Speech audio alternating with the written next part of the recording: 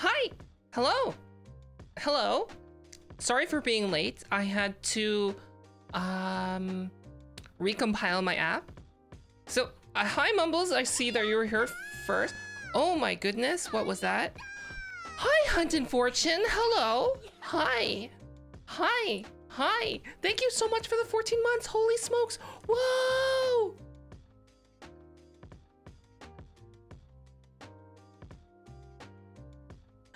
Okay.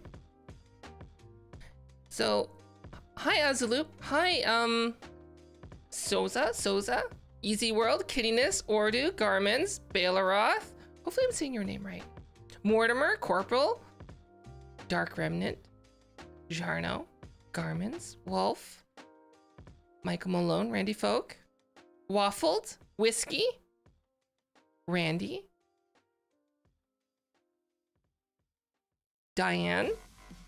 Wow, I almost misread that. Hybrid. Hi Stylock, hello. Hi Alec. Hi Jacob. So, what has changed? What has changed? Why did I need to update my application? Does anyone who's like, okay. Anyone who's not on my Twitter? Can anyone guess? Can anyone guess? Why does it block facial? Stop blocking that word. What is this music? I've never heard this music in my life. Never.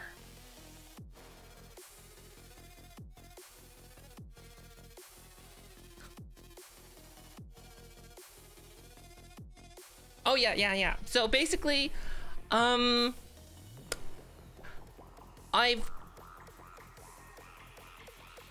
next music. There we go. Maybe I should just change my music to only lo-fi, or maybe I should actually filter the 22 hours of music that I have. Maybe. Change the screen? Oh no, that's just I just decided to put that as my monitor. It's actually on my actual screen. See, I can do this.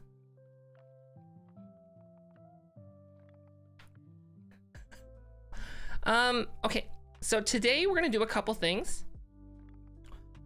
Oh yeah, also congratulations Sly at Striker Sly. Can you shout yourself out please? Sly, honey.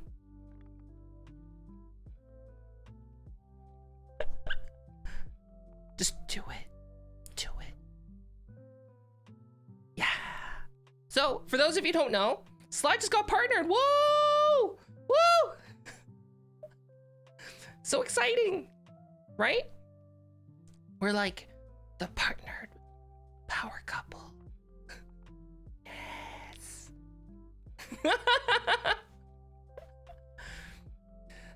So I have updated how I do my facial tracking. Mine is not complete. So on my own face right now, it's actually not, how do you say? It's not really fine-tuned yet, but on other people's models that I'm doing now, they're gonna be better than mine because I'm putting their priority over mine because mine's good enough for now, right? And I mean, I got a pretty good meme out of it. Right? Yeah, the teeth have always been there. Always. But Hunt and Fortune hopefully are doing well. Maximum face tracking? Okay. So, for those of you who don't know, is this VR? No, this is not VR. If you want to learn how I'm doing my setup, just check out my YouTube channel, !YouTube, and you'll be able to see all of the information there.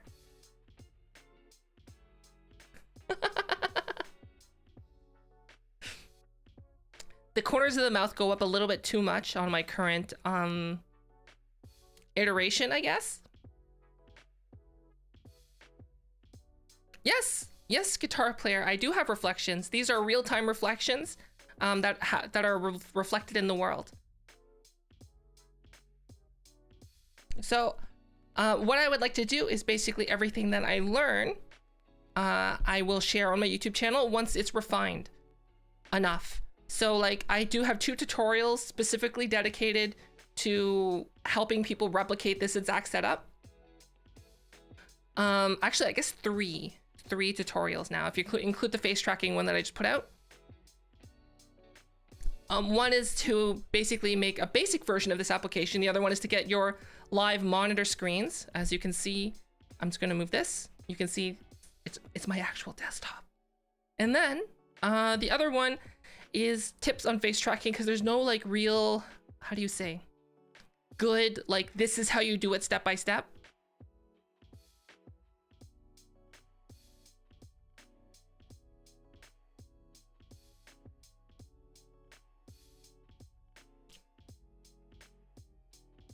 So here's the thing. I am taking, so I'm just gonna say this right off the bat. Hi Wolves, thanks for the follow. You get your most face tracking, awesome.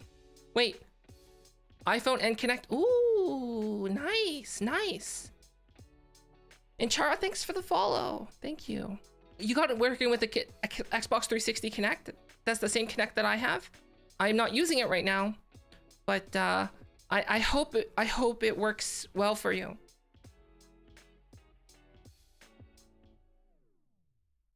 So, here's the thing.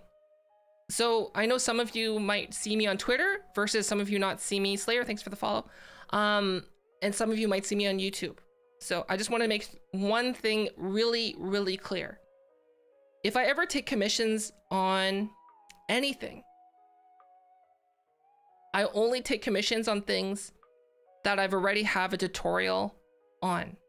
Meaning that like, if you wanted to do something like set up facial tracking, I'll make sure that I have a video telling people how to do it before I even consider taking commissions. And the reason is because like, I guess maybe it's just like, it's better on my conscience, I guess, if people know exactly how I'm doing it. Because I remember like when I first started streaming, I didn't want to pour a lot of money into streaming right away. Hi hacker. And I just feel like, how do you say? It's better to always show people how to do things, because I know that, and the only reason I would offer commissions, because initially I wasn't accepting commissions. I kind of did, but kind of didn't at the same time. For the most part, like any commissions that I took prior, I just did it for free. But I can't do that anymore because stuff takes a lot of time. So, the chat text in the background, it's 2D in a 3D environment. Mumbles, thank you for the 6 months.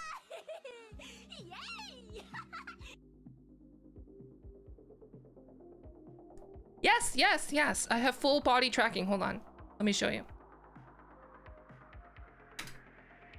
I have a whole 3D environment, so you can see. I have a chair. And there's me. Here's my microphone. And you can see I'm moving closer to me, moving further away. And then my chat is over there as well. The person who was asking about the chat, it's 2D, but in 3D, if that makes sense. Kind of think of it like a screen that I have like behind me.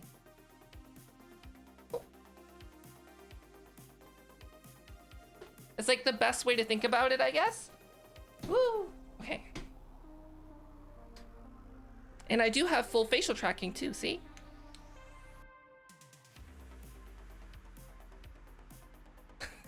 Wait, this is my old person impression with dentures.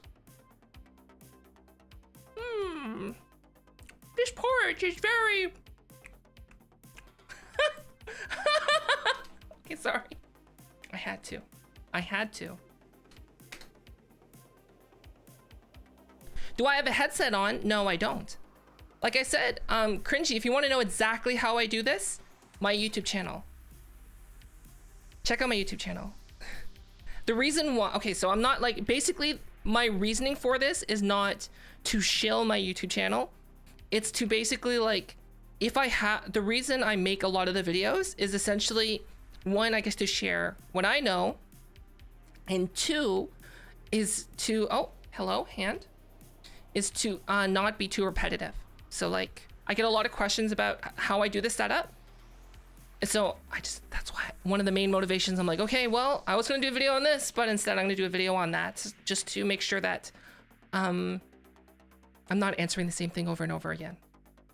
Because I know I know some people are like, oh, I don't want to click on that YouTube link. This room is roughly about, how do I say? I would say like my office is about the same size as a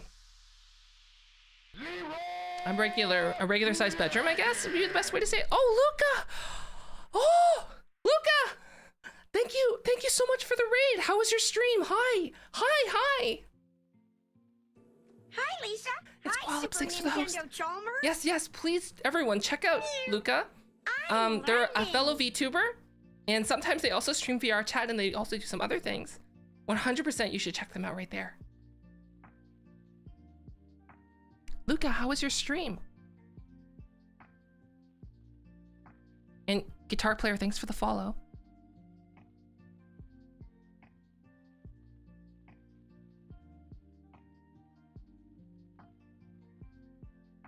So what I was saying is Expert Nebula, hi. It's about commissions.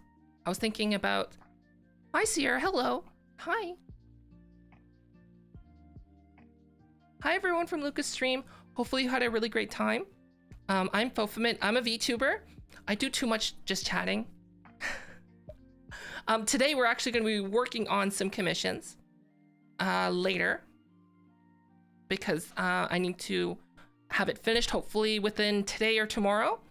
But if you don't know who I am, I'm basically full body tracked. I have full facial tracking, see?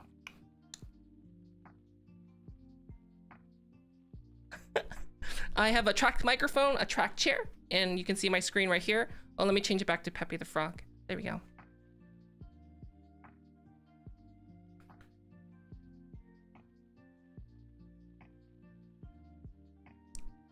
Welcome to Costco. I love you. Yes, welcome to Costco. I love you.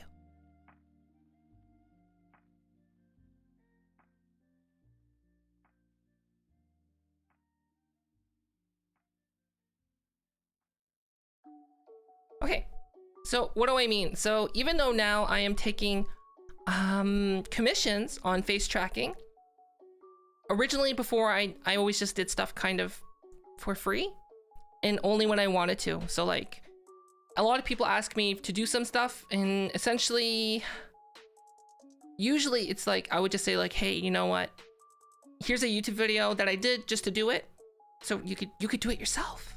Yeah. Or sometimes I would just type to them how to do some certain things. Oh my gosh, Randy, thank you so much for the 5 subs. Thank you.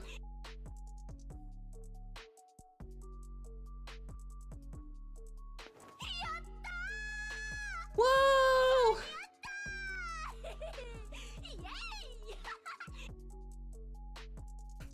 Wow! Thank you so much.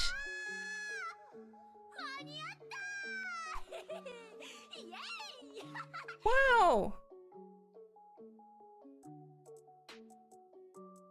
Okay, wait, what was I talking about? Right. So I would just do stuff. Usually I would just try to help people just by text.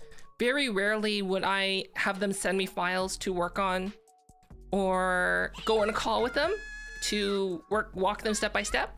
Sometimes I would, sometimes I wouldn't. It would really just depend on a couple of things. Hi, Super Kim. Hello. Hi. How are you? Thank you so much for the raid. Hi.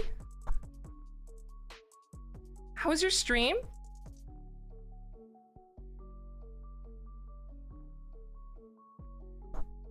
Can we get a... Let's go. Can we get a shout out for Super Kim? It was good? What were you streaming?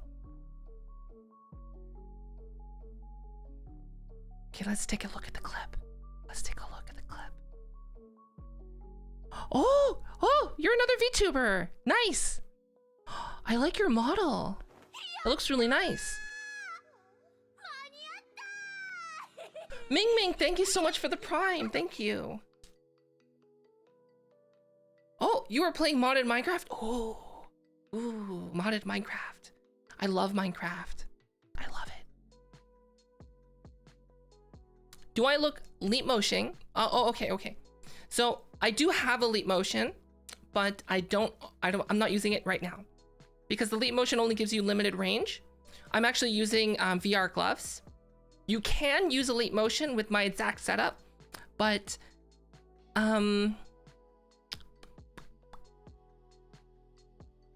it won't be as like fluid, I guess. And yes, the range of motion won't be as big.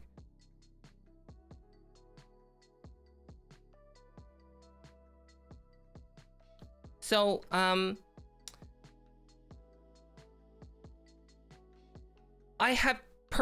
know some people who try to use the leap motion in combination with like Vive trackers. Like I have a Vive tracker on the back of my hand in conjunction with a glove. I haven't had luck with that personally, but I do know people that do that. So like, for example, when their hands are out here, like they won't have any finger movements, but as soon as they move their hands within the range of the leap motion, then it would work.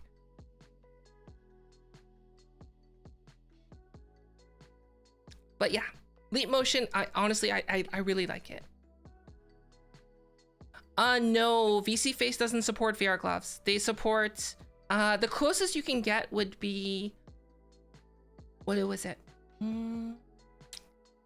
I used to use index controllers. The only downside to index controllers is you have a physical thing inside your hands, meaning you can't really play games that easily. So like if you do a lot of just chatting, then you could try using index controllers if you already have VR. My mouth seems different. Yeah, I updated the tracking on it.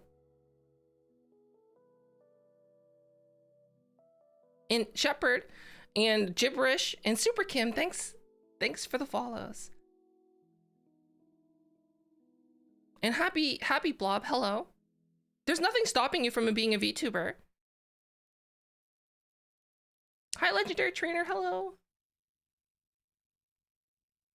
But yes, previously, what I was talking about is I released a tutorial on how to do Apple AR Kit face tracking, like what I have right now. So like I'm using an iPhone to track my face.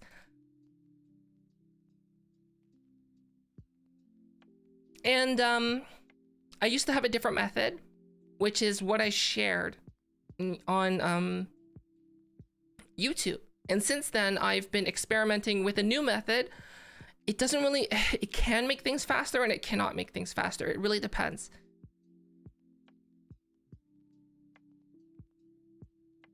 Okay. Essentially, what tracking devices would you suggest? You don't want to get controllers, but want to have free hands? A leap motion. Basically, think about it this way though. Don't get a leap motion because you should get a leap motion because it's a standalone device that you just put on your chest and you can have free hands and it tracks your fingers and it tracks your fingers within like basically in front of you. The reason you shouldn't get a leap motion is because it's a standalone device, meaning you cannot use it for anything else. Basically only VTubing. And it's $100. So that's quite a bit of money, right? So I would say if you could go without hands as long as you can, and then when you find that you need to have hands, then maybe invest in a leap motion. But just know that the leap motion is standalone, only single purpose.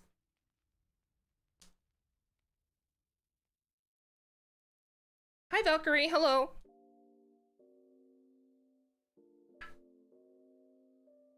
Okay. My next video will be about iPhone versus Android face tracking. and I'm gonna go into detail talking about it. But the long story short is Android phones will basically never have full face tracking support like the iPhone will. So that's the answer for you right there. Hi, verified curse. Hello.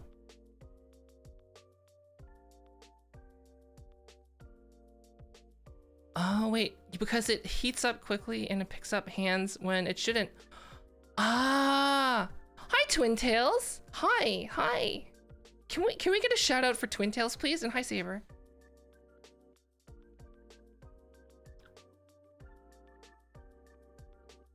So if you don't know who Twin Tails is a fellow VTuber. Oh my gosh.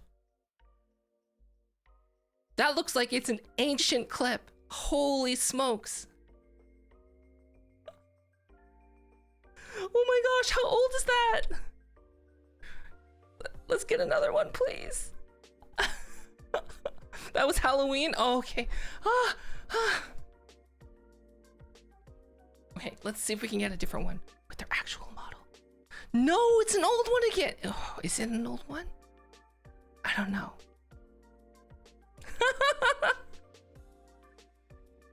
Reroll. Hi, Shepherd. Hi. That was like May. Wait. When did you start using your new model? Hi, Jammy. Jammy, can you give yourself a shout out, please? Okay, so we just shouted out Twin Tails. Please check out, actually go to their channel and check her out. She's an artist, a VTuber, and also she did her own face tracking on her model, and she also made her own model. So like, it's like really, you should check her out. Also, I mean, like, are you like the twin tail meme god? Is that like, are you gonna grow another tail like the stronger you become? Is that more coffee? And also there's Jammy. Hello. So Jammy is my emote artist. She's also a VTuber, super comfy, awesome time to be in her stream. You should really check her out. Oh my gosh. Yes, Twin Tails Pog face. Holy smokes. She has some pretty amazing expressions on her model. You should 100% go there just for that, at the very least. I mean, you should be going there for other reasons, like, you know, that she's awesome, but otherwise. Is that Bottle Cat? Yes, it's Bottle Goyangi. Hello.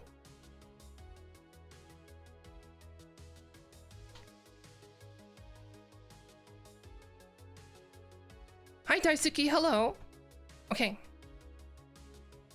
So, hi, Berry Amber. Come for the pog, stay for the verbal abuse.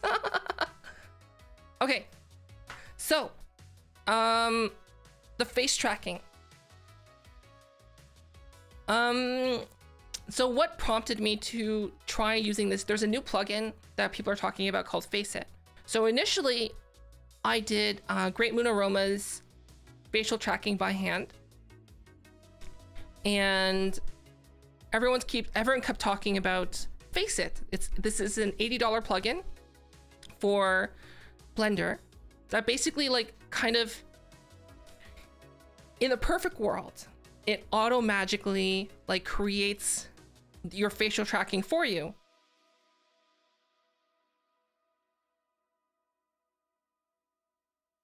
Zenku and Chari, hello. So I was speaking to Twin Tails because that's the app that they tried. And I was just getting their experience from it, because to me it looked like kind of like a souped up version of Auto Rig Pro, which is something that I've used before. And basically what it does, it allows you to set like landmarks on your face. So if you don't know what Auto Rig Pro is, it also does something very similar, but it's not specifically geared for iPhone.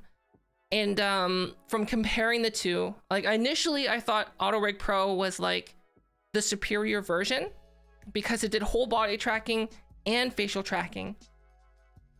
But after trying, you know, spending the money on Face It, from talking to Twin Tails, it was it has a lot of nice things with it that saved a lot of time if I was using Auto Rig Pro instead. How is the amount of labor? Oh, okay. So that's what I'm about to talk. So I've done things by hand. I've done things using Auto Rig Pro, which don't use Auto Rig Pro for this. It's really bad if you don't know what to do.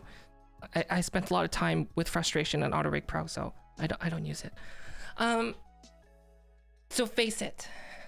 I've tried it. I've actually used Faceit on a number of avatars now. I've done it on my own.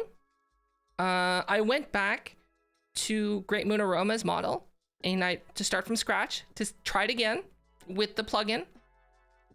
I'm currently working on a commission that we're going to pull up later today, and I'm going to polish it off. And I've also tried it on Sly's model. There's not really, not basically face tracking apps for Android. Your PC will do a better job with a webcam if you use VC Face. Hi Azusa, hello. So my experience, I've had it where, here's the problem. If you have the ideal model, so Sly's model is actually Striker Sly. They're probably the ideal model because the biggest problem, I'm about to talk about that. The biggest problem with most VTuber models is we don't have eyeballs. What are you doing, Sly? They can't hear you. Stop slapping your butt, get out of here. Okay, here's the thing.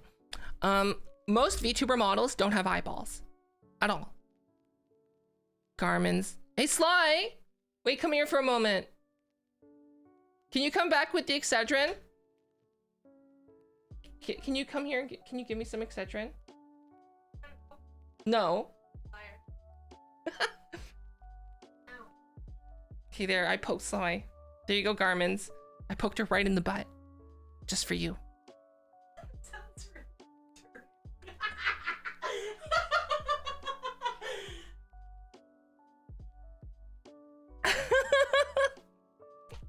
Okay, so what do I mean that we don't have eyeballs? Okay, let me show you. Okay, so we're gonna zoom in quickly on my eye.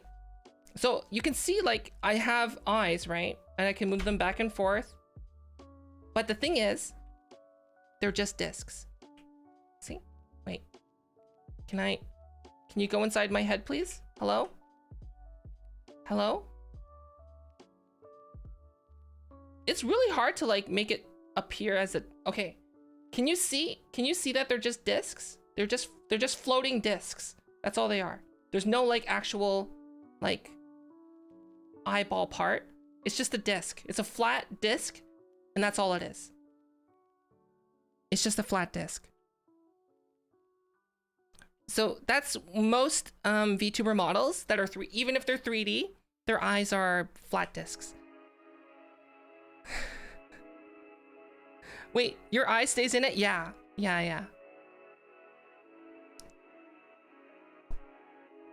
So, yeah, there's text in my eyeball. I put text there. It's a hidden Easter egg. Not many people see it. Oh, okay, thanks. Happy Blob, see you. Thanks for popping by. Have a good day. So here's the problem, is that Faceit is not meant for VTuber models or anime style models. Now, the reason I'm saying Sly's out, so basically what happened with most models that I've tried it with, the Faceit app, from the nose up, nothing. Doesn't work. It's terrible. And like, you have to do everything on your own, which is fine. Hi, Alimba. Hi, old gray hair. Hello. Hi. Wait, let me show you the new face that I can make old gray hair.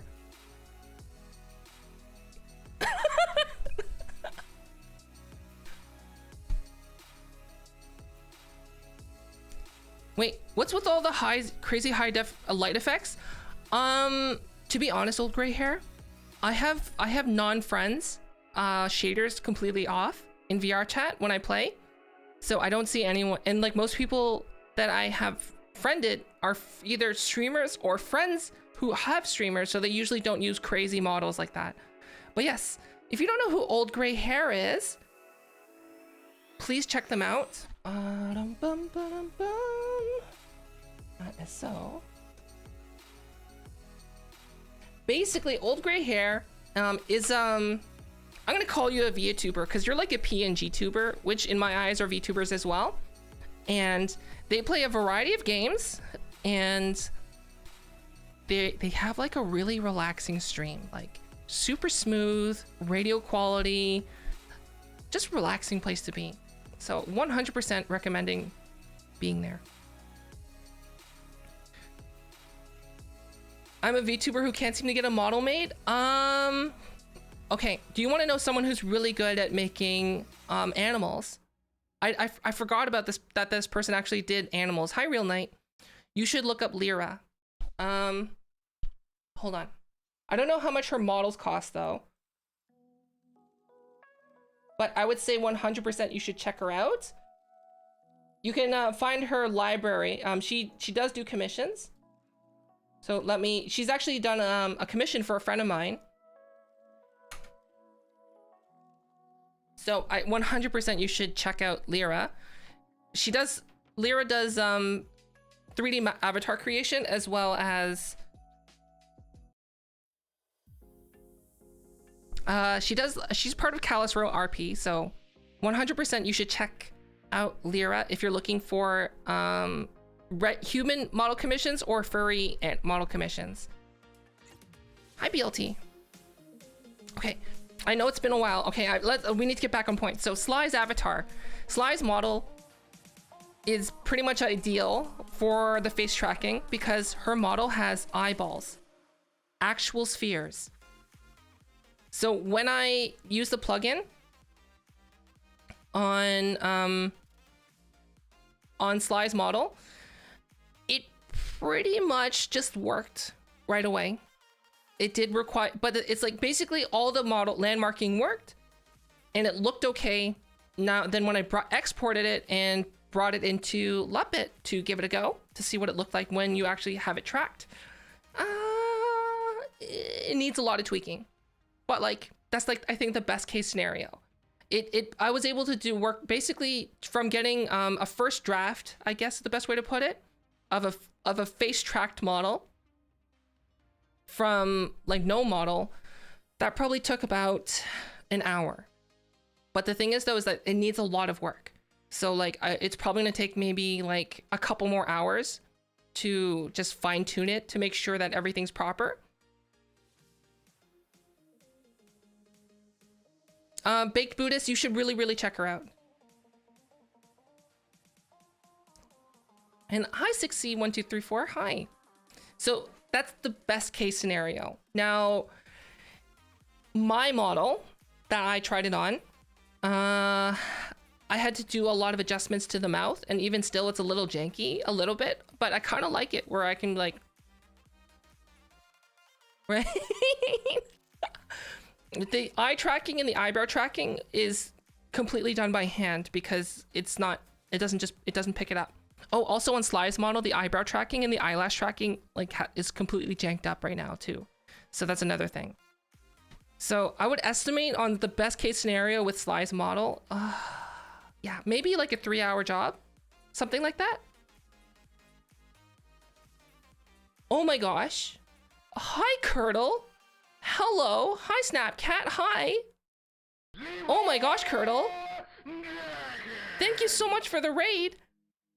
It must be like 6 a.m. your time. Hi. Curdle is raiding. Yes.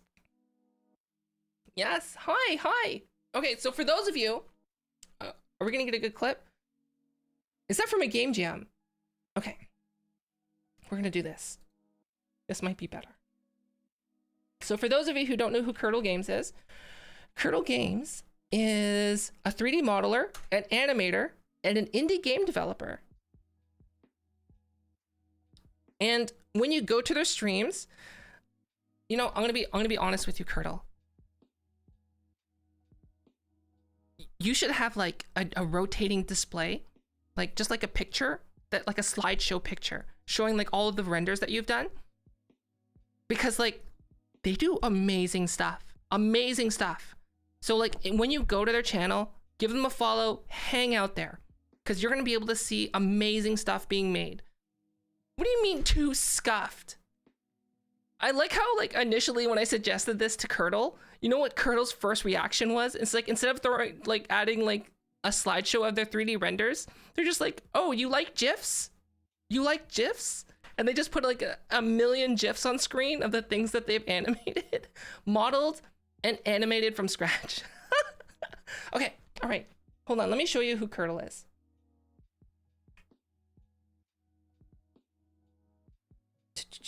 Can I like go like this? So yeah, this is one of Curdle's newest renders. I was actually watching him, well, I was lurking him model this. He modeled this from scratch. And then he also modeled this. All of these he modeled and rendered from scratch. Isn't that awesome? Like I was watching him and there's like even like smoke effects with like the coughing back there.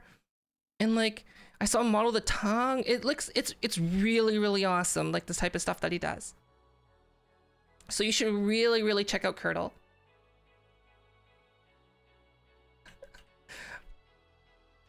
Curdle, consider the slideshow. It would do such a good job. Yeah. That way you don't have to have, well, I mean, there's nothing wrong with the GIFs, but I mean like, sometimes, yeah, just do it. And Tia, thanks for the follow.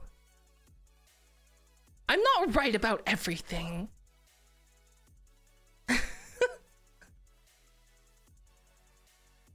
Okay, so we're talking about face tracking, which I'm going to be working on a little bit today. I'm not always right. I have been wrong. And when I'm wrong, I will admit when I'm wrong. When it's not clear who's wrong or who's right, then I just say I'm right.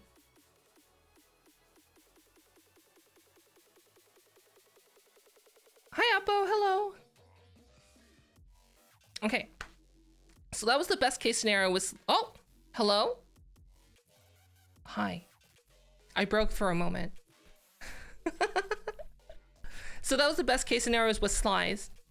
Now here's the thing. Face it. Okay, how do I say this? I have worked on a model by Yuli and a model by Genomu. And I tried face it with both of them. And what I will say, it's not a fun time. Not a fun time. It's like, so when I did Great Moon Aromas model by hand, if I were to do, since I was streaming it, it took me 12 hours. But if I wasn't streaming it, it'd probably be about an 8-hour process, doing everything by hand, doing all the fine tuning, the touch-ups, the revisions, and so forth. Because like the first time you do it, you don't really know how it's going to turn out until you see it live, right? Yeah, the corners, are very pointy. So that's actually what I'm going to be fixing today on one of the commissions that I'm doing. So what I don't know why, but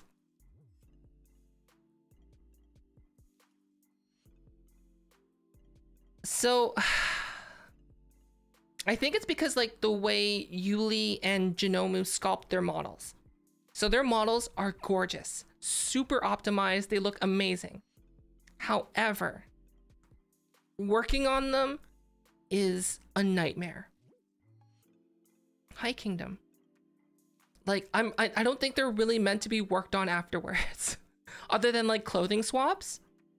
But like, I'm working on. I tried doing Great Moon Aromas model with the Face It plugin, and about,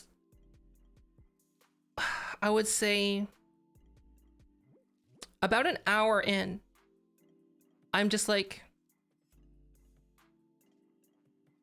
no, this is too much. this is too much hassle right now, especially since I have an actual commission to work on. I was just doing it as like, you know, as a break from the model that I was already working on, just to spice things up. And I was literally like, no. Yes, the mesh topology, and then like the thing is though is that it's a nightmare to work on. Okay, so then with Genomus, I'm working on CC's model right now. And essentially, how do I say? Even with setting up the landmarks properly with Faceit, it wasn't able to get great facial expressions because I think basically Faceit is, if your model is too, how do you say? If your model has exaggerated proportions that stray too far away from being human. So like CC's model is kind of like the mouth is a little bit bigger, the eyes are super huge, and so like it's not really great with that. So what I actually had to find is with CC's model, I actually had to go through every single of the 52 blend shapes that it was generated, and I had to tweak every single one of them. So I would say to the point where I am now is probably about 6 hours of work. Hi, Ron's Rogue. Hello. Hi, giraffes. Oh, and also, in addition, with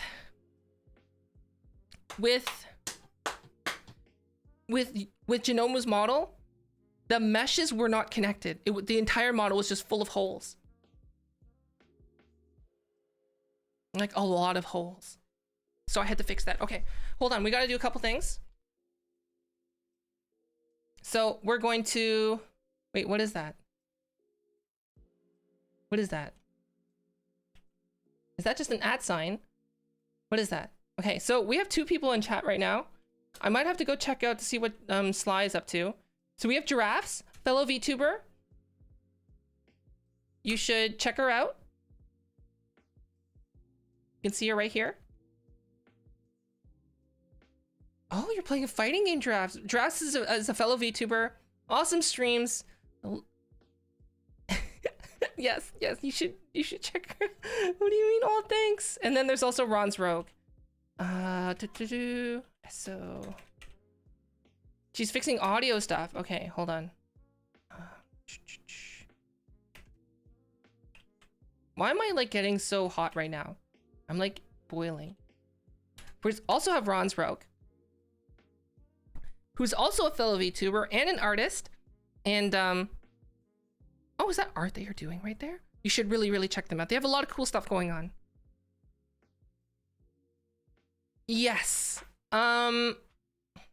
Basically, part of it was my fault because I just assumed that a model made by Genomu would have the vertices welded together. They were not. And basically, when I went through it, like you press F3, merge by distance. It removed about 3,000 vertices on the face alone.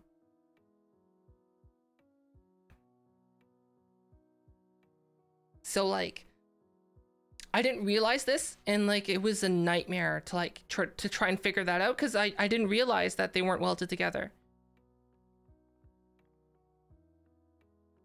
Shane, I seen your model. Yeah. So I had to weld everything together. So like that was my initial issue, and then the second issue was just tweaking, because like it doesn't work well with, I guess, non-human models or non-humanish models, I guess. So like I had to do the eyebrows and the hands, sorry, the eyebrows and the eyes And then I'm touching up the mouth again.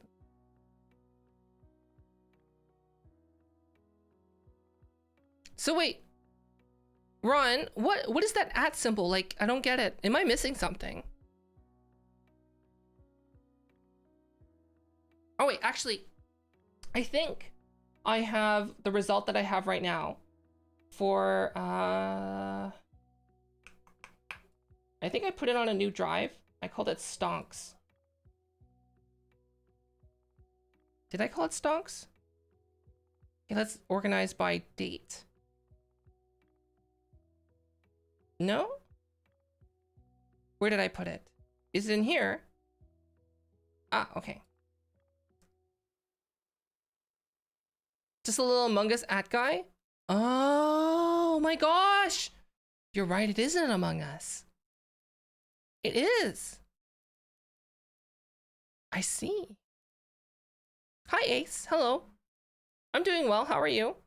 Oh, also, Sly and I got new drives. I haven't installed it on Sly's computer yet, but we got new drives. Okay. So, like, here's what I have so far. Can I zoom in on this? Zoom, zoom, zoom. Hello? It doesn't let me zoom in. Why not?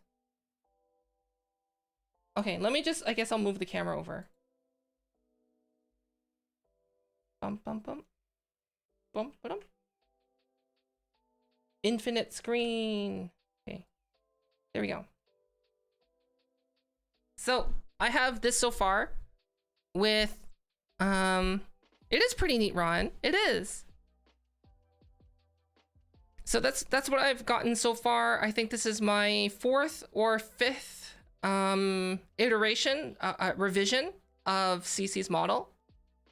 And see that here, that I was waiting on feedback because, like, personally, I didn't like how pointy the sides of the mouth are and how open they are. But, like, I'm not sure if they might want that. So, like, cause like by default, their mouth is pretty wide anyway. So I asked for feedback, and we're gonna be toning those down quite a bit. So basically, I'm just gonna go into the sculpt mode and just touch up those blend shapes a bit.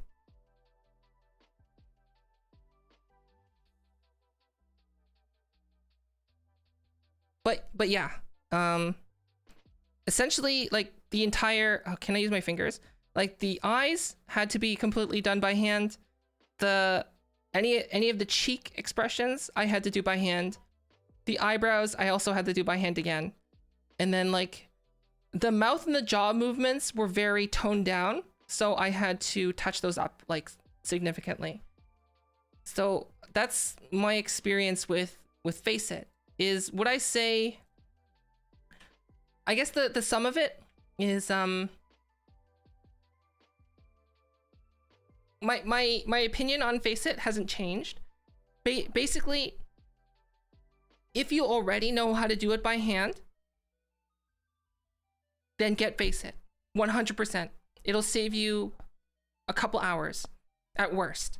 Worst case scenario, it's going to save you a couple hours out of, like, a multi-hour process. If you've never used Blender before and you've never worked with shape keys, do not spend the $80 on it. Just, like, learn to do it by hand, and then, like, go, I guess, like, that'll familiarize yourself with the shape key making process. Then I would say, like, then after that, once you get, like, more of a hang of it, then it would be worth spending that $80 on the plugin. Yeah. See, the thing is, though, is that originally, I would have always just be like, yeah, it's like, it gives you a nice base. But, like, let's just say that YouTube comments has opened my eyes. Like, I get a lot of questions on, like, very basic things, or, like, things that I would have never have thought of. Cause, like, how do you put it?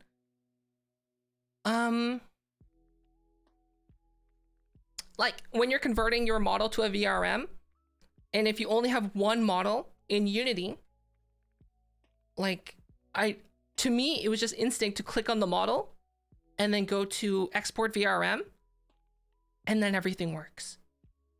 I get so many questions like, why does it say need export route? It's because they don't have it clicked on there. Or like questions like, I don't understand, why is it asking me to put in an author and a name and a version number? And I'm just like, just put it in. Put it in, please. Or like in the video, I would say like it only supports Mtune, the VRM Mtune shader. And like I very, very briefly show like a time lapse of me adding the VRM Mtune shader on. And there's so many comments like, oh, it won't let me use my fancy shaders. It just doesn't work. And I'm just like,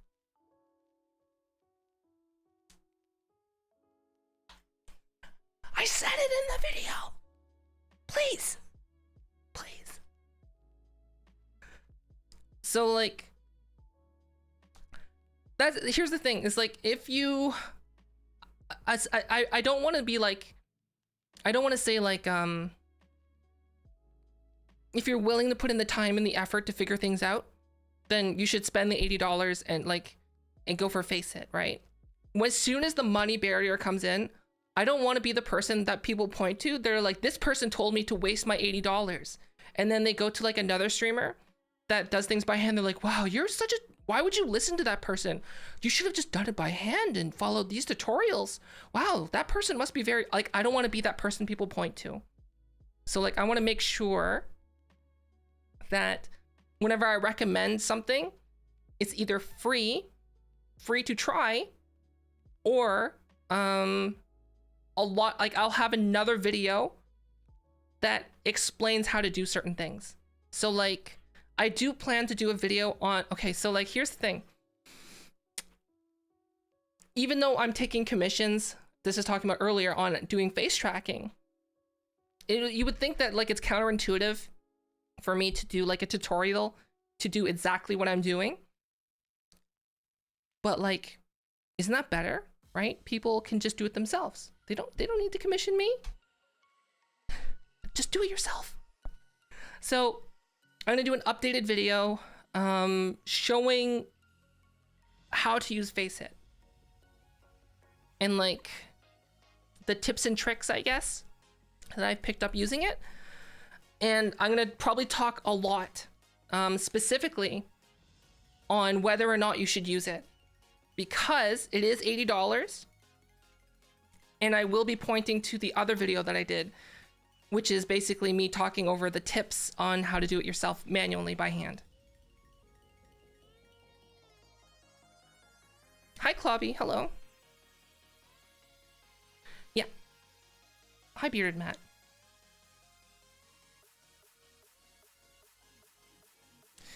You should make tutorials, Twin Tails.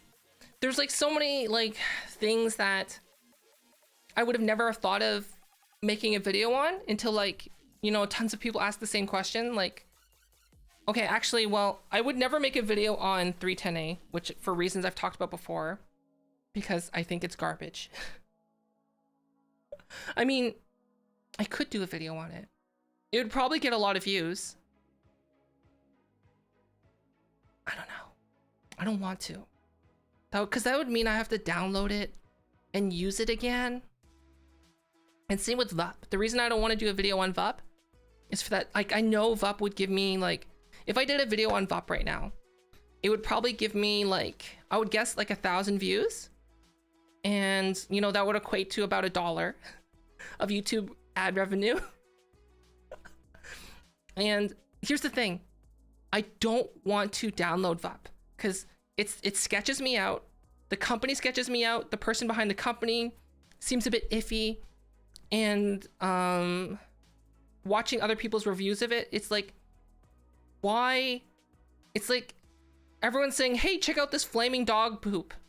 It's I heard it's amazing. And I'm like, but it's flaming dog poop. And they're like, well, but it's free. And I'm like, it's like, but you should check it out. I'm really interested in the flaming dog poop. I'm like, I don't want to. I see it's flaming dog poop. It looks like flaming dog poop. And other people on YouTube also who have gotten the flaming dog poop say it's flaming dog poop. So I mean, like, why do you want my opinion on it? Hi, Legendary Trainer. Thank you for redeeming f***ing curse. And I don't really like f***ing cursing a lot, but you know, here we are f***ing cursing. Hi, Venom. Hi, Venom. Hello. Thanks for the f***ing follow. Virtual machine? But here's the thing. Then I would need to boot up my virtual machine. It's just too much effort for something that I don't want to do. Yeah, VUP. Oh, wait. Twin Tails, you've tried VUP. You've tried it. You've tried it. Since I actually, like, I guess I'm on speaking terms with you in terms of, like, everyone that I've seen that did videos on them, I have zero communication with because, like, I just haven't had a chance to meet them. It sucks. Exactly. I thought it sucked. Great. I'm so glad that I never wasted my time on it.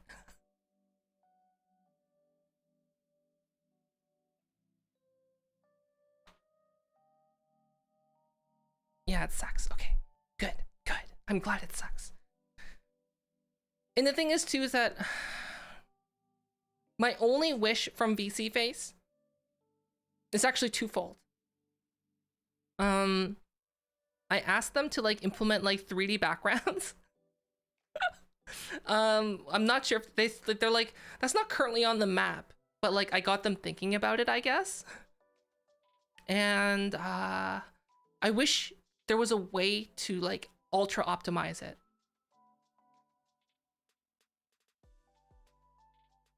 Dumb memes? Okay.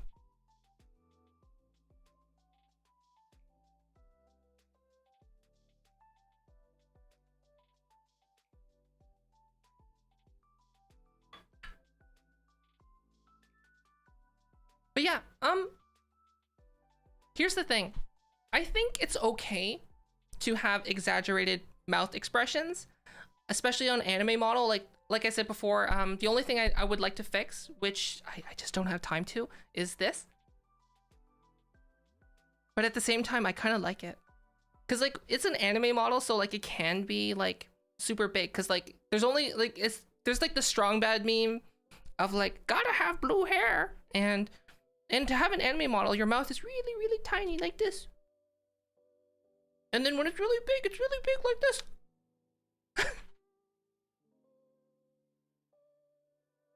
You did make a dumb meme with VUP? Okay. Okay.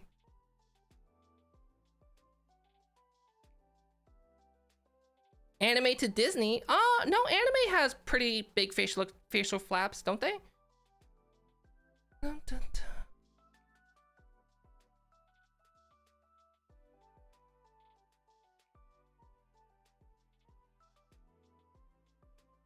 Hi, Ozzy. Hello.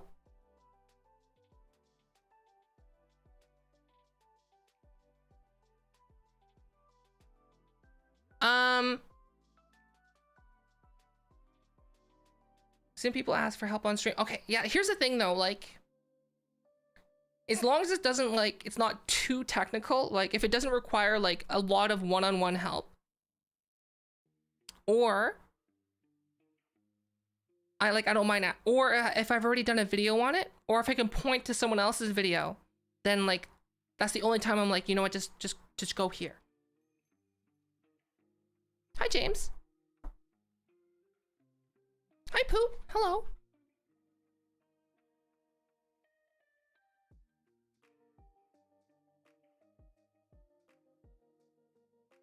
What about over-exaggerated eye expressions? I've thought about it. I've thought about experimenting with that with my own eyes. And I don't know. I don't know if I want to do that. 'Cause, like, I feel like it could get too crazy, right? Too crazy. 'Cause, like, if you think about it too, like, I don't know. I've thought about it. Have you made my mouth bigger? No, it's more exaggerated, and now my actual jawline moves. Because before I didn't make my jaw move, but with Face it pretty much just made my jaw move. I'm like, oh, that looks nice. I like that. Yeah, yeah, let's go with that. Yeah. Hi, Lynchy. Hello.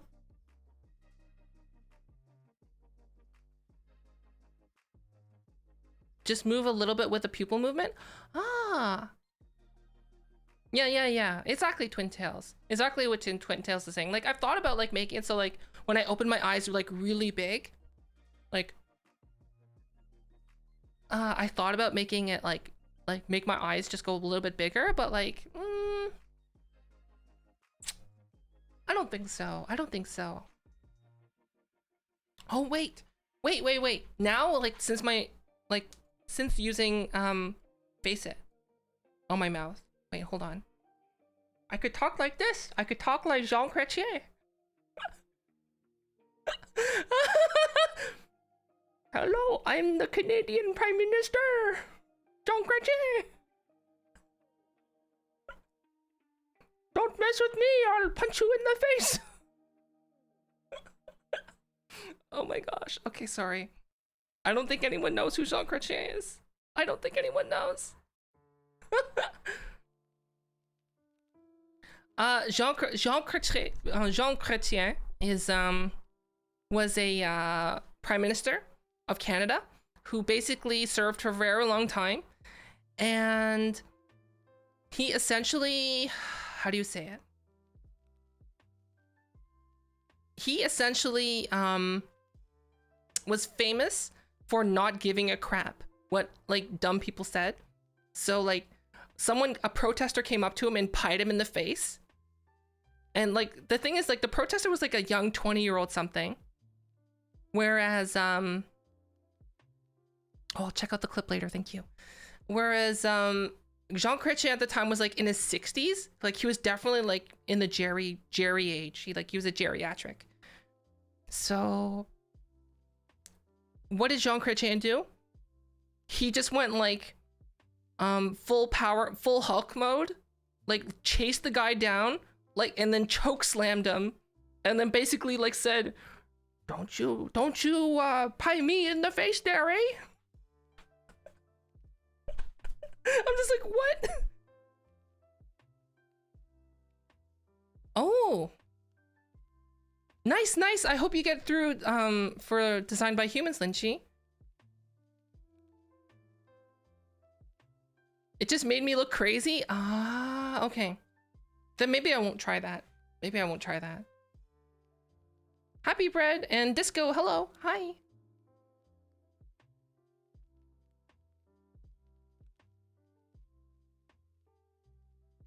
Wait, my brother walked in and is now disappointed in me? Did you do anything weird? I imitated Jean Chrétien. That's what I did. I know, I'm Jean Chrétien.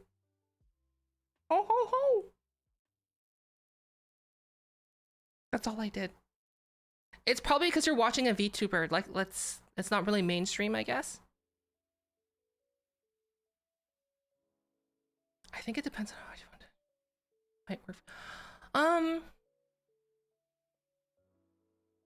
I think the iPhone essentially tracks everyone's face relatively the same. I think. I mean, like, I was initially worried that I would have issues because I'm Asian. So I don't have, I like, you know, we have Asian people, you know, I can't make a racist joke, can I? Okay, well, basically, let's just say where our eyes aren't like as big appearing, because even though our eyeballs are the same size, they don't, like, the packaging is different. Let's just say that.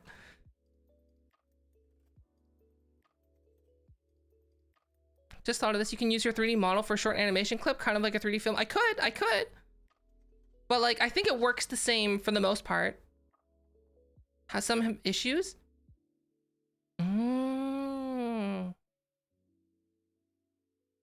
I think the accuracy with the tracking actually depends more heavily on lighting.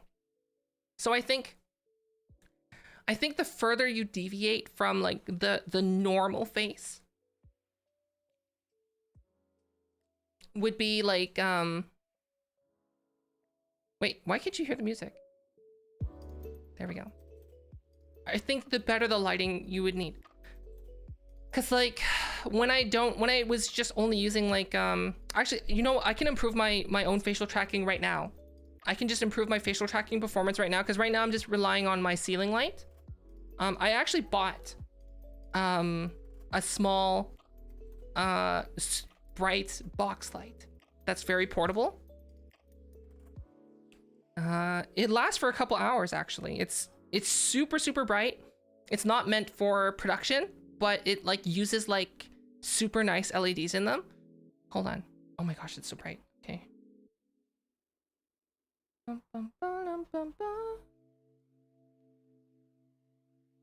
Okay, so like now my facial tracking should actually go a lot faster. Like you should see like there's not much of a difference, but now like it's detecting my face and moving things a lot quicker because it has to work less to actually track my face versus not having it. You can see it's like it's a little bit slower, whereas now it's a lot faster, right? Yeah. And that's the key difference, is that I have a light now shining on my face. So that's essentially the easy way to improve your facial tracking, is to just get a light. Get a light and have it on your face. I could probably like, I just don't want to put it, I don't want to mount it to my head. That's the thing. Hi, Kitty Anna. Hello. Hi. Like, it just seems like a pain. Right? But the thing, no, yeah, the thing is though, Ron, my iPhone is mounted to my head. Mounted to my head. So like, flash on, no, wait. There's no flash with the front facing camera anyway, because you have to use the iPhone Face ID. Oh my gosh, I never actually like did a direct comparison, like off versus on. It's like such a huge difference. Whoa, maybe I should do this more often. Ruin my eyeballs for VTubing. Well, here's the thing though, is that like when they do actual motion capture, they don't just have the iPhone on their face. They have a light system too. Maybe I should actually, here's the thing, this light that I have, I'm gonna turn it off because it's like bright. It actually, oh my gosh, I'm seeing stars. It actually has a tripod mount. It's super light, it's super bright, and it has a tripod mount. I don't know. Actually, can I find a picture of it? I can show you. Hold on. Let me try and find a picture of it. Okay, let's close this. Close. What is this called? Yeah, lighting does help, 100%. Hi, Gaming Warrior. I hope you have a good stream, and thanks for stopping by. I hope everything goes better. See you. Thanks for popping by. Hi, Shiro. Okay, let me see if I can find the brand of this, because I'm pretty sure it's like it might be a Korean only brand. Let's see. Play more camping light.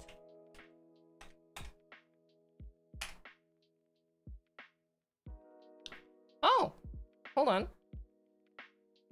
Oh, okay. All right. Okay. It's definitely a Korean brand. Let me see if I can find the one exactly that I have. It's a brand called Claymore, which I don't know if they know what Claymore means.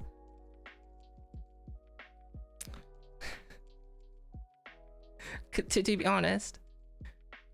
Oh, here it is. Is that a good picture? Let's check it out. This is on the Wildman store. Okay.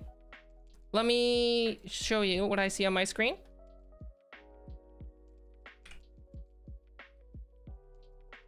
Oh my gosh, that's so dark. Okay, wait. There's a better way to do this. There's a better way. Let me hold on. Let's switch to the small cam. Playmore is an anime?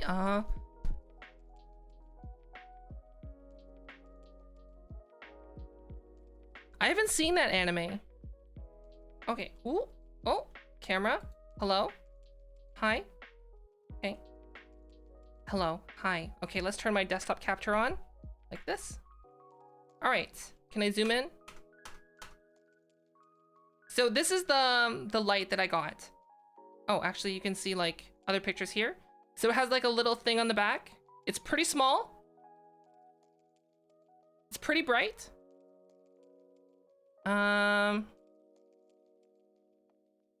It's USB-C and it has a tripod mount that you can see right there. And it has a built-in battery. How much is this?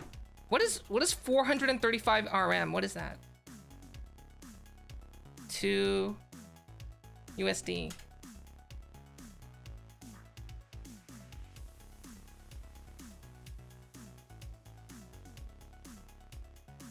What is that?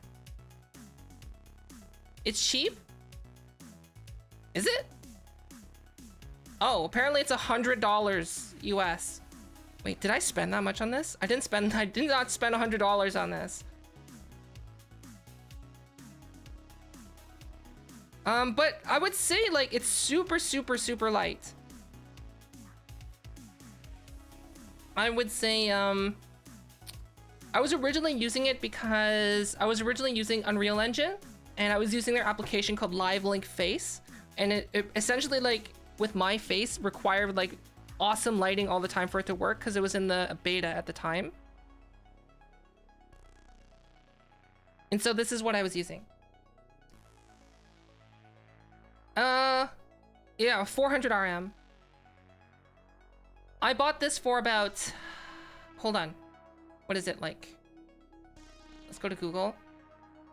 Oh, phone. No. Don't say anything. Okay, it was like 65,000.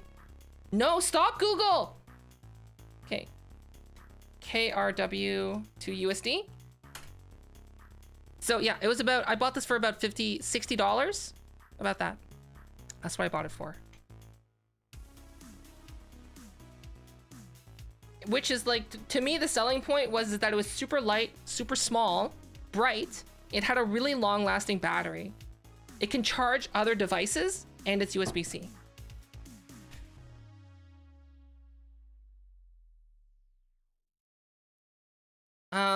I haven't been using it to light my face. I've actually been using it to power my wireless microphone when I use that, but I also haven't been using my wireless microphone. Wait, what do you mean, Twin Tails? Wait, Feed the Beast, what do you mean? Is something wrong, Twin Tails? Are you okay? Is everything okay? Are you okay? Did something happen? Oh, okay. I know like here's not like probably the best place to like go like, tell us all of your life problems right now on stream, please. Okay, let me switch back to my regular camera. Ooh. Oh, you were sick like a week ago? Ah. Okay. I wonder if like I wonder if like I can mount this to my face in like another way that would balance it out, because the only reason that's really stopping me from doing it is because it would be profoundly front heavy, because like the iPhone itself is not that heavy, but like when it's on your face all the time, it's quite heavy. And then like even though I'm using a carbon fiber monopod, like a super thin, super light carbon fiber monopod, it's also quite heavy still.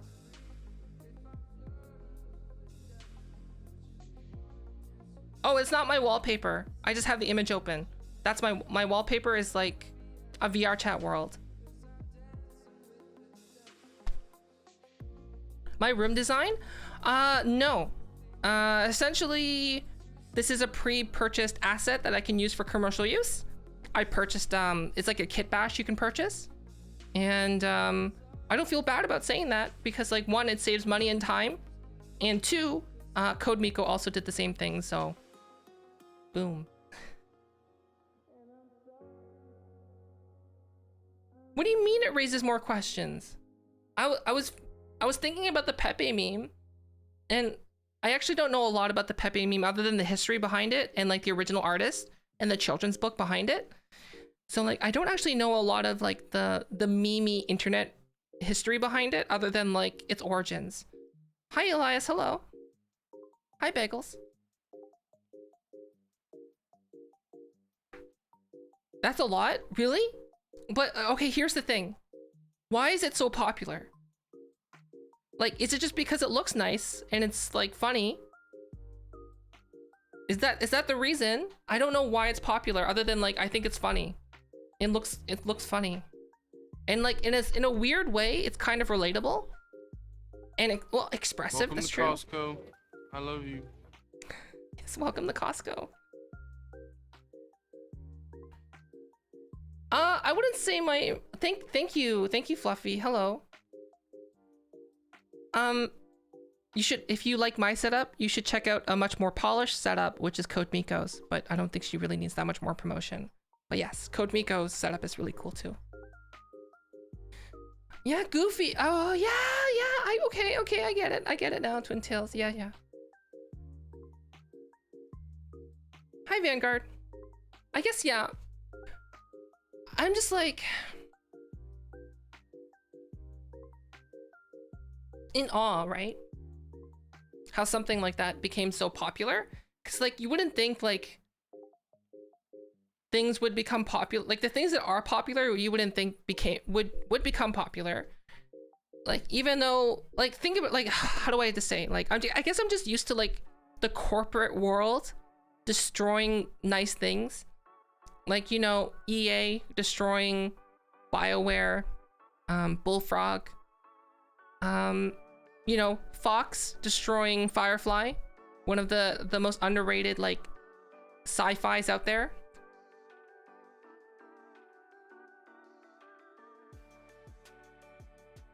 But I guess like something like Pepe the Frog, there's no corporate entity to destroy it. And I guess they technically, I guess they did try to destroy it because they labeled it as a hate symbol. But like people were just like, no, that's dumb. Stop being dumb.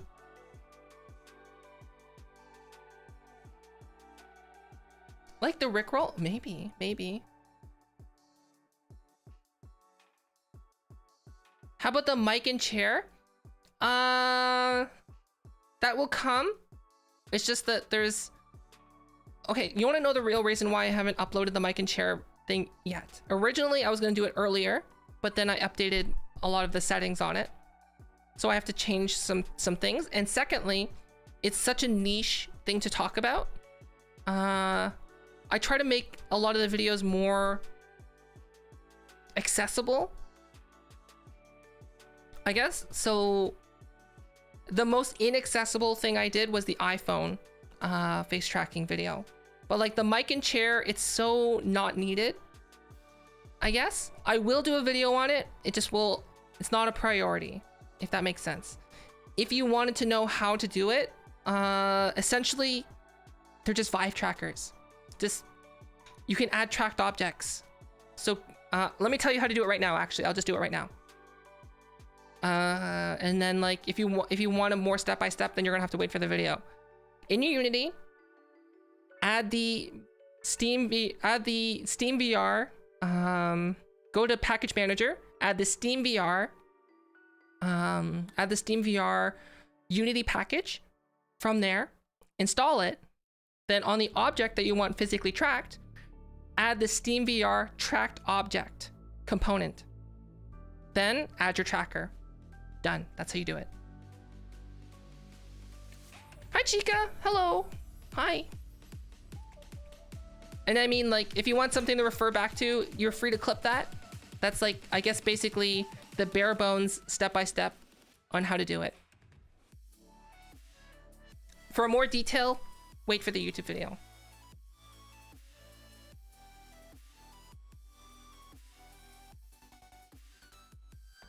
Was it 4chan? Maybe. I think it was used on 4chan. Yeah. It was used on 4chan. That's like the origin story. Everything, all the memes start on 4chan. Because like, basically, if you want to survive on the internet, don't make 4chan angry. Hi, Chica. But yes, hi, Chica again. Hello. How's your setup going from... Are you still using Unreal Engine?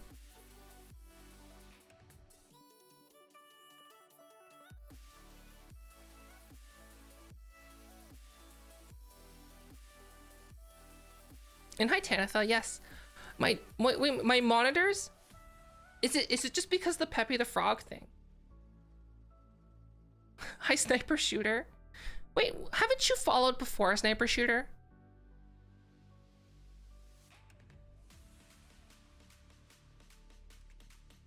Oh, also, no, wait, Australia's... Okay, I'm doing this, like, weird thing because, like, I've never been to Australia. What is the population of Australia? It has to be, like, a lot, right? Still Unreal. You got monitors working now. Still unbuildable. Okay. Chica. Stop investing time into something that you cannot build. Stop it. Focus all of your efforts right now onto building it. Because if you cannot compile and build it, then all of your efforts are for nothing. 25 million? That's pretty big. That's like, so basically Australia is like the same size as Canada, essentially. Because like Australia is like a fairly big land mass, but like, from my understanding, a lot of people don't live on most of the land. It's the same with Canada. A lot of people don't live on most of the land in Canada.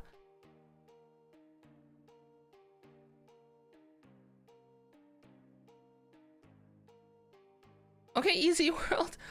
Like if you have troubles, like literally just, I guess, just patiently wait for a YouTube video to come out.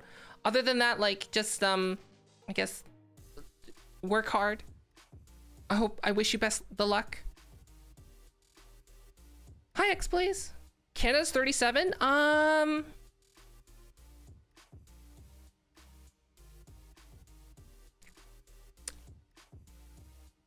It's roughly the same size. Roughly the same. Japan's 126 million? What? Holy smokes. See, Korea has like 50 million people. So like, Canada's smallest province is the same size as Korea. And Korea has 50 million people.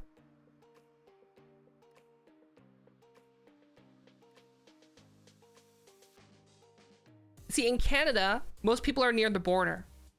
That's it. Like anything north is like no man's land. No one goes there. 126 million? No wonder they have no wonder they have like crazy stuff going on there. Like in terms of like underground buildings and stuff.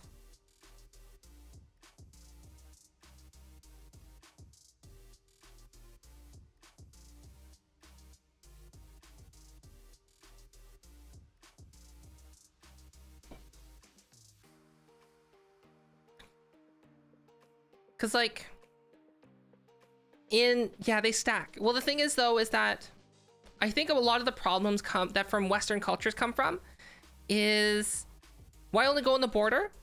Because Canada's cold. Put it this way. I lived in a northern part of Canada, but it was like not the northest north that you can go. And my winters were -40. -40. Whereas if you live closer to the border, to the US, I think the coldest would be like -26, -25 or something like that. So where I was, it was -40. So like, I'm fine with -40 weather. I'm fine. Here's the thing, like your eyelashes, like when you breathe out, your eyelashes would get frozen from the from your breath. You could literally on some days, -50 weather sometimes would happen, like without wind chill. You would breathe out and you can see your breath crystallize in the air. That's hot, said Russian people. Okay, so for about like 2 weeks, it'd be -40. For about the winter. But like in Canada, like where I was in Canada, like the winter would start in like October and like end probably in April, like something like that. So like for like the beginning and the end, it would be like maybe like -15. And then for the majority of the winter, it would be like -20 to -30. And then like in the middle of winter, it would be like -40, -50. If that makes sense.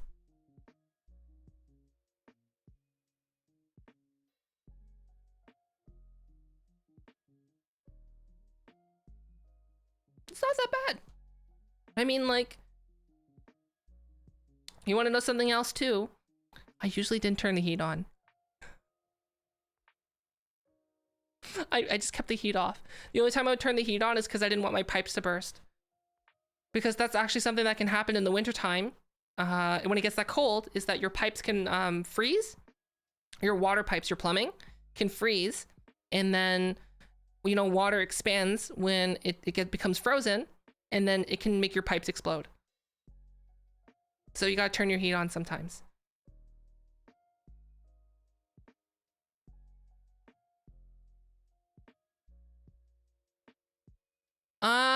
Well, actually, so before I moved to Korea, my computer would essentially heat up my room. I didn't like, I spent most of my time in my room. Either my room or the kitchen is where I would spend most of my time. So when I'm in the kitchen, I'd usually be cooking or baking. And the heat of the oven would be enough to like heat up the kitchen. And then I'd be in my room where the heat from my computer would be enough to heat up my room. Cause like the more stuff you have in your room, cause my room had a lot of stuff in it. It's like it insulates, right? Hi, Colin.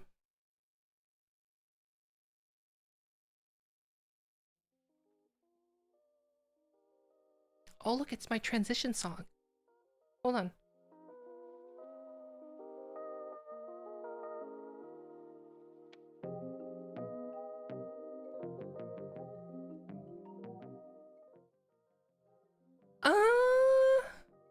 I guess I didn't really save a lot of money. Like at the time, I had maybe like 2 computers in my room at the time. One was acting as a storage server and running like a normal server. And then I guess, I don't know. Like I had like a bed and like all my clothes. I had a lot of clothes. And let's just say like that insulated my room essentially. Hi tricked. So like in that same sense, I guess this is reminding me of something. If you want your freezer to be more efficient, fill it with stuff. The more full your freezer is and the more full your refrigerator is, the more efficient it will be at cooling and keeping things cool. Because essentially think about it this way, right? All of the stuff in there is already cold or frozen. So like when you add more things in there, essentially like it's going to keep that like that cold energy, I guess. So like it will become more efficient. So it's not just, you know, instead of it working to cool air, it's like it's working to keep things already cold. So it's better that way.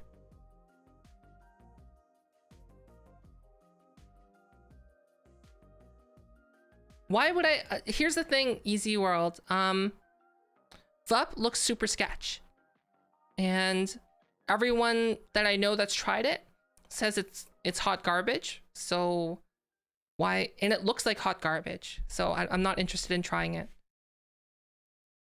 It sketches me out so much. Like their website and the company sketches me out so much. I don't even want to install it on my computer. Like, it gives me the same vibes that like when you go to download something on a download page and there's like 50 download buttons and you're just like, which one's the right one? Yeah, it's like a heatsink. It's like a heatsink. -40 is -40. Yeah, I guess so. Watch like Easy World is like the developer behind VUP. Account created December 2019. 2020. Oh, okay.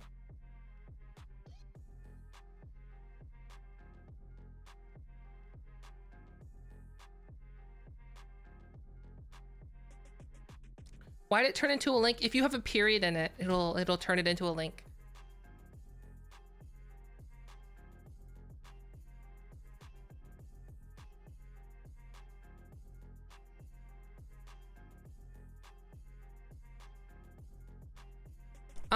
Mumbles.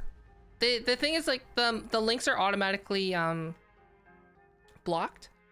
So like it should be okay. And like even if they do like the weird like if they try to post a link like this, like we can catch that and delete it, I guess.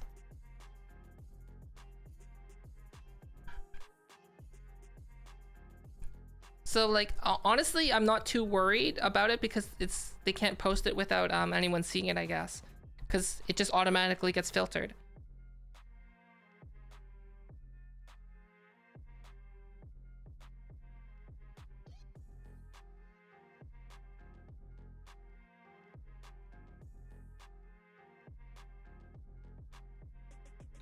I don't know, like for people that have been in the stream for a while, or that I recognize their names, like Feed the Beast, like I'm pretty okay with that. I don't even think the permit doesn't even work, because permit is the hyperlinks are blocked on a Twitch level, whereas the permit is is there a permit command for Twitch? Because like right now the only permit command I know is on Nightbot and it doesn't work. How do you turn your car on? In -40, basically in those cold places that have super cold weather, they'll have places where you can plug your car in. Basically, you can tell that a car is from a northern cold climate if they have a little plug, like a little cord where you can plug into like a wall socket.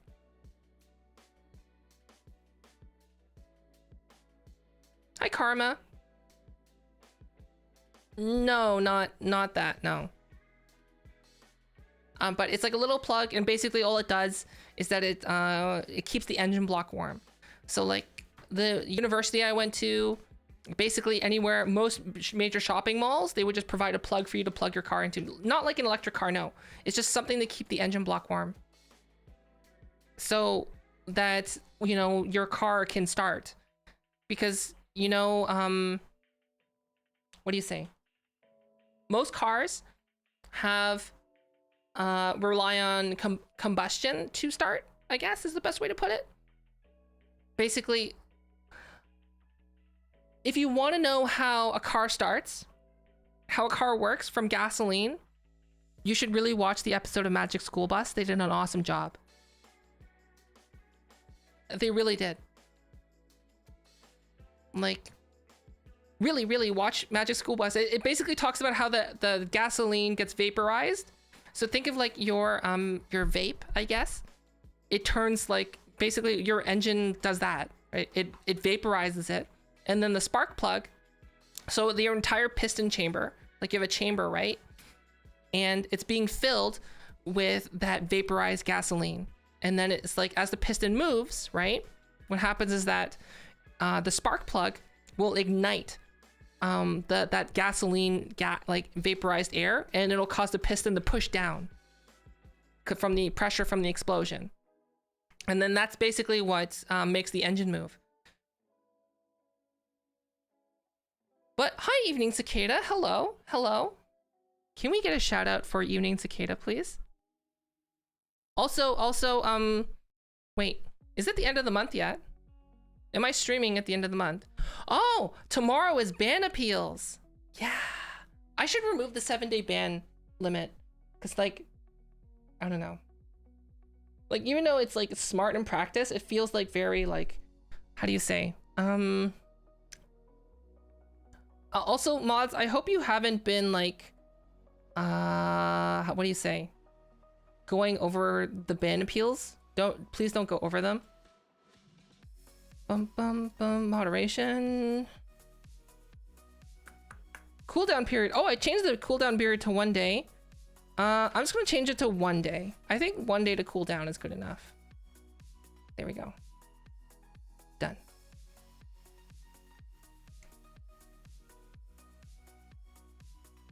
Are you able to see what the link was? No, I'm not able to see what the link was. All links are automatically blocked. It's on a Twitch level. Okay, so I'm not sure if there was a shout out. I might have missed it. But if you don't know who Evening Cicada is, Evening Cicada is a 3D artist. And also, I think you are a game designer as well. So like, you should really, really check out their stream if you want to learn a little bit about either of those things.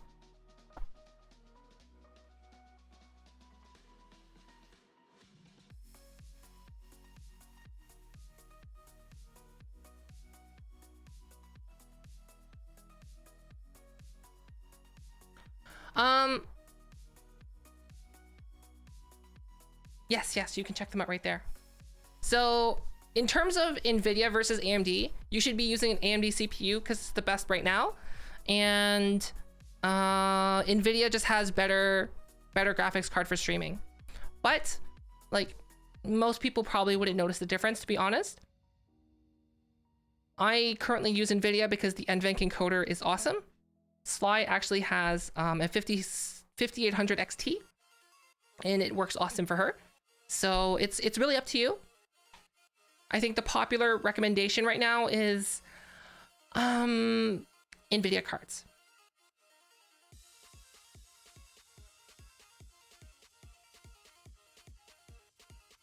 What do you mean, Dreadnought? Okay, wait, needs to look over how it bans for streamers. What do you mean? Can you explain that, Dreadnought?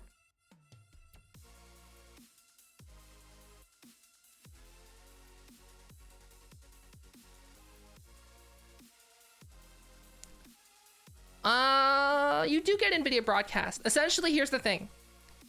NVIDIA graphics cards versus AMD graphics cards. In terms of just raw horsepower, they're the same. They're the same level. They're the same performance. Now where NVIDIA starts pulling away is, one, they have better RTX, but that might change next generation. And they have better extra biddies like NVIDIA broadcast and NVENC.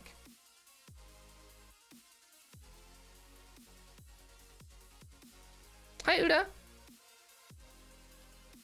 Really? Has it upgraded?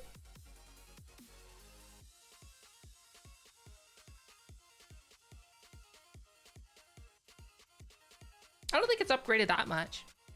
It's been relatively the same lately.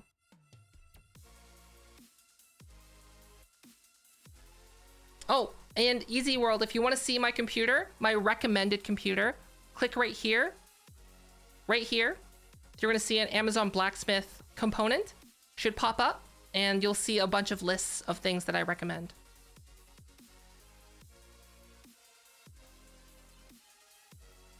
Like Melody and other new gal. Bots and stuff for streamers, auto bans. Oh, well, here's the thing though.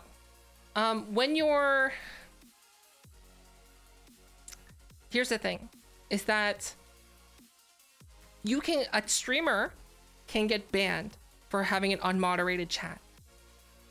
So like, let's say if, for example, let's say there's a term, like imagine if there's like a slur for, you know, like, how do I say it? Like maple syrup. You know, you should only be using maple syrup. You know, maple syrup power. Woo, maple syrup's better than corn syrup. Woo, controversial opinions, right? And like, imagine that's like super bad to say. And then like everyone in chat is like just spamming maple syrup, right? They're all saying maple syrup, blah, blah, blah, blah, blah, blah, blah.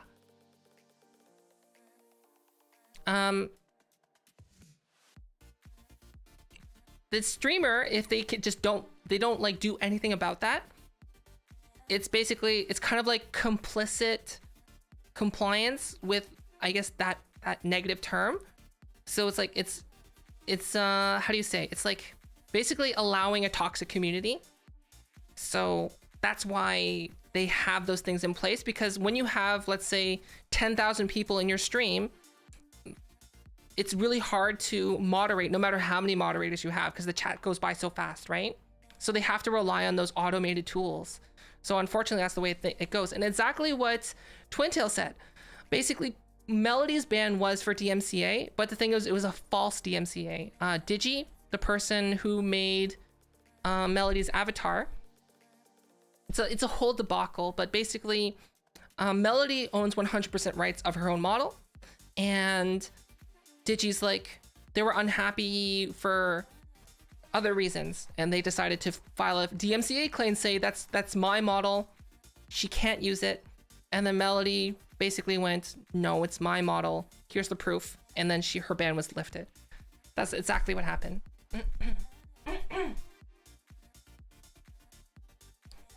And if you want to know more details about DMCA and your models, then I did a YouTube video on it. But essentially, it comes down to, I'll give you the Coles notes if you don't want to watch the video. It's, don't use a model that doesn't belong to you. And if you're making your own model or having one commissioned, do not use one based on someone else's intellectual property. Oh, if you want a specific link, hold on. I'll get a specific link. So like in the video, I talked about an example, like if you wanted to become like a Thanos VTuber, that's like a big no-no. Because like even if you get a Thanos model, like you pay thousands of dollars to have a Thanos model made from scratch, Disney's gonna be like, yo, we own Thanos, so no. Oh. Share. Boop.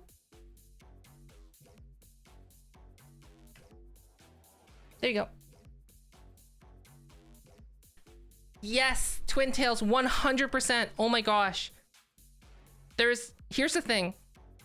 There's so many, I'll just give you a fist bump.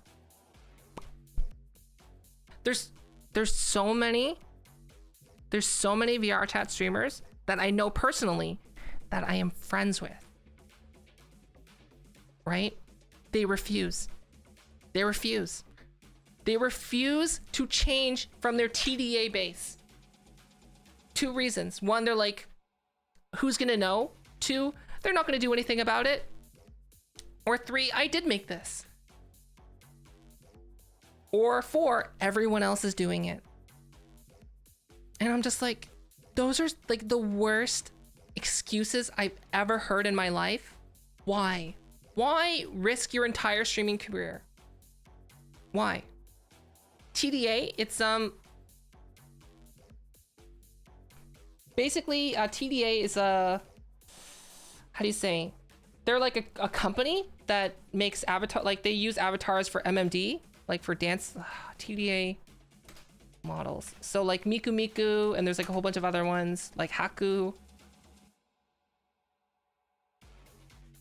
Like you've seen them before. Let's go to DeviantArt. Hopefully there's nothing like TOS here. But yeah, so like here, move my screen. Boop, boop. There.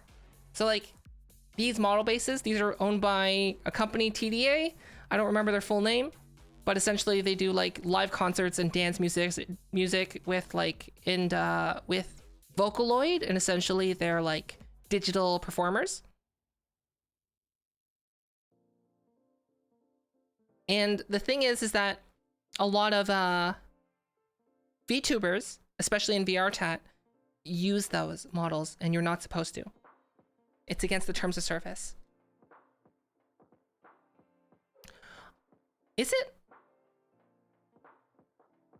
I don't know. I haven't actually done the research into like the actual thing itself. I do know it's owned by a company. I just don't remember which one, but it is owned by a company. Hi, Ark. Hi, Chad. So TDA models are owned by, it is a company, I just don't remember which one. And it is actually possible to get commercial rights to use the TDA models. It's possible. You have to contact the company for special permission. They're not going to give you that special permission.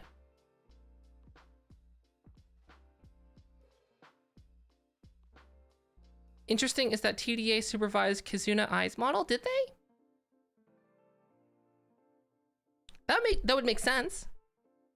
What about Vroid models? Okay, here's the thing. Vroid models, it's the same thing. If you make your own model, so Vroid, you can make your own models and use them commercially. If you make your own model and you cannot like make it in the likeness of another existing property. Ah, that would make sense. They look visually similar, I guess. Twin Tails. Land of the Lustrious type model? I don't know what that is. What is Land of the Lustrious? Is that like an anime?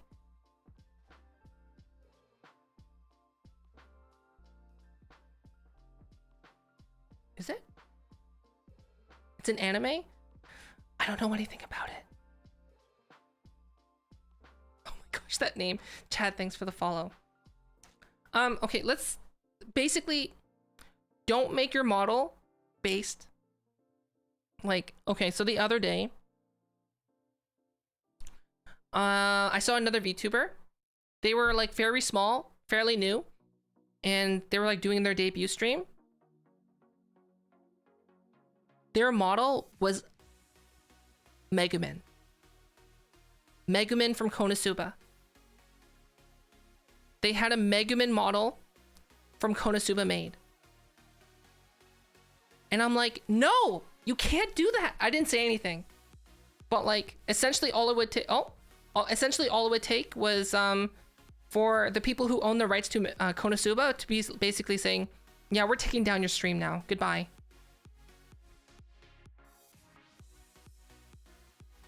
Yeah, make it original. Here's the thing though, is like your model can be inspired by other things. That's fine. It's like, as long as it's not like, one, you're using all original assets, and two, it's not like a copy paste. The hair shaders, they put a lot of R&D into it. Okay, I need to look this up. Let me look it up. Land of the Lustrious. What is this? Oh, I've seen this. What's his face? Was it Giga? No, it was the anime man. The anime man was recommending this. That wouldn't be too hard to make. Yeah, that's not too hard. You can do that.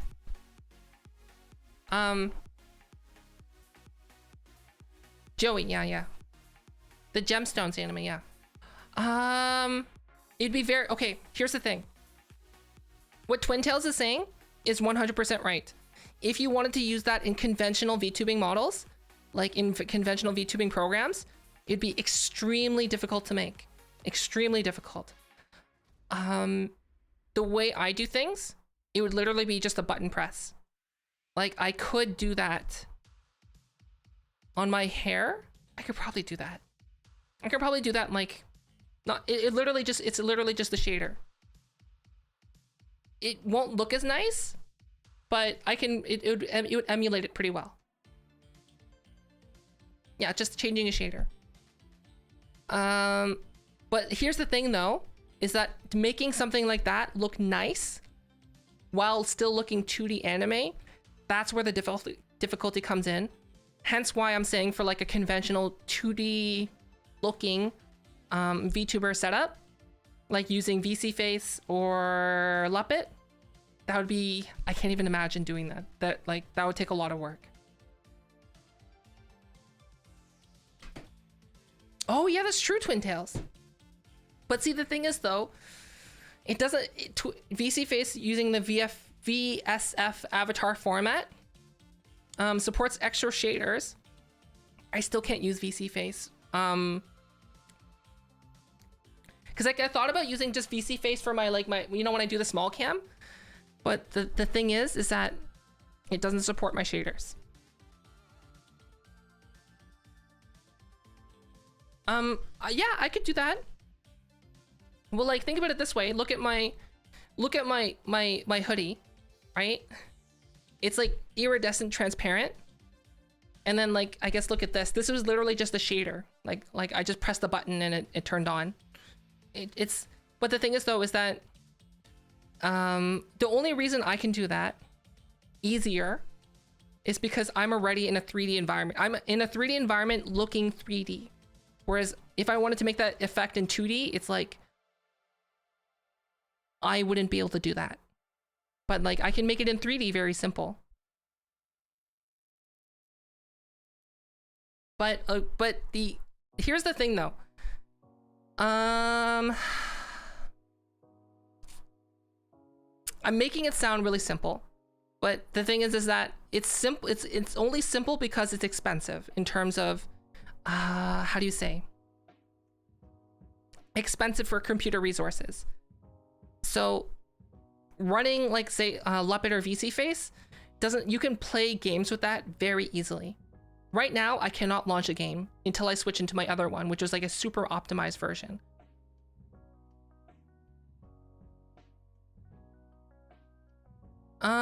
Wait, how do you think big companies like HoloLive make their models? HoloLive probably has their own artist in-house. Everything's probably done in-house. Or they hire contractors, which is technically still done in-house.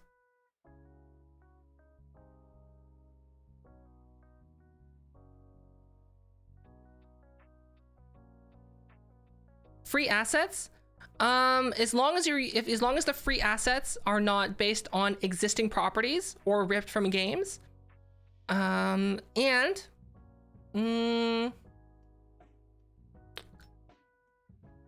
basically, like, if you want an easy way to make clothes, V-Word Studio is pretty easy. Hi, Noble. Hello. Hi. Hi, Gabby. Hi, Kitsune VR. They hire contractors? Yeah, that makes sense. How do I do what? Hi, Hope. Hi, Norwegian. Even if they hire contractors, it's still technically like, I guess, in-house, if that makes sense. Like Japan is like, from what I've heard about Japan and how companies work, it's really, how do you say? Trusting. They're very trusting. Hi, Jacob. If you want to make your model a little bit better, bring it in, learn how to use Blender. Bring your model into Blender. You can do a lot more extra stuff with that. Here's the thing. What I heard about Japan is that yes, the contracts are very strict, but a lot of the times, like you could be working in Japan without a contract. Like Japanese people, like they might not have a contract, and it's like they're operating on a verbal contract for like a very long time, and you think that's like crazy, right? But like it's all operated on a trust system for the most part. So like there are like artists and 3D modelers and programmers who work for major corporations basically on a verbal contract, which is like insane.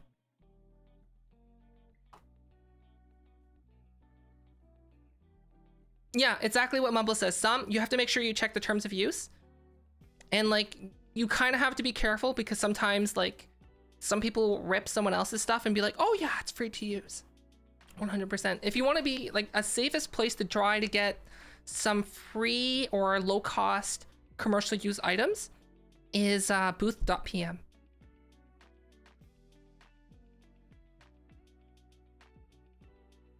Why not upgrade to the newest version of Blender? And hi, Master Vitch.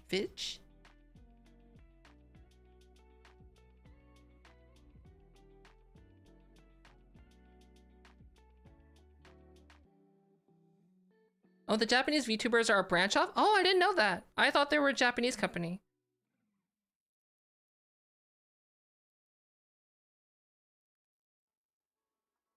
Does that make sense? I would have to double check that though. Let's check it out. Let's look that up right now. Hollow Live parent company.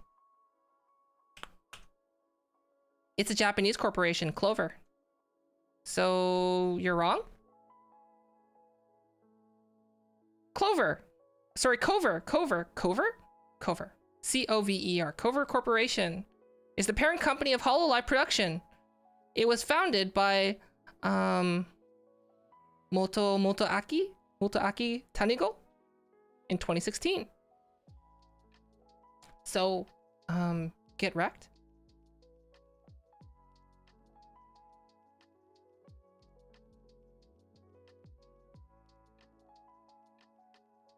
No, one of the girls did not get banned because it's owned by China. It's just like, in essence, it's not good business practice to make Winnie the Pooh angry, because when you start encroaching on his honey, then you know Winnie the Pooh gets sad.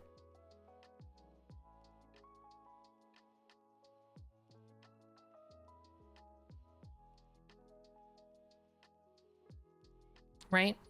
It's the same reason why, like, you know, when an NBA player basically, you know, made Winnie the Pooh angry, then you know, Winnie the Pooh's like, yeah, we're gonna like ban the NBA now. And the NBA's like, that's like 25% of our income.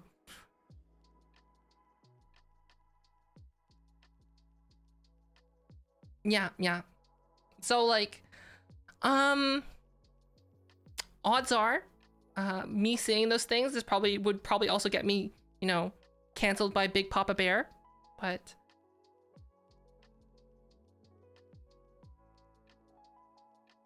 whatever.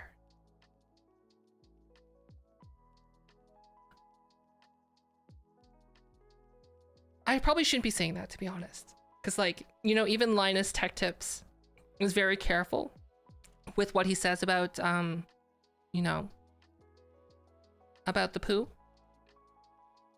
right? Even he's careful about it. But the main reason though is because he does have a Chinese YouTube channel that hosts videos on Bilibili, but he actually makes no money on it at all. Essentially, what he noticed was that people were just re-uploading and translating his videos anyway. So he basically formed a Chinese company for Linus Media Group in China. And he's like, okay, you guys, you can be the official LTT, you know, Chinese branch off. And you just moderate yourself. We'll send you our videos before, like, so that it can upload at the same time. And like, you guys can just do whatever.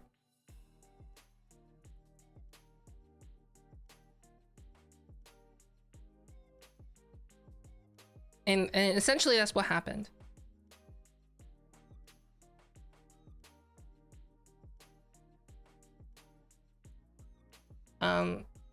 Yeah.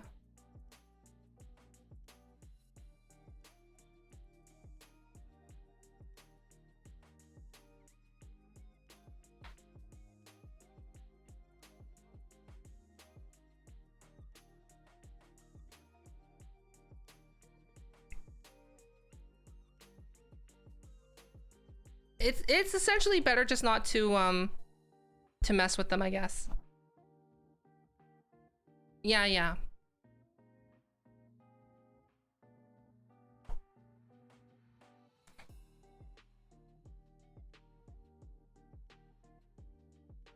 So like, I understand why Linus often is very careful about what he says about that country, because even though it has zero effect on his bottom line, because he doesn't make any money from it. It's really hard to get money out of China. So like, all the money that's made on his YouTube videos in China just goes to his Chinese employees, all of it. So like, if he were to suddenly like go anti-China one day, Yes, it would not affect him, but it essentially would put a bunch of people out of a job. So, like, he has to be mindful of that, I guess.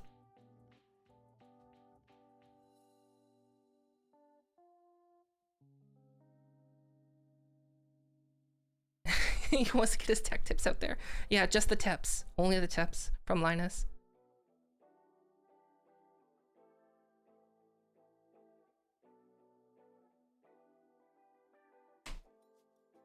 Like, I haven't done a lot of research in the HoloLive, to be honest. Hi, Seven. Hello.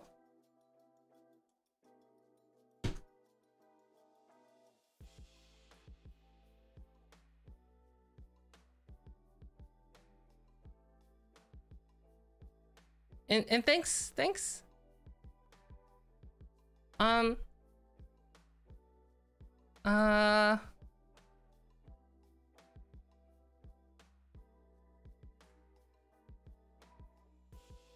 Mumbles.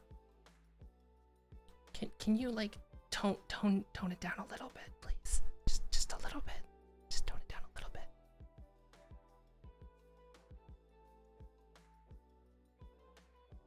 But thank you so much for the message. Yes, he does. He does have all the LCT videos are official videos from the Chinese, I guess, branch off. But he doesn't actually own it. I guess he kind of owns it, but he doesn't own it, if that makes sense. Like, technically those people are not really his employees, but they're his employees, I guess. If that makes sense. Like, I don't know.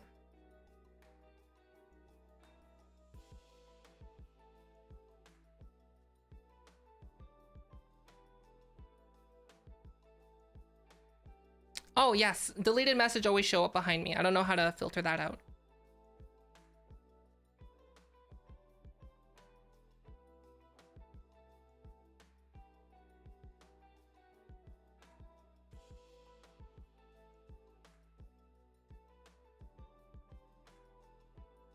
But Sven, thank you. I do need to stay hydrated though. I'm not. Oh wait. Oh, I forgot. We got sparkling water. For the longest time, we weren't getting sparkling water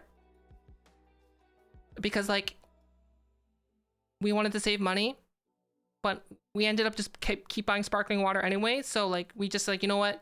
Just gonna buy the Costco sparkling water. Okay, Sven. See you. Thanks for stopping by. Sparkling. Wait, can I? Got a good out of that.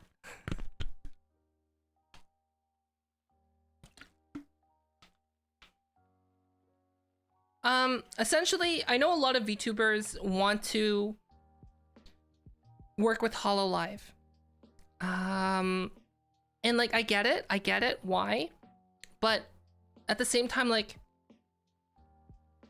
why? Why do you want to work for a big corporation like that and have less control over the things that you can do or say? Because like, for example, like let's say if I wanted to collab with someone that I think is really, really great, but like, let's say they don't do some things that HoloLive agrees with, then basically I'm not allowed to do that collab.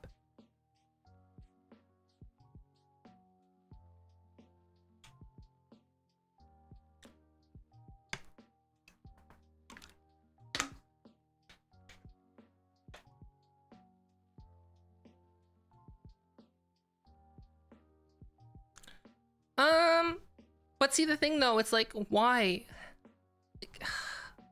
Like I get it. Like, yes, you would make a lot of money. You get a lot of fans.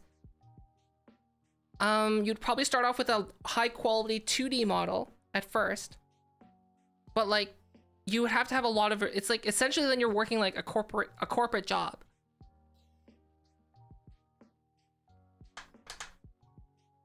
How much would HoloLive have to pay me? Okay, let's think about it this way. How much would HoloLive have to pay me to like consider them?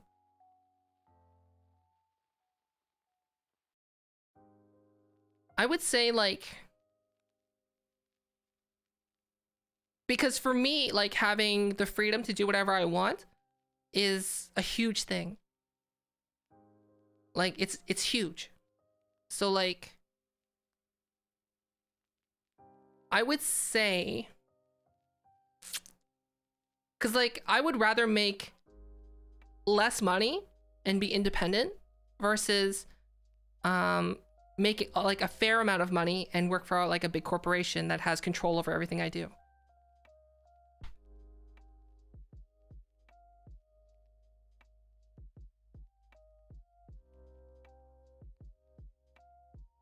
Yeah, that's true. No, actually, I heard that you can negotiate. So, like, if you're big before going into HoloLive, you can keep your own model. It's very possible to have that clause. I think there is one HoloLive VTuber that has their own model, like, as in it, they own it still.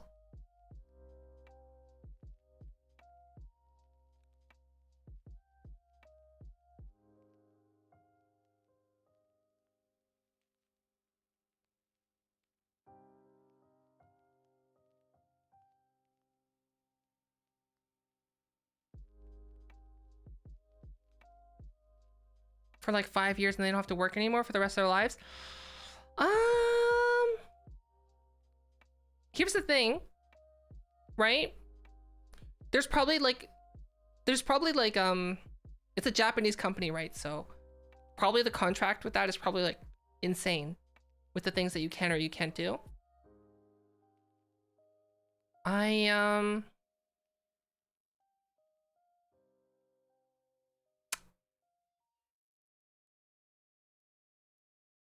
Essentially, my goal for my online content career is to make as much money, mainly supported by YouTube or other platforms. Like combined, all the platforms is to make as much money as my previous career. Essentially, that's my goal. And once I get to that goal, I'm not sure what I would do after that. Like, because like I think it's very possible to get further on your own. I know that there's a lot of mistakes that I'm probably making, and when you start working with a bigger company, I guess like that, there's a lot of things that you would probably learn or that are handled for you.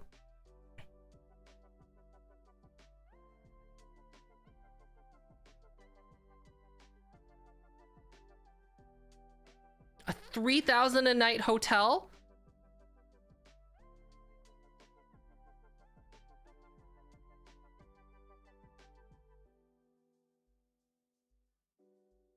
That's expensive. But here's the thing though, is this is the way I see it.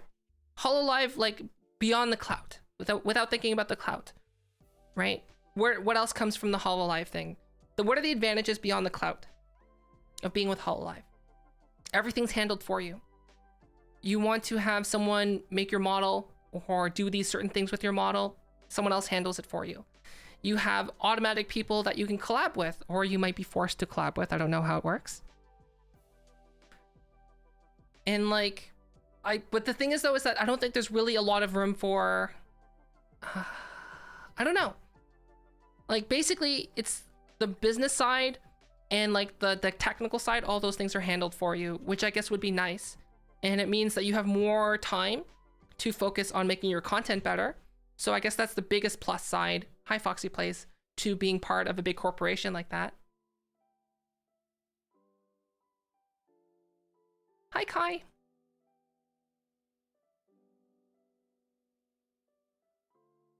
So that makes sense, I guess, that would be the main upside. But I would imagine like if you wanted to implement something new to your stream, you would have to get it approved. Like most companies. And like my understanding of Japanese corporations and Korean corporations, which are very similar, is like you can't just like do something new, no matter how awesome it is. So like if you wanted to be like, you know, I want a full body tracking setup, like Code Miko, there would be like, you couldn't just do it, even if you used your own money. you would have to have it approved. And like, I don't know.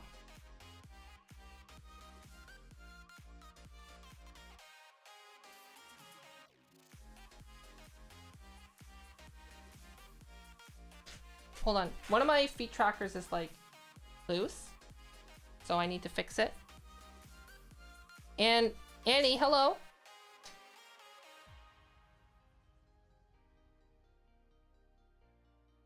Ah, yeah, that makes sense. They need permission to monetize games. So like the nice thing on Twitch is that Twitch is really lenient with DMCA. And by that I mean, and Twitch is very negligent with DMCA. So you can play whatever game you want, essentially. Why? Why is the Velcro not sticking? Velcro stick? Please! Thank you. Oh, it's not sticking! Oh my gosh, what's happening? Anonymous cheerer? Thank you for the 200 bits. Holy smokes! Thank you! Thanks.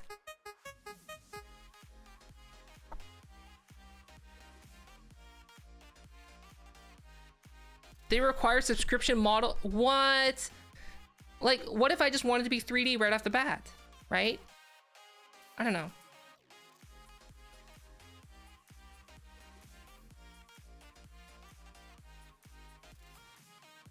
No, it's not that. It's just that, here's the thing, right? Oh, hello? Oh, it's my iPhone. Oh my gosh. Okay, hold on. I forgot to plug in my iPhone. My iPhone's not actually plugged in. I just got a low battery message. Which is not good. Now it's plugged in. Whoopsies! That could have been bad. Imagine not having face tracking. Here's the thing. Is that...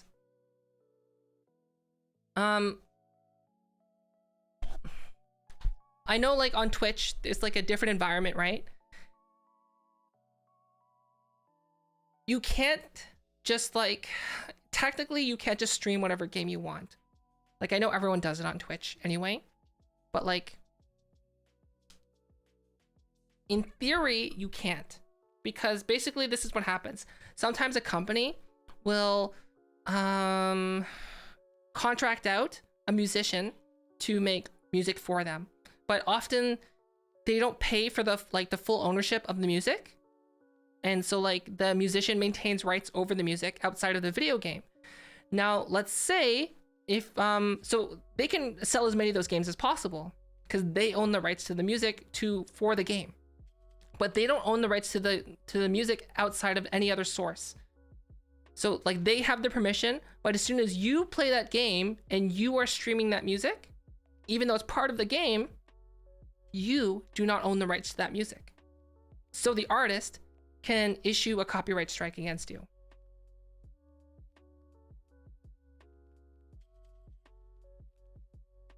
Hi, Boki. Nah, Cyberpunk. Cyberpunk owns all of their own music, and the only time that they don't own the music is like I think there's a couple songs in there that are not owned by them. But you can just turn on a button. You just press a button in the audio menu to turn off those songs so they'll never play.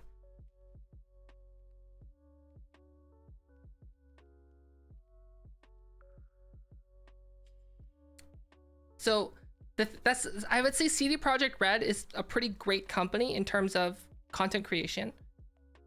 So essentially, most of the content that's made in the games is made by them or owned by them. So like if you wanted to stream The Witcher 3, you can stream the game. You can even put video gameplays on YouTube. The only thing you cannot do in their terms of service is you cannot basically, like, let's say you made like a machinima of using like the CD Projekt Red engine, like in the gameplay, and you can't just like, this is my own original creation, I made this in my own 3D software, I modeled everything myself. You can't do that.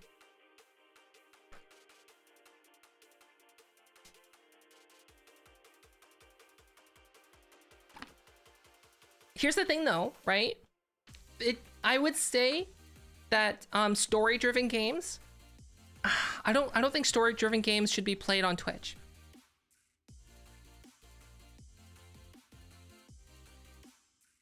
Right? Does that make sense? Because the whole point, like the whole argument for playing games on Twitch is like, well, more people are going to see it and more people are going to get exposed to it. And the people that are watching it that might have not have bought it anyway, so they're getting to enjoy the game and they might recommend it to other people, word of mouth, or they might like it so much that they'll go out and buy it when they previously wouldn't have bought it. There's no real easy way to monetize that or to analyze that kind of metric. But here's the thing. What I do know is that if it's a story-driven game and the entire game is just you essentially like a glorified, you know,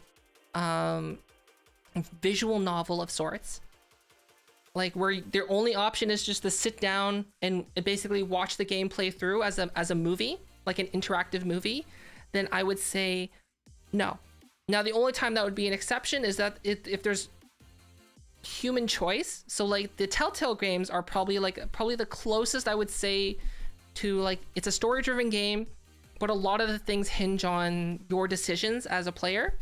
Whereas like, imagine if it's a Telltale game without any decisions and you're just kind of walking through it. There are games like that. And I think those games should not be streamed on Twitch.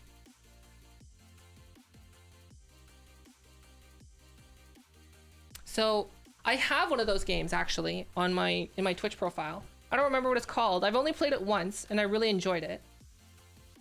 In my library, I have it. I think it's called Dear Esther. Yeah, Dear Esther. I have Dear Esther. So like Dear Esther is a game that I've played. It's a story-driven game. And essentially, it's just you walking in the world and having a story narrated to you. So you could get the exact same experience from watching someone playing it versus playing it yourself. And I would say you should 100% not be able to stream that game. Here's the thing though about Death Stranding is that Death Stranding has a lot of open world aspects to it. So like it's not, yes, it's story driven, but like you have the player can do other things. Whereas like in Dear Esther, the only thing you can do is walk forward and the story is being told to you. Whereas, hi Cherry, thanks for the follow, whereas in Dear Esther, Dear Esther, walk forward, story is told to you, nothing else you can do. Whereas in Death Stranding, like you can watch the entire story but have a different experience than other people, and there's so many other different things that you can do in the game.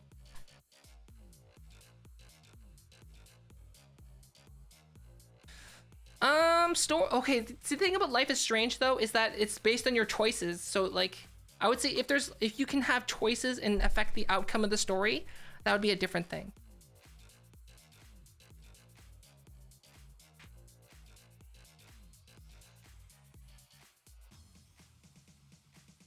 But the thing is that Doki Doki is free.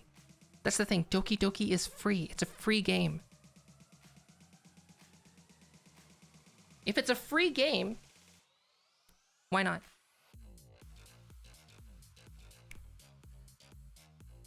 Right?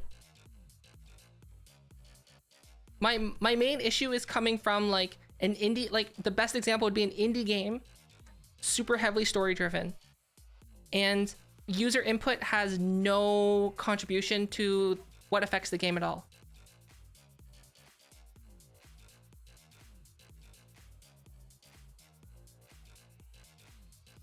See, like the thing is though, I watched someone play Death Stranding and literally the entire time they were just exploring, like no story part that they were doing. It's hard to call it a game. That's true. It's true. But like the thing is, it's still classified as a game.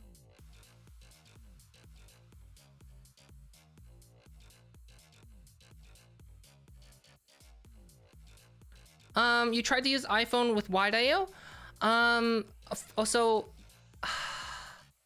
Flesh Gaming. Did you create the blend shapes yourself in the iPhone blend shapes?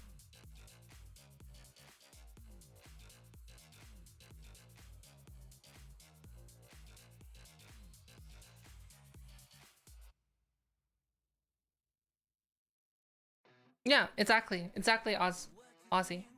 Oh! Oh! My one song in my 22-hour playlist that has lyrics.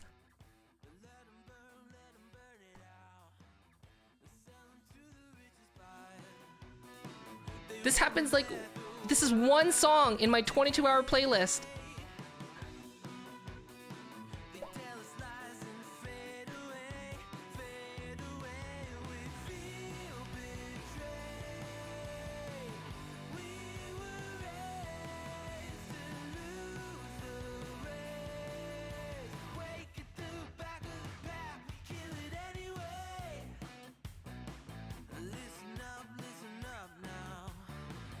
Hi, ADC. Hello. Hi. Can we get a shout out for ADC VR, please? You have uploaded to iPhone. Okay. Flesh Gaming. Does the default example avatar that has iPhone tracking work for you? Yes, there's ADC. Dancer, streamer, singer, VTuber. 100% check them out.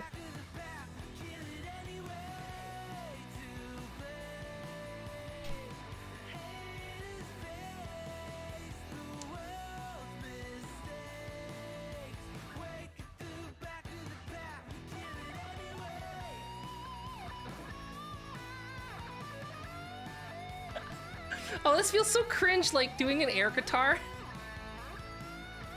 Sorry, I'm getting a little... Nope, I'll stop. Hi, Queen. Hello. What's the song? Oh. Hold on. It's not telling... Kill It Anyway by Harris Heller.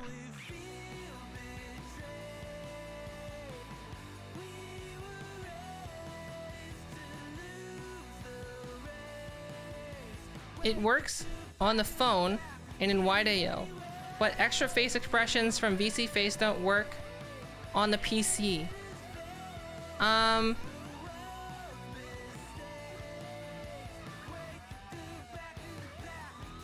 You have the same model on the phone as you do on your computer, right, Flesh Gaming? Like when you teach them for angry, you have to set those yourself. You have to set those. Are you talking about like the toggle expressions? Like this. Toggle expressions. Uh-oh.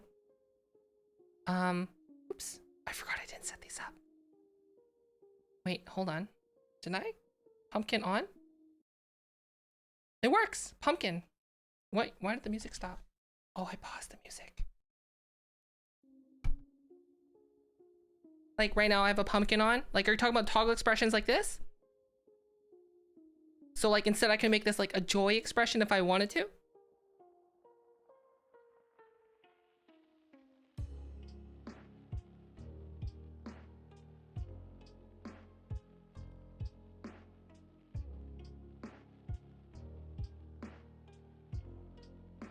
Ah. Okay. To be honest with you, the expression detection is not that great. You should be using the toggle expressions like by button pressing with hotkeys in addition to your iPhone face tracking. So like those are two separate things. So your model needs to have those. I wouldn't use the expression detection. No, I don't. I personally have had zero luck with that. So like you should just rely on your face tracking from your iPhone, and for other things like toggle expressions like this, it should be a button press. It looks crazy comfy. Wait, what about... Oh wait, I can make this like so good now. Hold on. I just go normal VR. Oh, I forgot. I made the controllers transparent. It's like when you're playing Phasmophobia in VR.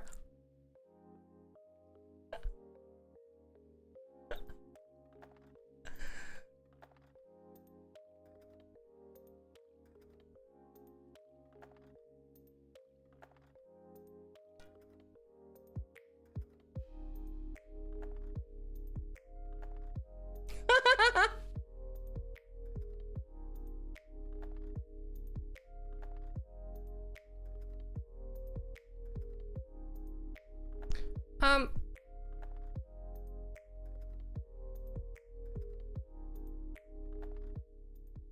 Hey, ADC.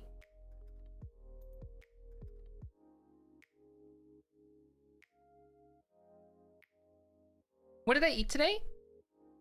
I ate bure jjigae. Oh wait. Bure jjigae? Bure jjigae.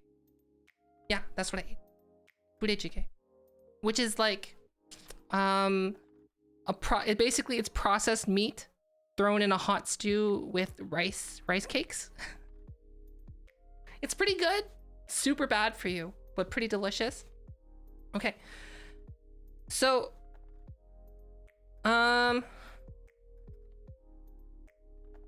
this might get a bit personal. Is that okay?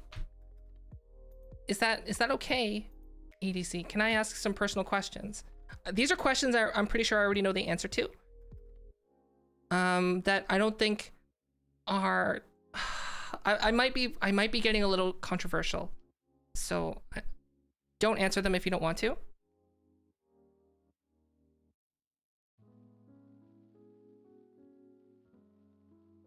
Okay, so the only thing flesh gaming, here's the thing.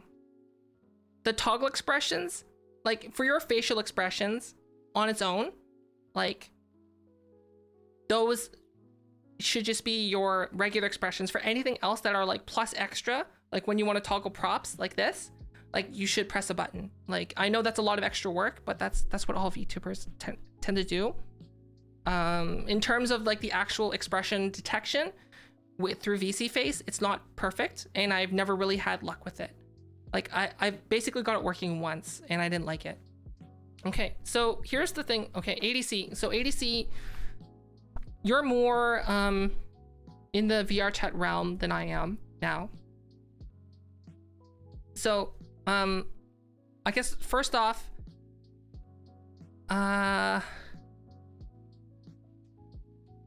like you identify as male, right?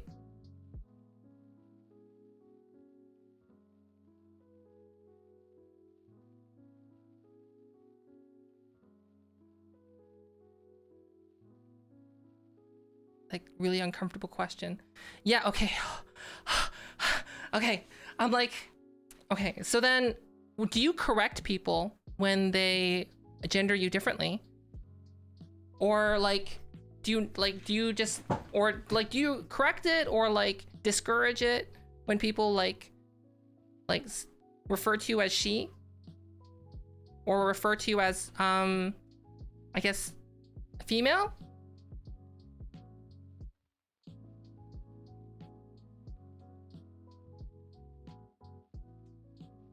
Because like the reason I'm asking, you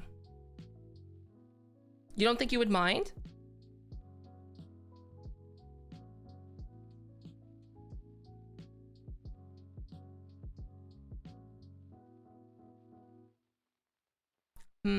Okay. Hi, like the stream, hello. And hi, Strange Dragon. Okay, but like...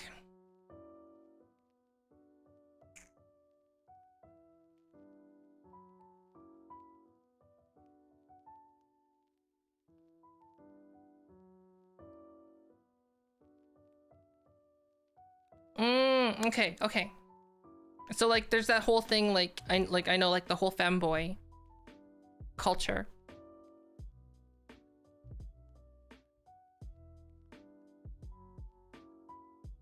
No. I'm just thinking about there was someone else that was doing some things that I necessarily didn't agree with.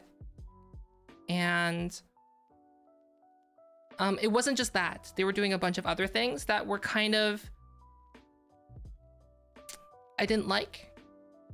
And I think that a lot of the things that they were doing in terms of how they approached, I think a lot of the things, okay,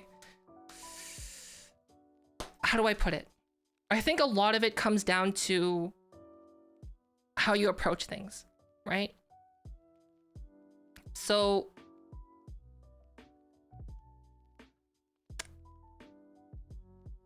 how do I say this? Like there's someone that I've distanced myself from. I'm not going to say who. And the reason I distanced myself from them is because they kind of, how do I say? They were making it a, like, I'm trying to like, I can't get my words out without like, because I don't want to say who they are and I don't want people to figure out who they are. Because like, essentially when, how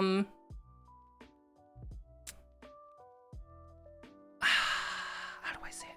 But yeah, I just wanted to get ADC's opinion on it. And like, essentially like how ADC does things on their stream is like, I think how you should do it, I guess. They're like, I know you're not asking for a seal of approval because like, that's really pretentious of me to say that.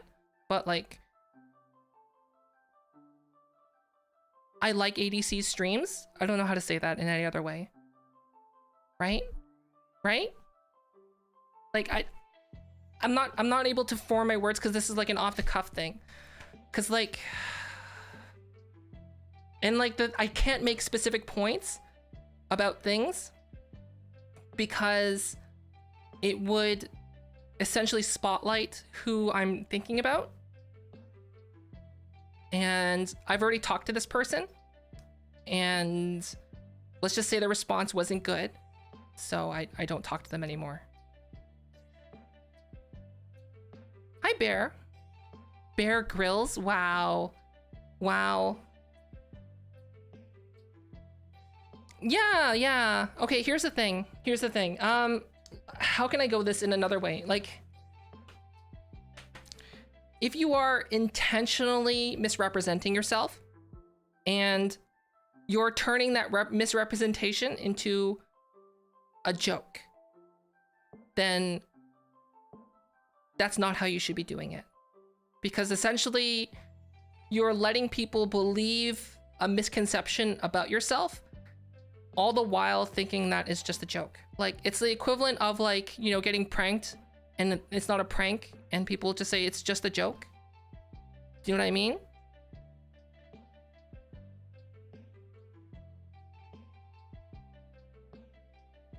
Whereas like yes, you can, in theory, you could say that all VTubers in a sense are misrepresenting like themselves to stream.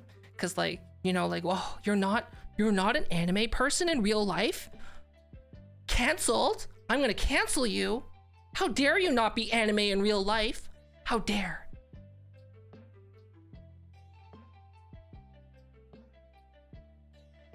Whereas like, I don't know. Oh, hello? Yeah, VTubers getting canceled. But the thing is, like, if you're doing extra things, like, let's just say, like, if you're doing extra things that go in line with, okay, here's a great example. What's that streamer's name? Let me go with an example that's not related to VTubers. Streamer.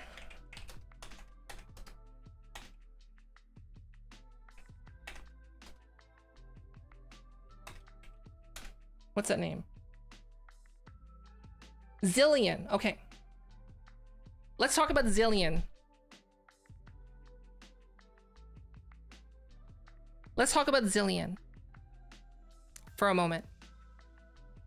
Yeah, I remember AI Angel. What has something happened with AI Angel? Okay, does everyone know who Zillion is? Zillion OP?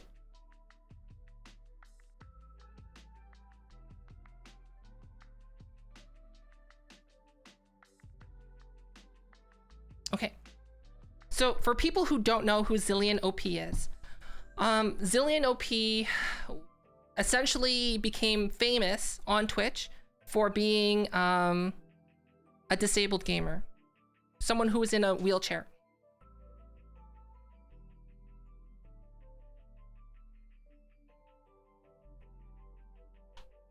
Yes. Okay, here's the thing though. Here's the thing. Let me tell you a little history behind Zillion OP. Everyone knows or heard about it, what happened. Basically, I think there's like the miracle of Zillion or something where he magically gained the ability to walk again. Now, let me explain the history behind it. So for people who did the extra research or, you know, went on YouTube and watched Wavy Web Surf and saw the interview with him. Basically, Zillion OP, originally when he started streaming, he was in a wheelchair. He didn't need the wheelchair. I think he had like a broken leg or something. He had a broken leg. So like he, at the beginning of his streaming career, did require the wheelchair. But I think at the time he was too, he couldn't afford another chair. Yeah, or something like that. Some kind of injury. He had an injury that required a wheelchair. But like he could still walk. But I think at the time when he first started streaming, he couldn't walk. So he needed the wheelchair full time. But eventually, he didn't need that anymore. But here's the problem, is that he kept using the wheelchair on stream. He purposely just kept using the wheelchair. And then like, whenever someone referred to him as a disabled gamer or things like that, he just wouldn't say anything. He just didn't say anything. Because technically he's never said that he needed the wheelchair outside of that beginning of his first couple streams, from my understanding when I was researching it. So, but the problem is that he would do things to contribute to it. Like he would do, he made a donation goal, I think at one point, to get a new chair.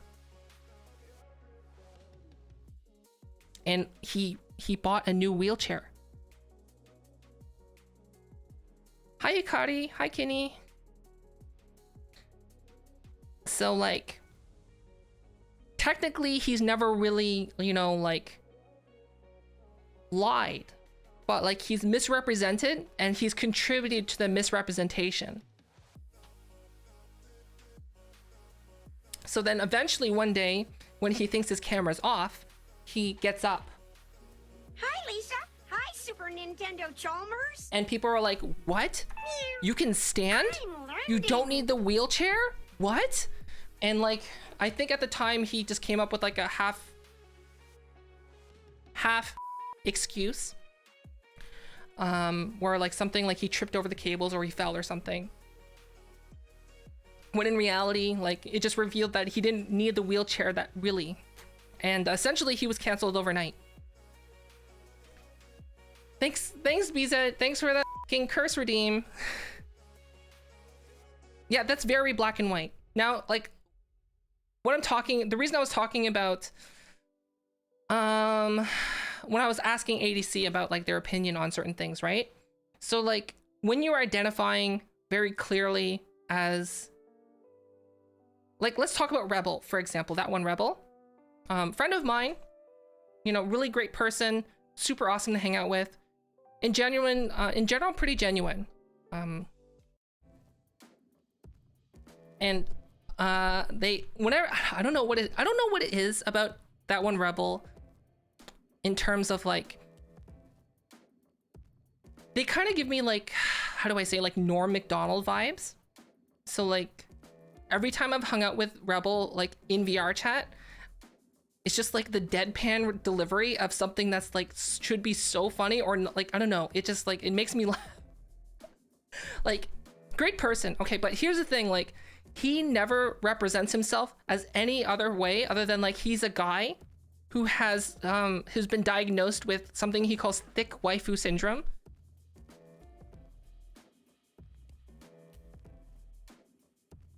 Or like, let's say ADC, who just likes his, like the models that he's in, and like never, you know, like, do you know what I mean? Like if it became like an issue where like, imagine like if everyone in your stream starts like referring to you as, you know, a woman,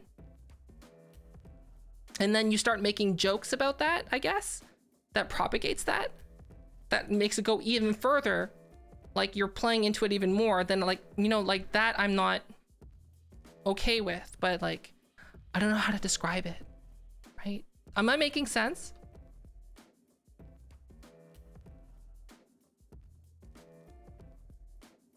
So like, that's why I'm like, I don't know. I don't know. Hi, Kane.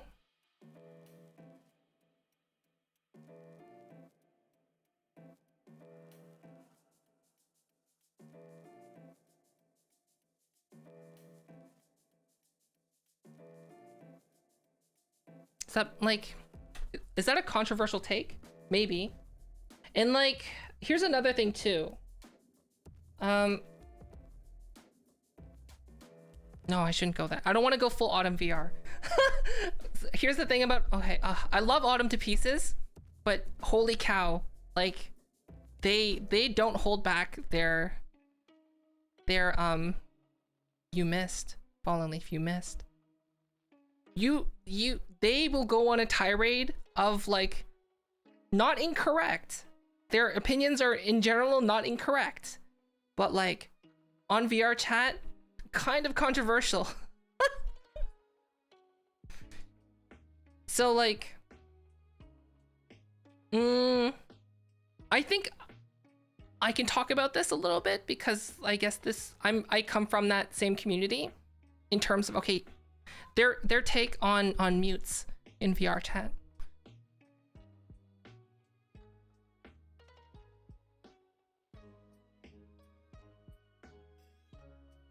And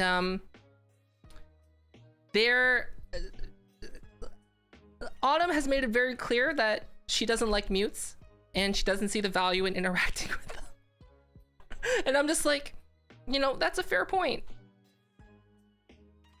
And the issue is that my main issue is, in essence, you don't know who mutes are in VR chat.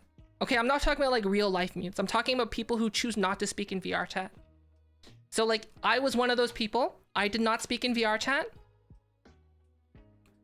And like, it was kind of like a form of stress relief for me, I guess. But like, there were people who just refused to interact with me at all. At all. And there's a reason for that, is because they can be anyone. And that's the problem. So like, I get it, I guess. And or like, it feels like you don't get to know, like, see, the thing is like, the people that say like you don't get to know who someone is when they don't speak, I think there's like a certain aspect that you don't get to know, but like at the same time, it depends on how expressive they are. Cause like for like someone to be a successful like no speaker in VR chat, you need to have like a lot of body language. So I find that better, I guess. You get it balances it out. But the issue still comes back to, you don't know who it is. Yeah, some days you don't want to talk, but the thing is though, is that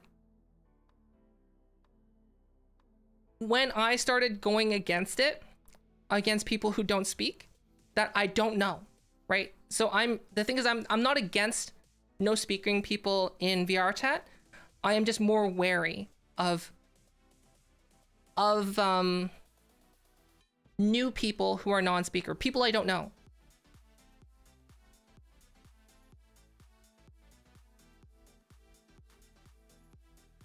Hi, Tassel. So my personal experience with that is, hi, Smiley. Can we get a shout out for Smiley, please? Is those, so all of these people from VR chat know that one famous avatar ripping group.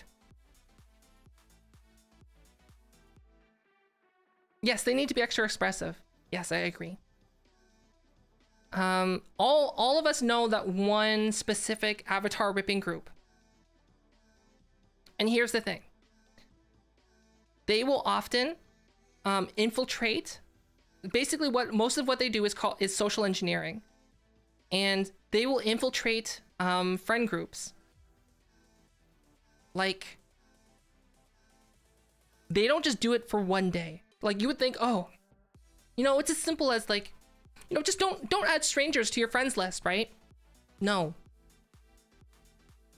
How they ended up ripping my model and a bunch of other people's models is they masqueraded themselves as non-speaking people in VR chat and they hung out with people on this account for 3 weeks. 3 weeks. That's a lot of time. Like I used to play VR chat every day and I would see them every day. And I'm like, I was only able to put 2 and 2 together because they were the only, so the day that my avatar was ripped was the only day that I used that one specific model. And on that one specific day, I knew everyone that I was in a world with. Everyone. Because most of the other people I was with were other streamers or people I've known for a long time who are in other moderators and other people's streamers, other people's streams. And there was very few unknown people. So like, I was able to specifically know like, it's this person. And then later it was confirmed by someone else, like it's this person. And I'm like, wow. They put 3 weeks of effort into that. So like, that's the problem. It's like, it's not the problem with non-speaking people in general in VR chat. Is the problem is that there's bad eggs in there and you can't tell who's who. And I've heard like other stories where like people, ADC, it's that group that takes your avatars, that takes avatars and does adult things with them. They've been already universally banned by most people. Yes, those 2 people. Twin Tails, they want to do adult things with them and post them on video sites.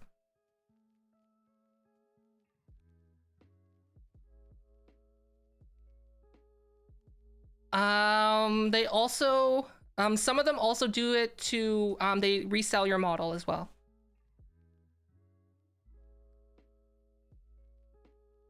So like, that's the thing.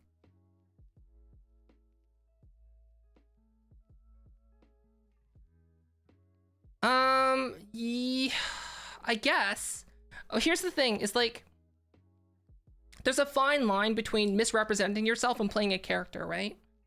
So like, if your stream is about playing a character, so like, I'm fine with that. You know what I mean? Because like, arguably, you can say like, who's a good streamer as an example that plays a character?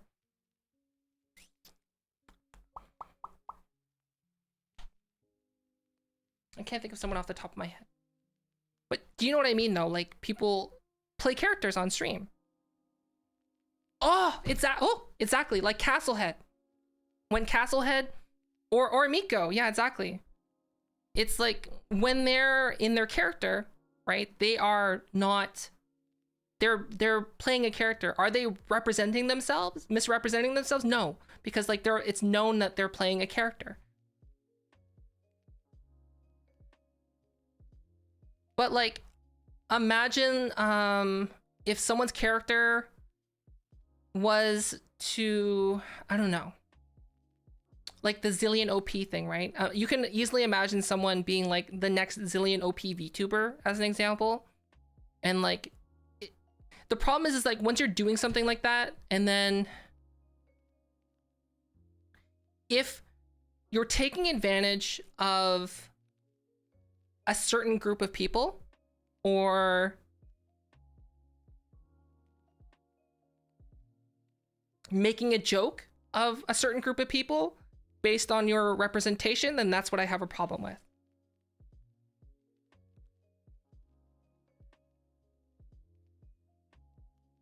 Oh, for the longest time, I didn't know Curry Games was a streamer.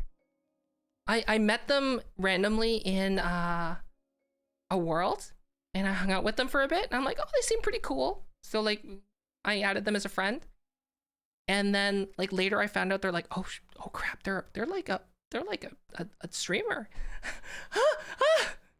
And the only reason I found out about that was because I was looking at my Twitch statistics, and they tell you like which partnered streamers are following you. And I'm just like, wait a second. Curry Games? That looks familiar. So I went and watched their stream. I'm like, oh my God, it's the same person. I wouldn't say it's like digging for pity points. It's without getting into specifics, I would say it's definitely a gray area. Hi, Service and Tech. Hello.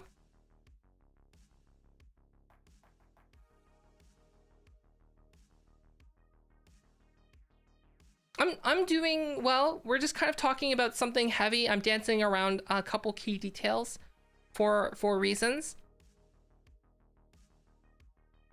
Oh, okay. Here's a. Okay, let me. How can I?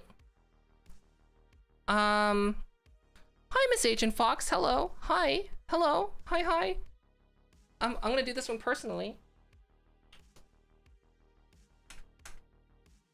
If you want to check out someone with a radio quality voice, which is very rare to find on VR. I'm sorry, not VR chat, but like I guess well you do stream VR chat, but like streaming in general.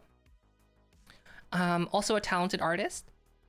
You should check her out.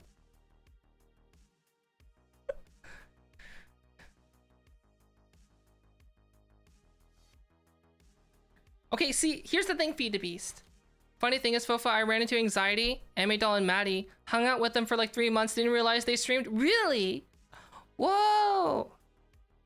Wait, Doll streams VR chat? I only just like recently got in contact with them.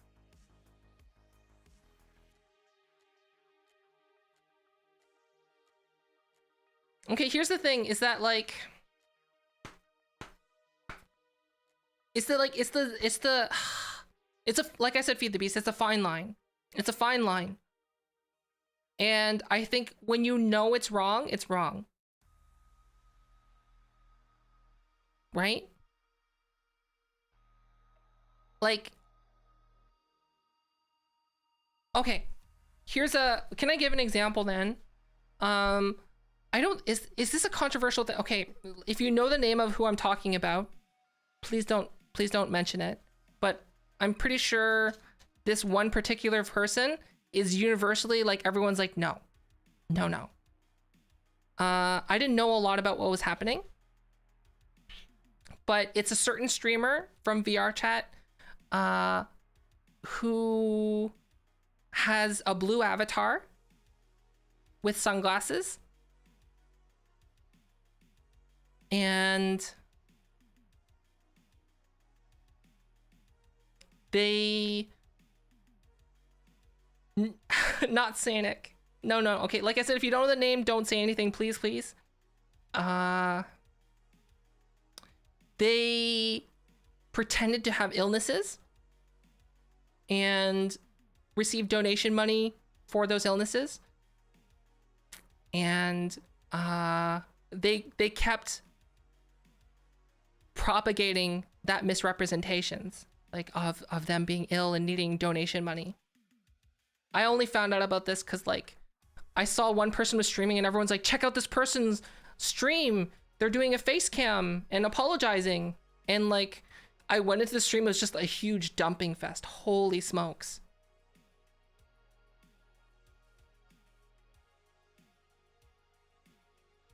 Okay, here's the thing, right? If someone asked me, I would tell them. But the thing is though, is that if like, let's say okay, how do I make this less controversial? If I identify as a pencil and in my profile it says I'm a pencil, but everyone assumes I'm a pen, and then if someone asks me that question, I just pretend I didn't see it. Like, what does that tell you?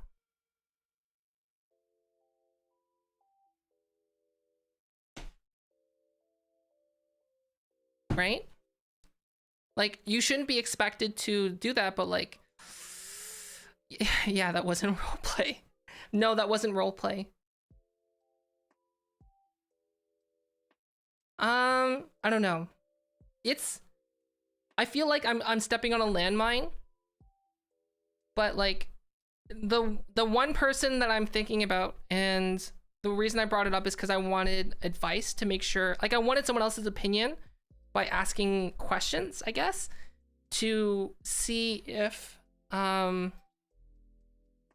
was I wrong? Because essentially when I sense that someone is doing something that's okay, here's the thing. If I know someone's doing something really bad, I just won't associate with them at all. I'll stop. I'll stop. If there's someone is my friend, someone that I regard as a friend, I will contact them and I'll be like, hey, like, what's going on? And if they tell me what's going on, I'm like, yo, that's really bad. You should not do it for these reasons. And if they double down, then I don't say anything. I just cut burn bridges. Because if at that point, if I say anything else, it will cause drama. And if I make a scene of it, it'll cause drama. Whereas like, I don't want to be associated with that because I feel in my eyes, it's wrong. Do you know what I mean? So like, I don't just do it randomly. Like I always tell people like, hey, you're doing this, it's bad. This is the reason why it's bad. And they're like, no, it's not bad. And essentially they tell you to mind your own business. And I'm like, oh, okay, well, goodbye. But I don't say goodbye. I literally just delete them from my existence. Hi, Just Pixie. Hi, Sergeant. I can okay, here's the thing, is that like, I can specifically point out a specific instance that I'm thinking about in my head, but it would mean that I'm basically calling someone out live on Twitch. And I don't think anyone deserves that.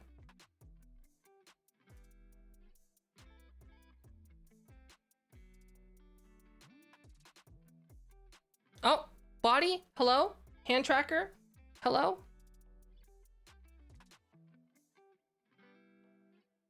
See, here's the thing though, is that Sphinx, I don't like that. Because like, there are people from the LGBTQIA community, right? Like, would you say that someone from the LGBTQIA community like is like misrepresenting themselves? Right? Or like, is someone who identifies as a male but like likes to be in a female model, is that misrepresenting themselves? So like it essentially it boils down to like how they approach it and what kind of tact they use, I guess. But like, and then but the thing is so odd, Smiley, is that it's such a big gray area, right? Because like, what if their stream is entirely about roleplay? Like, do you know what I mean? Like, there's a hi Pate, hello. We're just talking about stuff. So like, for example, like, there's a certain, okay, I'll be honest, I don't know a lot about this one streamer. They've been getting help these days, but since they deleted everything affiliated with them, okay, I'm not talking, okay, that one person that we're talking about, that I'm thinking about in my head right now, they are a current streamer who are still currently streaming. That other person, I don't know them that well. All I know is that people just universally dumped on them. That other person that we talked about that faked an illness. Okay, so actually Miss Agent Fox actually gave me some education on a specific VR chat streamer that is probably the biggest VR chat streamer, and they do a lot of roleplay, but like I didn't really know anything about them because like I didn't care. And so I'm like, okay, what's the big deal with this one specific streamer? And they're like, oh, they just do roleplay. I'm like, oh. And the way my understanding from my conversation with Miss Agent Fox was like, oh, this streamer is basically like the Jersey Shore, like Jersey Shore drama, like of VR chat roleplay. And like, is that misrepresentation? I would say no.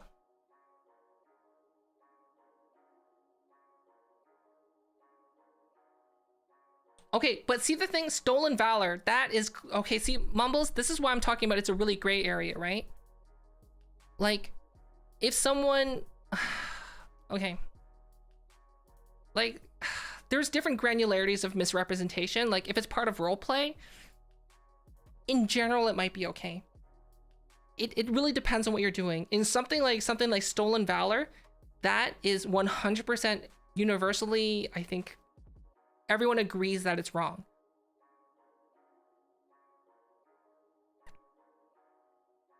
Hi, Leon. Hello. Hi, Flaps. Right? Stolen, like, I think we can all agree that stolen valor is wrong, right? And if for people who don't know what stolen valor is, essentially it's someone claiming to be a war hero that is not. Either A, they never served in the military, or B, they didn't do the accomplishments that they did, or C, they are claiming someone else's accomplishments.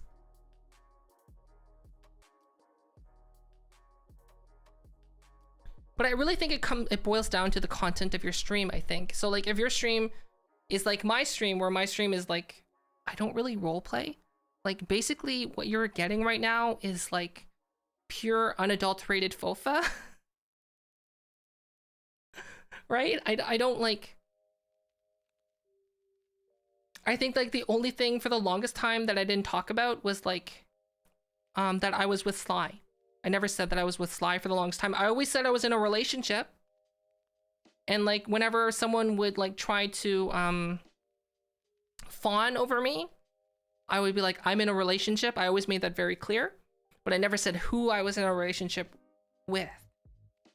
So if that makes sense. So like that was like the only thing I think that I really misrepresented myself on. And I think that's fine. Do you know what I mean?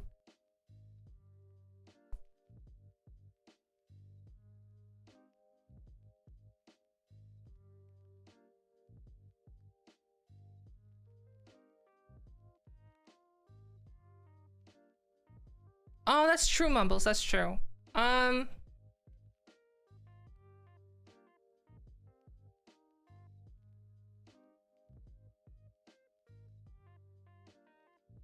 What's the topic of the day? Hi, Hugh. We're talking about like misrepresentations as a streamer. I would say if it's done to exploit, extort, or whatchamacallit, or take advantage of specific groups, then I think it's bad. I'm doing okay. I'm doing good. I think I do need to take a break.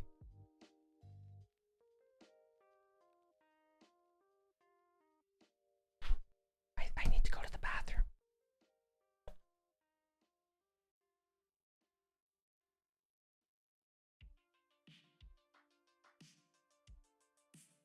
But like, I'm not saying that people need to like reveal themselves, but I'm like, that's why I said it's a very gray area. And when it's wrong, you know it's wrong, right? Do you know what I mean? Like, and if they're willing to, I don't know. Like I said, it's a gray area and a gray topic.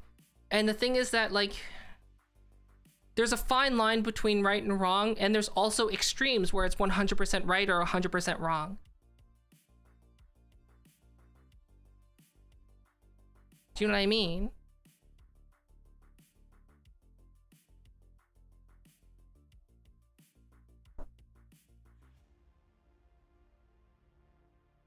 Wait, when I became more boisterous and ended up losing a lot of people because I wasn't under the ploy? What do you mean? Okay, to be honest, I'm fairly new to like, I'm very sheltered from the VR chat community in general. Like, yes, I know a lot of people in VR chat, but like, I don't like know people, I guess is the best way to put it. Hi, Delta Zero.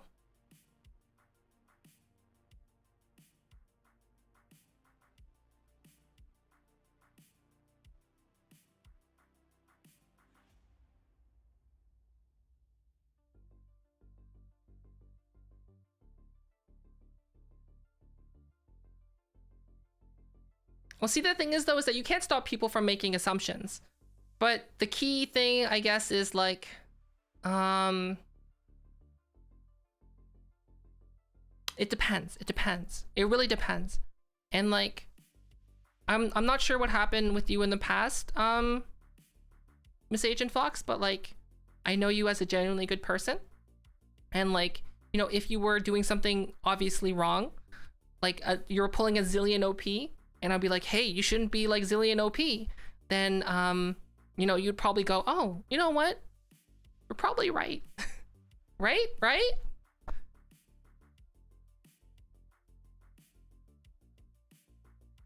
Oh, yes. I've been having a bad streak on VR chat in terms of like, I know I'm talking about kind of like drama ridden things right now, but I'm not naming any specific people, and I'll try to keep that a general policy. Every time I log in the VR chat, basically the first thing I hear is like what's currently on the grapevine, and I'm like, basically this is what happens. Like, oh, did you hear about this person? I'm like, no. And they're like, oh, okay. And I'm like, wait, what happened? Just tell me the details. And like, oh no, you don't want to be involved in that. But like, why dangle that low fruit in front of me? Just tell me what's happening. And they tell me what's happening. I'm like, oh.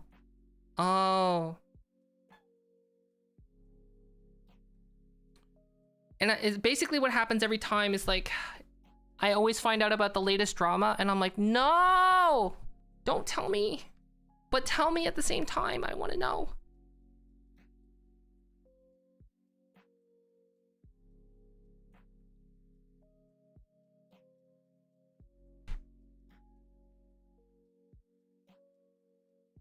It's human nature. That's true. So like, there's a people that, oh.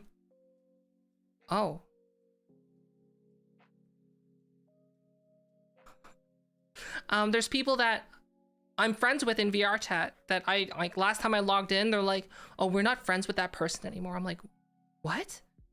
You were like best friends long ago. It's like, yeah, we're not friends with that person anymore. I'm like, why? It's like, oh, I don't want to tell you. It's like, it's a huge thing. I'm like, you have to tell me. And they told me. I'm just like, it's one of those things that were like, it's, here's the thing about drama in VR chat. There's always two sides to a story. And like, as much as I want to side with one side, I always have to hear the other side. Cause like, I won't be able to get like an objective-ish opinion on whatever's happening. So like, I don't know. I'm really nosy. I'm sorry. I'm really nosy. I'm super nosy. Like, that's one of my character flaws, is I'm really, really nosy. I like knowing too many things.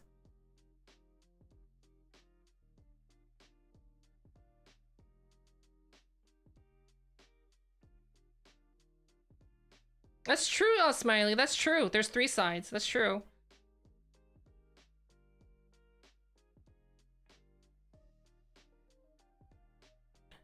No. I don't want to give the drama. I just like knowing about it. Is that bad? Is that bad? I talk about how much I don't get involved.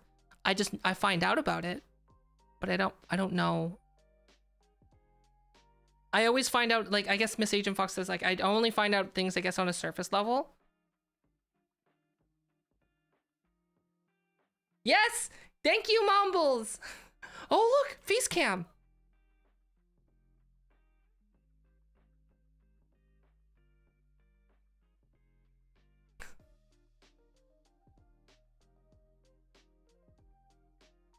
No, essentially when I find out about the drama, there's only one person that I'll tell, and it's Sly. I'll tell Sly about it.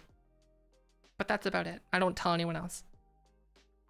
Because for me, it's like, Sly knows that, well, one, I know Sly's not going to share it with other people.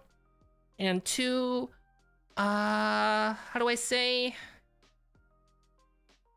She's not going to, like, spread it, I guess.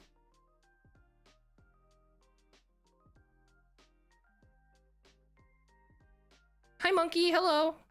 Fulfill you're not alone. That's why trash TV. That's true though. I never really liked Jersey Shore though. I tried watching an episode. I'm like, this feels fake and melodramatic. Are people like this in real life?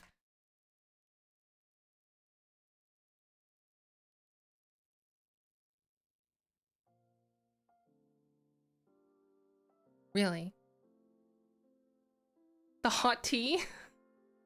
I guess. Am I like, oh no. You know, in like Downton Abbey, where like people would watch the drama, they're like, oh yes, I love watching the drama. It adds flavor to my tea.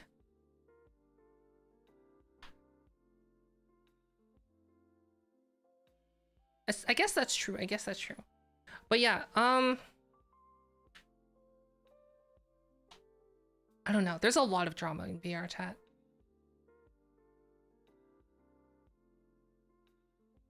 A lot.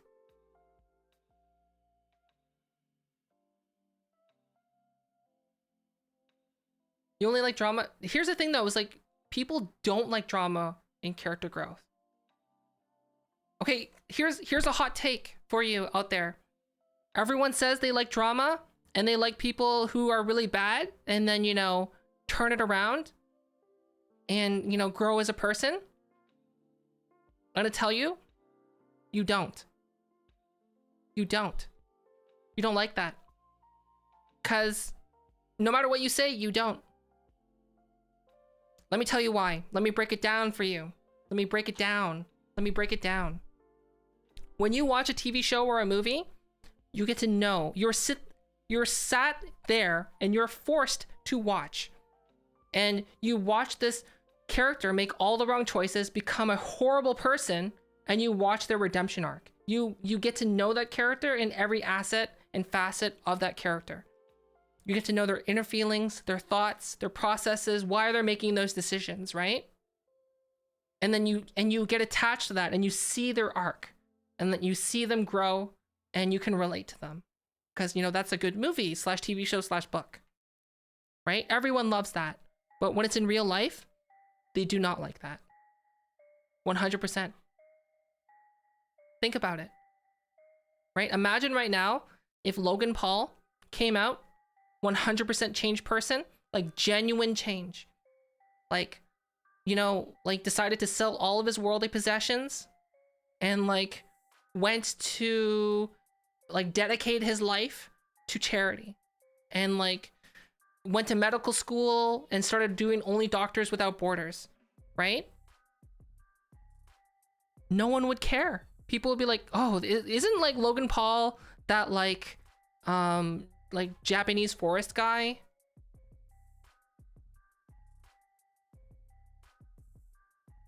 Stress can be healthy, but not over obsessive levels. In VR chat, people usually take it in. Oh, I think you need to let go of some of the stress. What do you mean? I'm not gonna just share things. Miss Agent Fox, what do you mean? What do you mean? Why are you making me fucking curse? Why are you making me fucking curse? This is a wholesome fucking stream. Why? We're making this stream no longer fucking PG-13. Oh, wow. We're getting a zoom.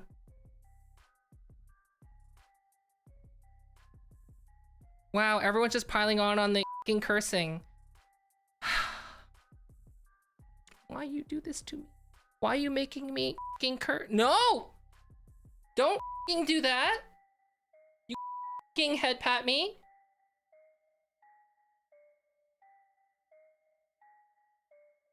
No more fucking head pats and fucking zooms.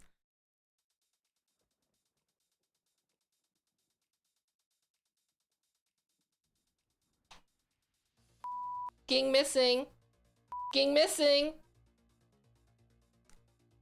You can't dodge this. I'm fast as fucking lightning. I'm fast as fucking lightning.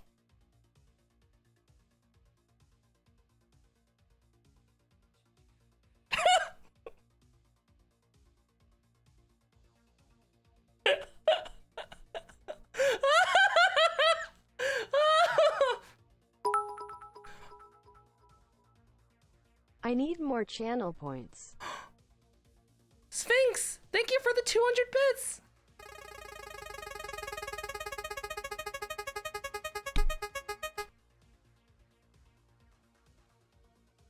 Thank you.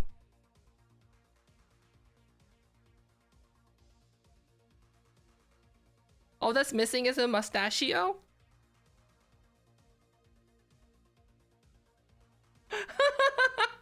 Oh.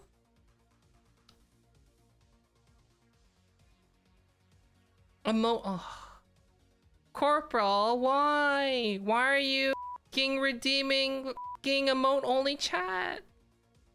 The only way someone can turn it off is, you know, redeeming emote only off. Hi, Jake fan.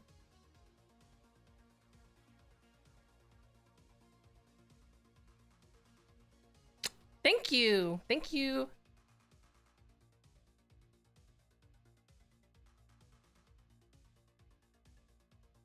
Here's the thing though, right? If a channel grows on drama and purely drama, like there's a thing that people say is that, you know, any publicity is good publicity in terms of like bad publicity versus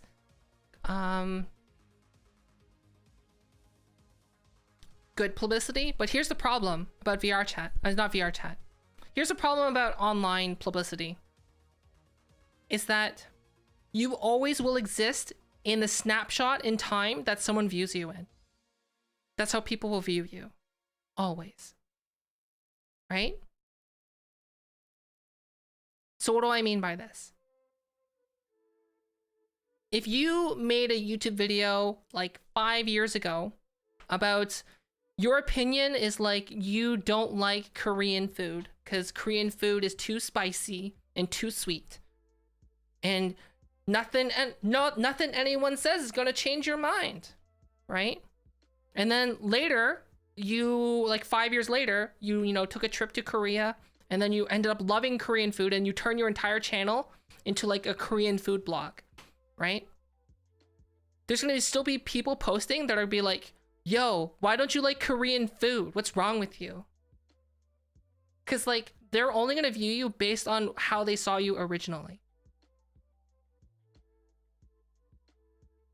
So, if that makes sense, right? Coming from someone who loves Korean food, I'm just using that as an example that's like not controversial at all.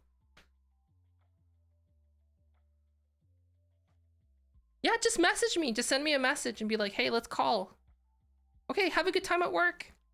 See you. I almost dropped my coffee.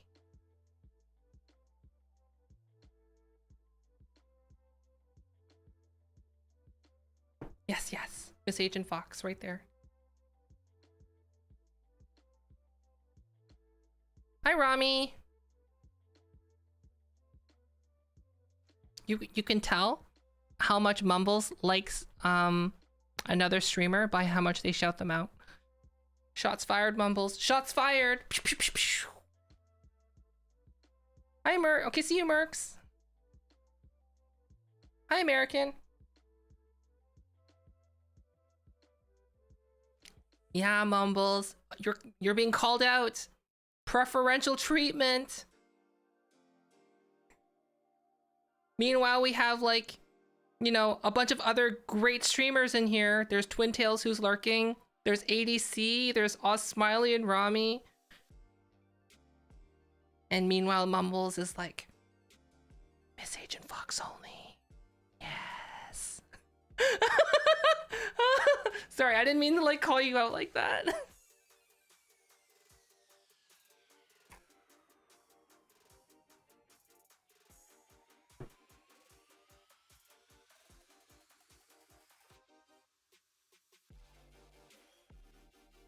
What the heck was that clip?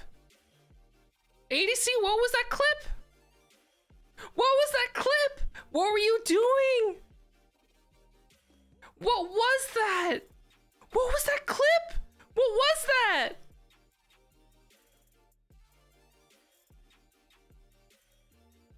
Oh wow, we finally got an updated clip. There we go.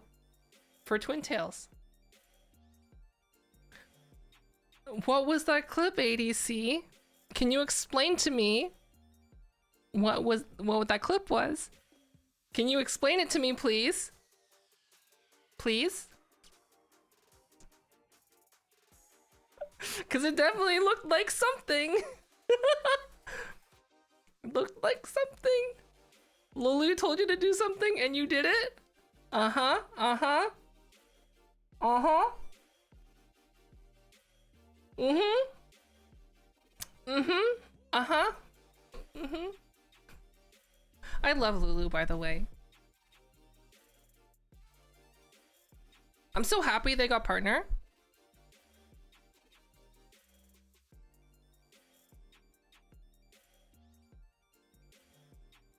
Oh, hey, Maddie. Hello. Hi. Hi.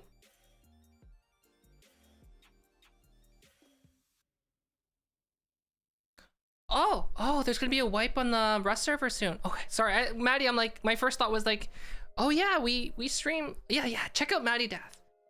I think I have a feeling that you're diving more into variety streaming, right? So I think they're becoming more of a variety streamer, but they do like to do a lot of characters, and 100% you should check them out if you're interested in that kind of things, like characters and like role play and making streaming entertaining. For 3 months? Ah. I want to get back into the Rust server. I don't know if I should now.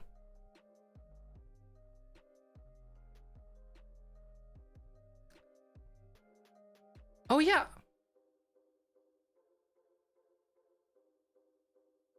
I wonder if that server is still going. I don't know. Content character? Okay, wait, Maddie, I have a question for you. Now you have to delete it? Hey, that clip is chosen at random. It's chosen at random. 100%. Okay, Maddie. That one avatar that you have where it sticks out the tongue and there's some fluid dripping and there's like, you know, hot air puffing from the mouth. Can you explain that to me, please?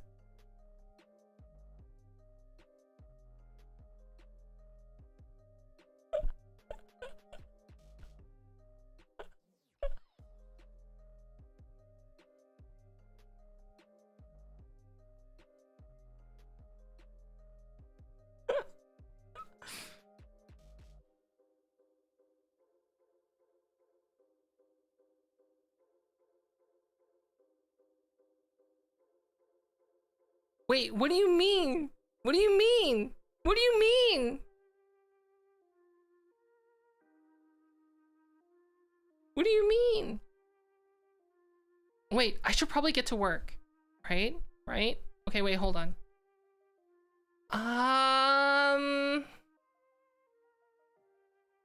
do have to work on a model. Right? I do. I did have plans to work on it. Right? Okay. Hold on. You deleted it? Thanks, Hope. Wait, ADC, can you tell me one thing? How many views did that clip have?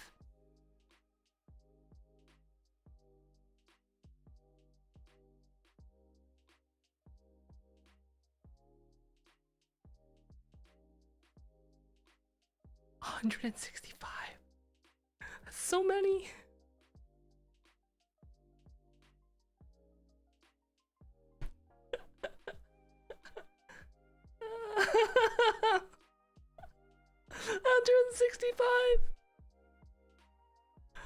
$165.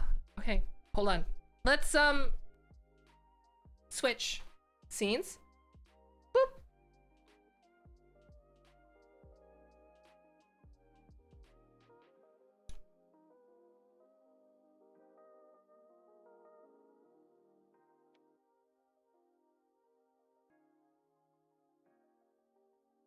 Okay.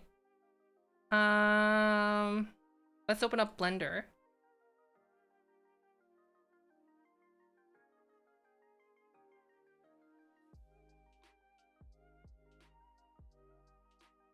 Come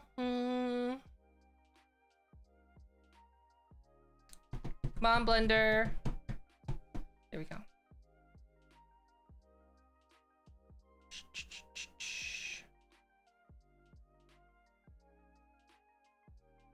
Okay, so this is what I'm working on right now. It's very close to being... Oh, why is my mouse being weird? Oh, actually, I need to go to the bathroom. I said that earlier, but I forgot. So, I'm gonna go. I'll be right back. Yeah, I'll be right back. Let me, yeah, I'll just be right back. I'll be right back.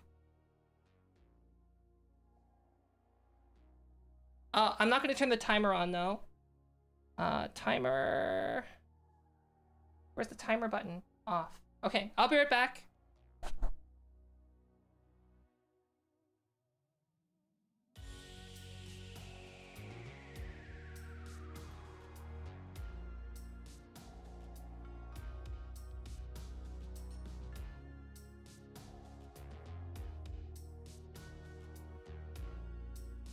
Yes, I'm working on Cece's model.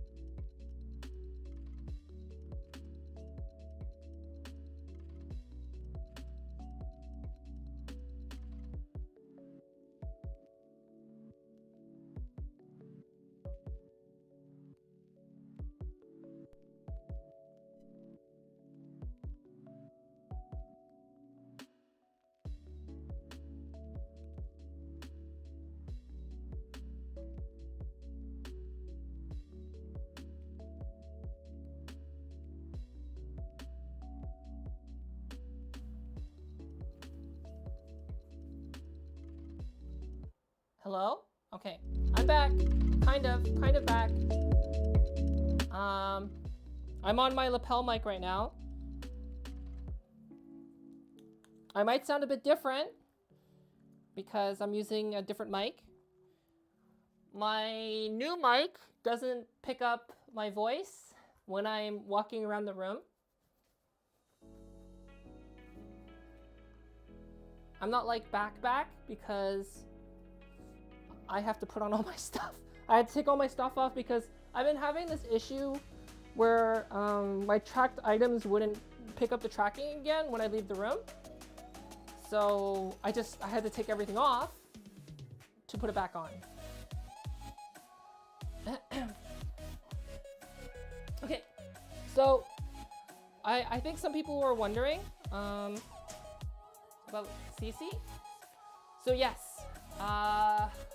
I'm doing a commission for CC.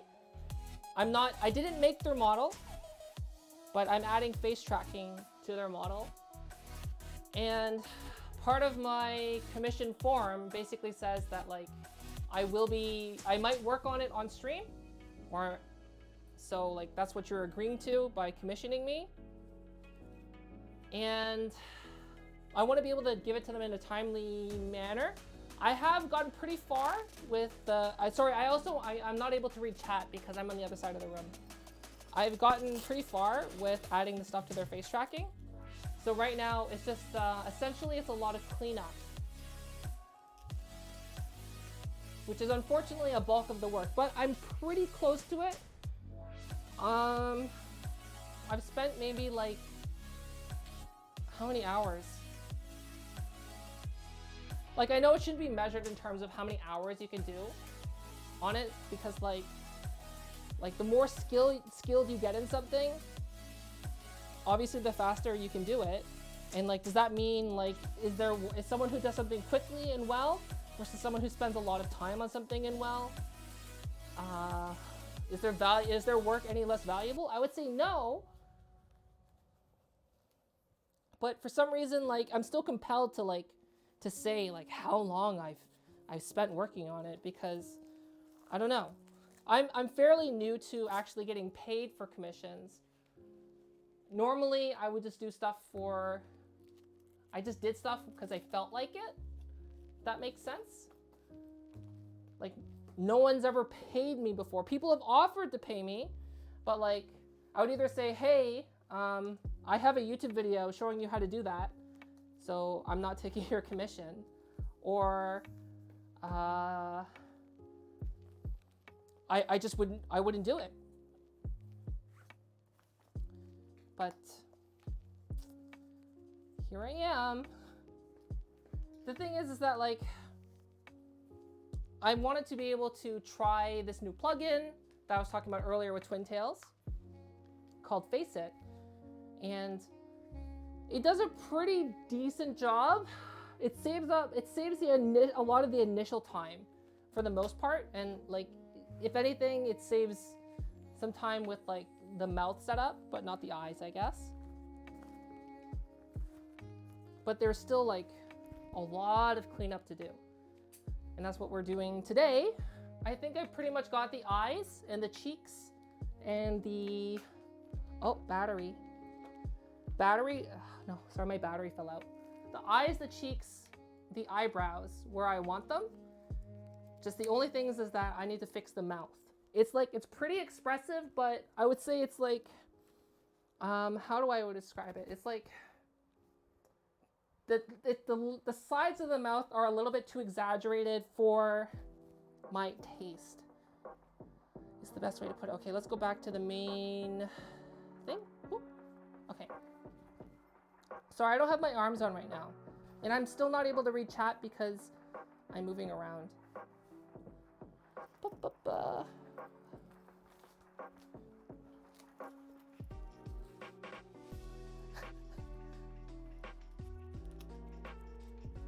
I'm just putting my arm batteries on, I guess.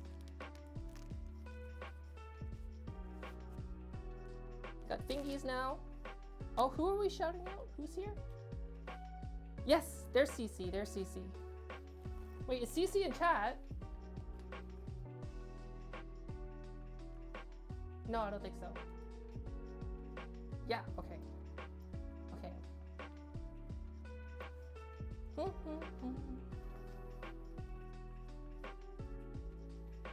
Chair Chan debut when?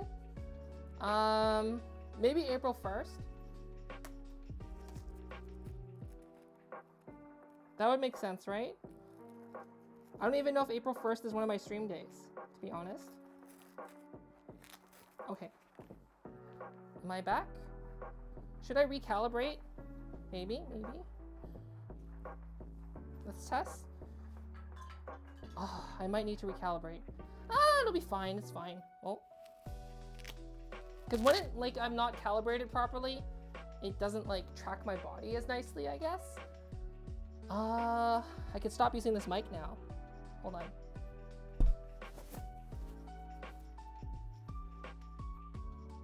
There we go. Line in, microphone should be off.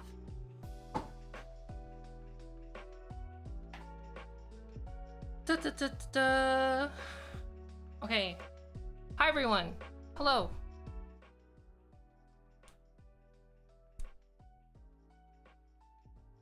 Chair chan emote? Yeah. You're saying that I should have a chair chan emote. I don't have any free emote slots. He was partying all night? Okay. Okay, let me show you where this current tracking is at. Do I have it in my recent files? So here, I said this is like the fourth whip. It's not actually my fourth whip. I can't zoom in on it though. But this is like where I have it right now. Have room. Is my next emote gonna be really chair chan? I hope not. I could just add it as a tier 2 emote. So this is where I have CC's model right now in terms of face tracking. And I wish I could make it bigger. Can I? How do I make it bigger?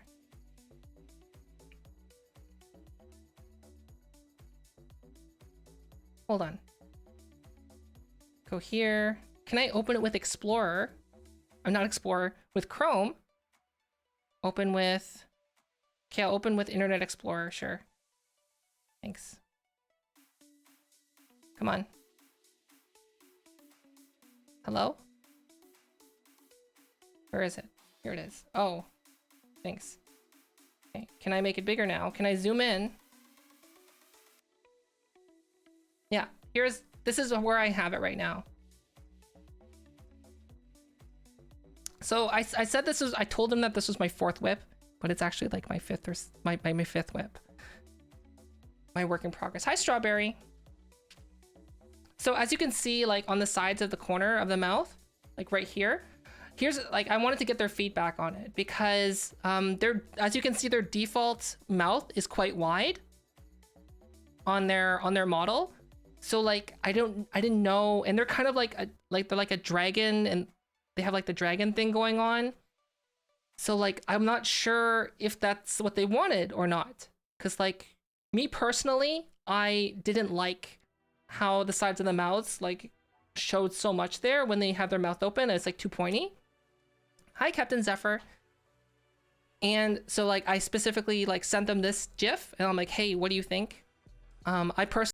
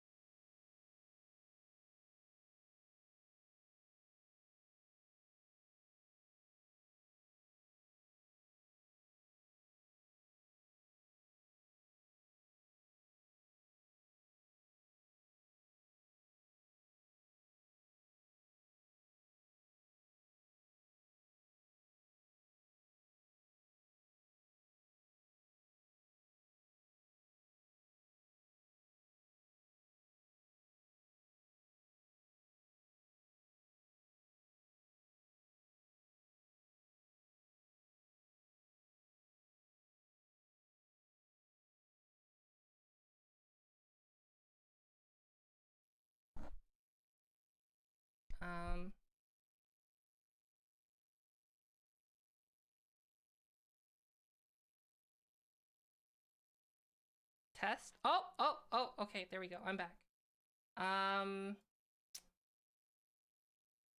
Sure. Are we good now in the sound? Hello? Music, Selma? Oh, there we go. Hi, sorry, that happens sometimes. My CPU is not very good sometimes. But hi. Here we go. So yes, this is where I am right now. And what I was saying is that like, I don't like how like, see that right here in the corners of their mouths? I don't like how that goes, but like it could have been like, they could like it, right? I personally didn't like it. So I sent this to them. I'm like, hey, this is a work in progress. This is where it is right now. There's some things I wanted to fix. So like one of the default states is their mouth stays a little bit too open sometimes. And like, I wanted to fix the corner of their mouths, but I didn't know if that's what they wanted. As I was saying earlier. And thankfully they're like, yeah, I don't like the corners of the mouth. I'm like, yes, you're thinking the same thing I am. So that's what we're going to be doing quickly right now. Essentially, once you have the AR kit blend shapes created, then like a lot of the work now comes down to fine tuning. So like one thing I've already done that we haven't seen reflected on that thing yet. Oh, hold on, it's not that one. How much resources is Blender using? I never actually checked.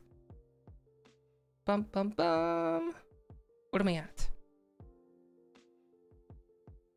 Oh, I could probably close NDI. Is NDI using anything right now?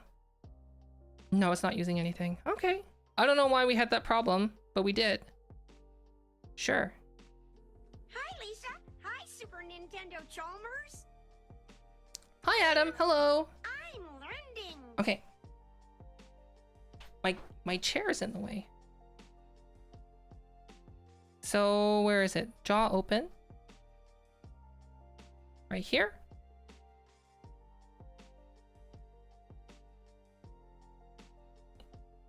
So I've already like toned down some of the corners here. Oh, there's some touch up still. It's a little... There's a little bit poking through that shouldn't be poking through. And I need to fix the teeth a little bit. In essence, like it looks fine. It like, okay, let's be honest. Like you could get away with this. I don't think there'll ever be a time where anyone would look here. But now that I've seen it, I probably need to fix it. So we're gonna go into edit mode. We're gonna select only the teeth. And I'm gonna bring them down a little bit.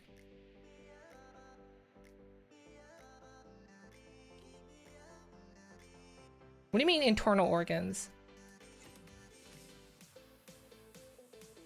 Probably like here. Oh, is the magnet on? No, it's not. Okay, and then bring them back. Just a little bit.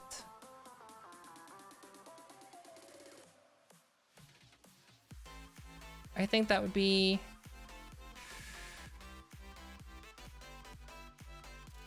What's going on with that one over there? Ah, I see. Okay. Wait, when you do this facial expression, your front teeth aren't really showing that much. Okay, let's undo that then. Bring it back just right there. But like, let's bring it back a little bit here. And then go down. The only issue is I don't like... How often would that be showing though?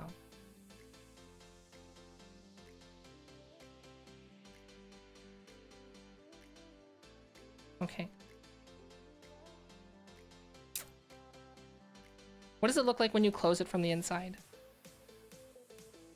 Oh, right. I need to be back in object mode. Go here.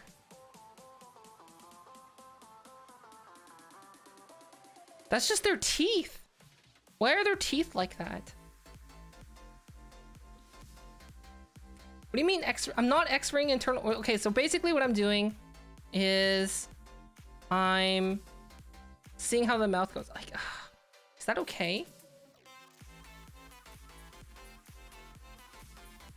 Hey, Twin Tails, are you still here?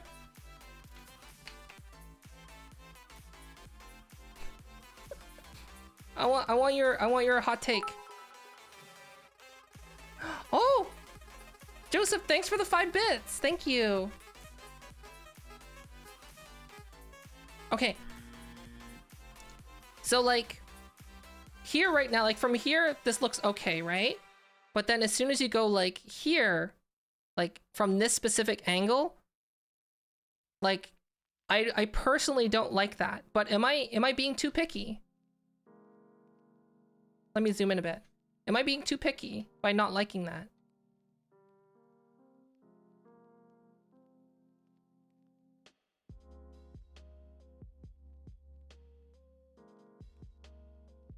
Because like essentially what's happening right now is like the model is moving in ways that I guess JJ wasn't thinking of doing that. The mouth just needs to be more inwards in the y-axis. Wait, the y-axis, this one. How? Okay. I did save this as a new version so that any changes that I make on this y-axis implant.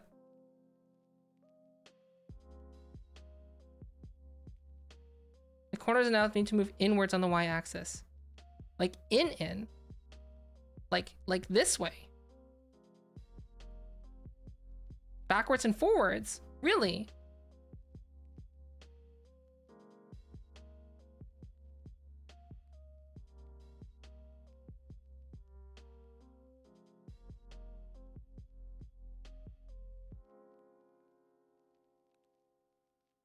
Sorry, I'm thinking, I'm processing.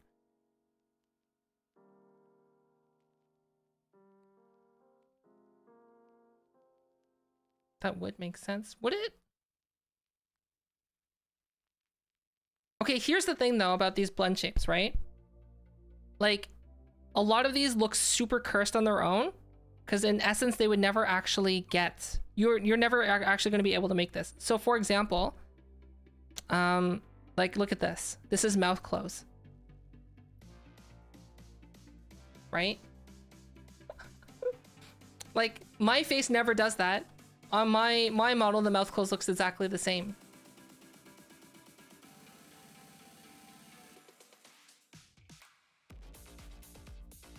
Should look fairly natural. Okay.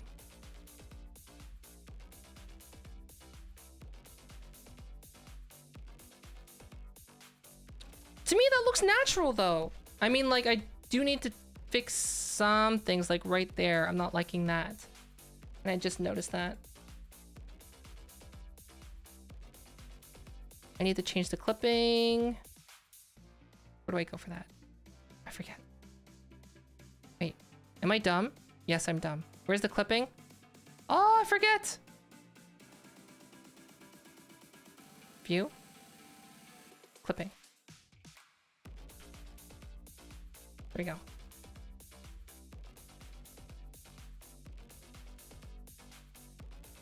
What the heck is happening there? Okay. Something is clipping through that shouldn't be clipping through. Is it this?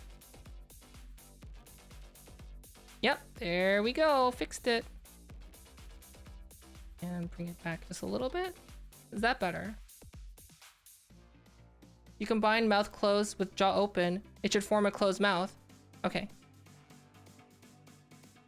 That's true. You're right. That is correct.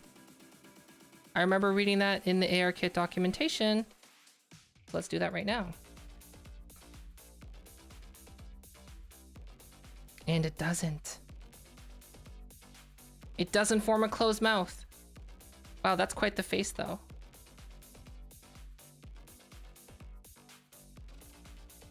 So that means this top lip needs to go down a bit.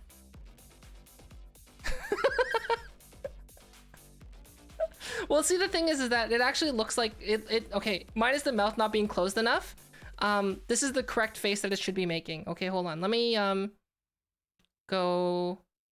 let me pull up a video. Okay, go here. Go to my YouTube channel. Hi, palm trees. Hello. Okay, let me mute this because I don't want to hear my own ad. Oh, I muted it already? Okay, good. Go here. Bum bum ba da ba ba bum. Actually, did I put the AR kit reference in this video? Maybe. Bum bum bum bum.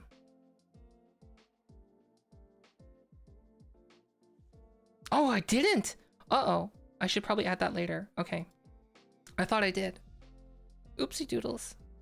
Okay. It's in this video though. Air kit, blend shape informations. And then close this. Bum bum bum. Mouth, jaw. So this is what Twintails is talking about. This exactly. Or is it? Mouth close. Jaw open? I think they talk about it in jaw open, maybe. No, they don't. Okay, what about mouth close? They talk about in this one? I'm pretty sure it's this one. Yeah. So here we can see that mouth close and jaw open, exactly as Twintails mentioned. Oh, why aren't my hands working? Hello? Hands? I didn't even notice my hands aren't working. When did they stop working? Oh, when I crashed. Okay, hold on. Let me unplug and replug. Those USB sounds are me. Ow. Oh. But they're not plugging in. They're not redetecting. Plug in, please. Are you working now? Oh, there we go. My fingies are back. Okay, so yeah, this is how it's supposed to look, just as Twintails was mentioning. It should be closed like that, like you're making this face. Wait, can you actually see that on mine?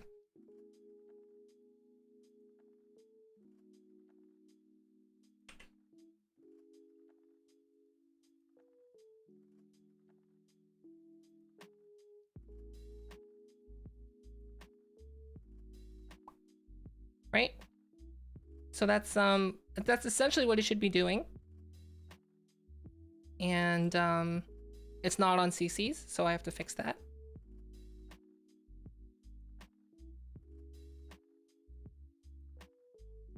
So in that case,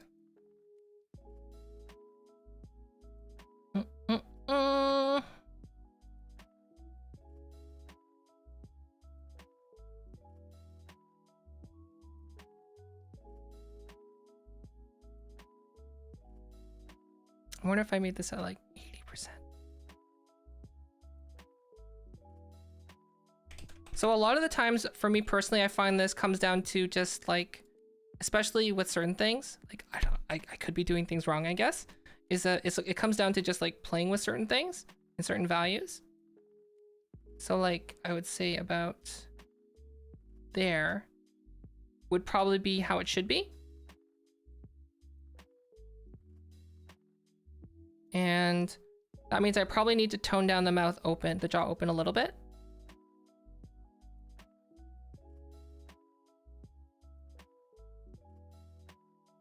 So I should probably only go up to a maximum of probably about there. The jaw is a bit too forward though, isn't it?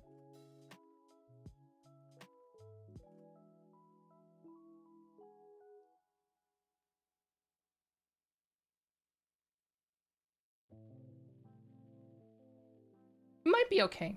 Let's take a look. So we're going to, so what's a really, really nice thing that you can do in Blender, and like, this is, I think, something that I talked about.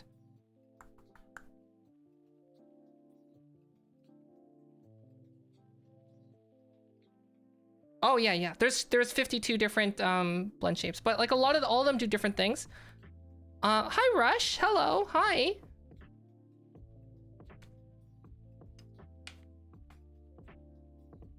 Okay, so, oh no, Mumbles, they were talking about ads on my YouTube. I was getting ads on my own YouTube. I'm doing well today. How are you, Rush? Yeah. Okay, so what I'm gonna do then is I'm gonna make mouth open probably about, this is gonna be the new maximum. And I think this is probably better. So at this percentage, okay.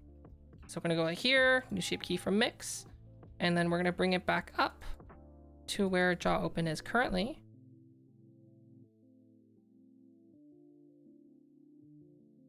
And we bring this back down.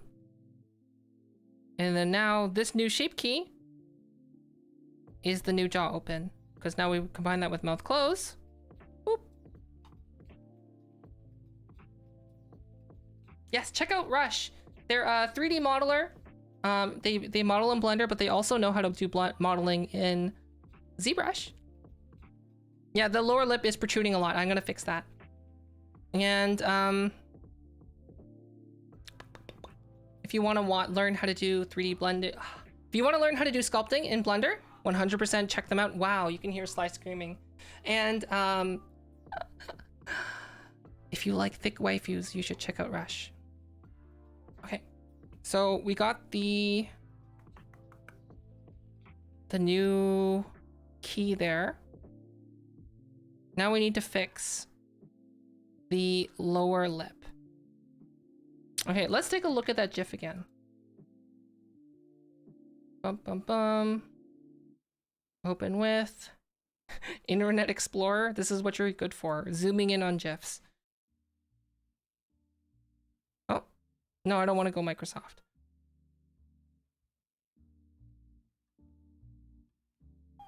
Sorry, I'm just looking at the GIF.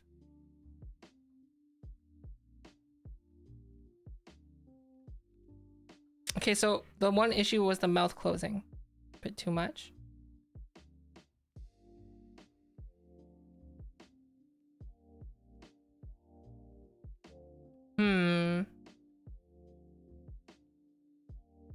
I didn't make this model. This is not my model. I didn't make it. This model is made by Genomu. Genomu made this model. And then this is CCVR's model. The only thing I'm doing is I'm adding face tracking to it. So you can see right here, this is one of the work in progress photos I did for it. And I'm just checking it out. Yeah, I'm gonna adjust that lip anyway. I don't think it would be a problem, but I don't like the way that looks. So we're going to tone it down a bit. So where is the mouth close? Maybe about there. It says we're not supposed to work. It says we're not supposed to touch mouth close at all, though. That's the thing. See, the thing is, like, okay, here's the thing. Personally, I would want to touch the mouth close, and I would want to fix it. But it's specifically like I've done it myself for when I've done things by hand. But like since I'm using like a plugin to do like certain things, it specifically outlines do not touch this ever. So I'm just like,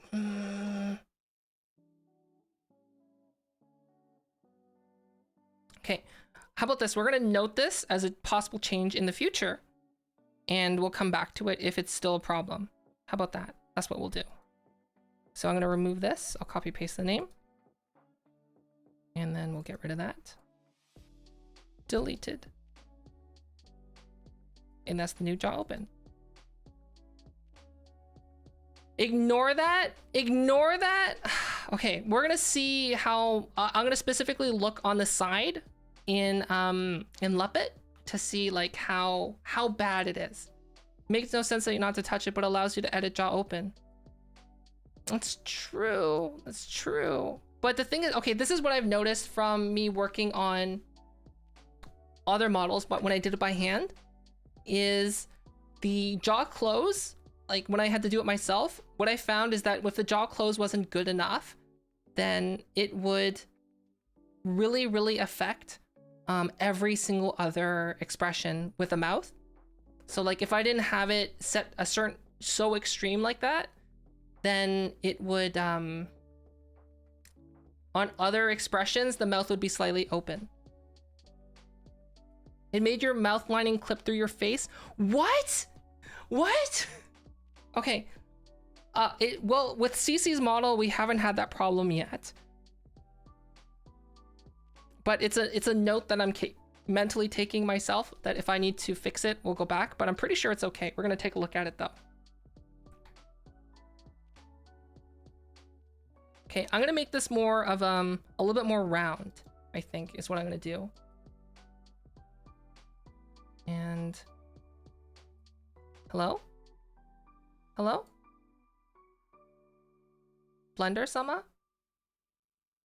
Object? Edit. Sculpt.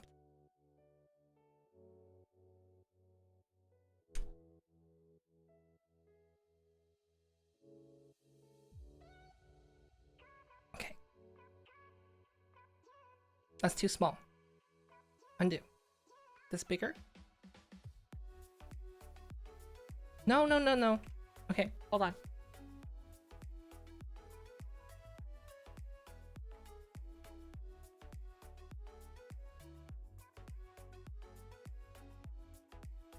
Oh, okay, hold on. Edit.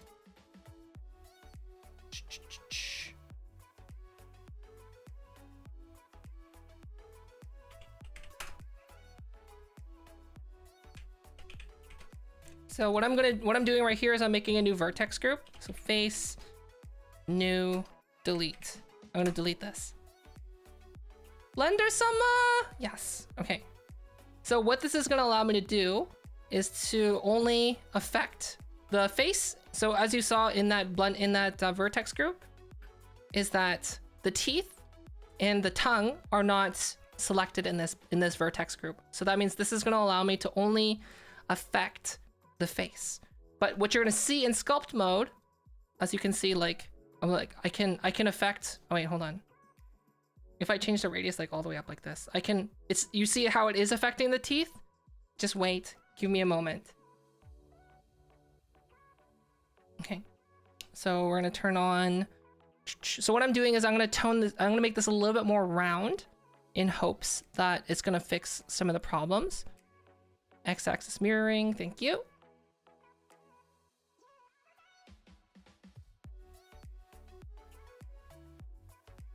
No.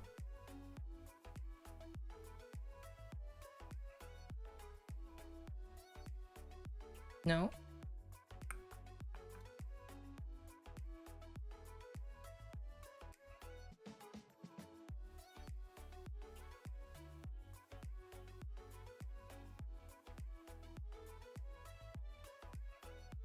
Oh, clipping.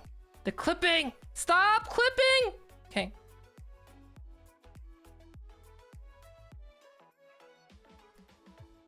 Am I not selecting that? Hold on. In my selection, am I not collecting that? Hold on. The face select. Oh, I didn't. Okay, hold on. Dude. It is selecting that. Oh, it's just there's not enough vertices there. Oh. I see.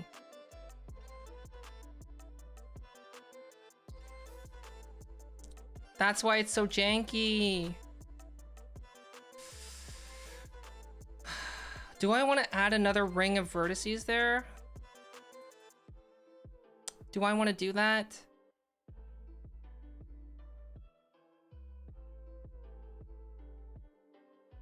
I really don't. I really don't want to do that. That's gonna mess things up so much. Okay.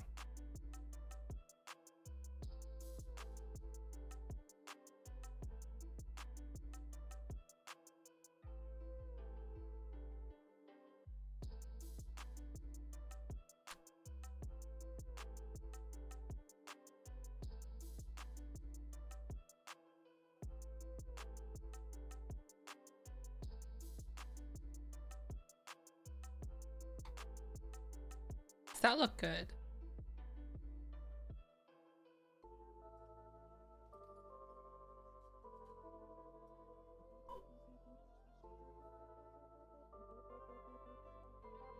I could just shift the vertices forward. I could.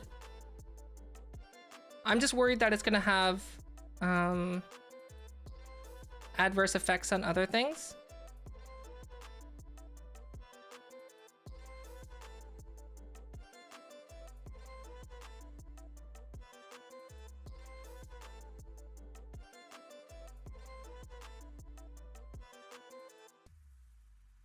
I think there's another one there.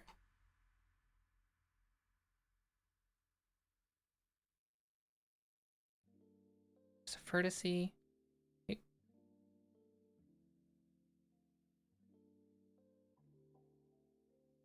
I want this one. Is that the one I want? Yes, it is. Okay.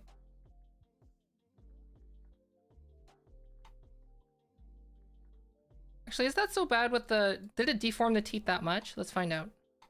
Let's go inside. And then...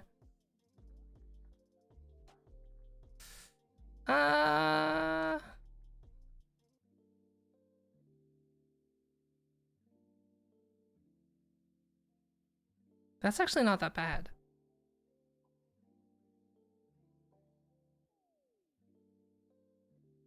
Okay. Let's see what that looks like with the combination of mouth close. There's the issue.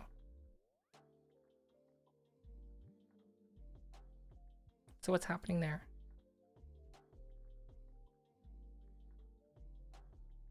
I think the teeth in the front are too front heavy.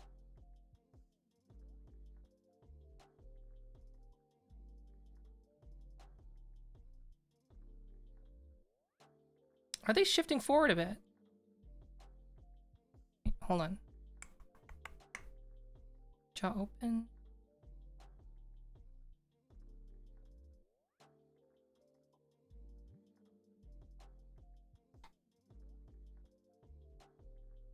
I'm almost wondering if I should just like shift the teeth forward in the front. Yeah, shift the vertices forward.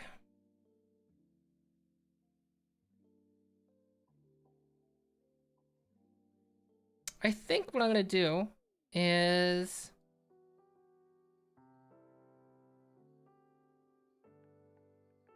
also Rush, the Shift L. You know, for the longest time I didn't know what Shift L was. So I actually had to, like, I actually did everything. I always selected the vertices manually, or I'd make a vertice group by hand.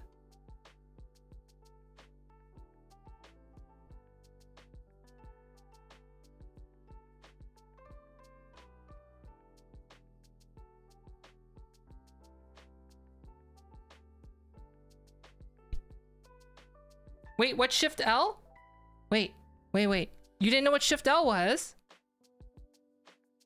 Hi, Lobbits. Hello. Okay. Wait. Okay, so I didn't know about Shift L. So basically what was happening is, like, let's say if I wanted to select all these vertices right here without selecting everything, and I was just like, Rush was just watching me going like this. And Rush was like, Fofa, what are you doing? Stop. I'm like, what do you mean, what am I doing? I'm just selecting the vertices. And Rush is like, Fofa, let me teach you something. And I was like, what? Okay, so Rush is like, okay, select one of the vertices, and then to select all the connected vertices, press Control L. Boom.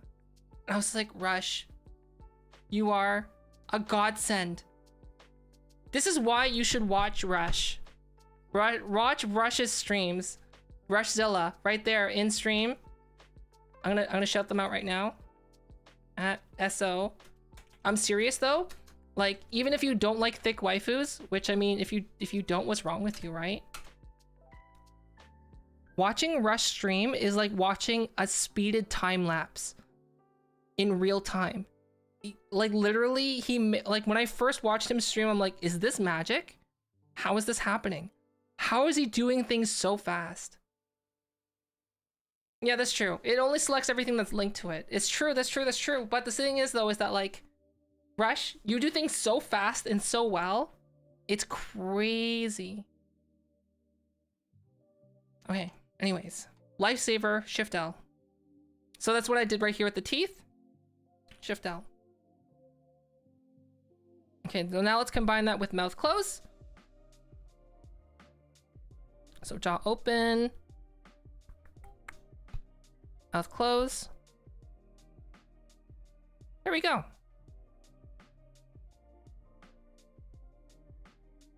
Okay, ADC, see you. Thanks for hanging out.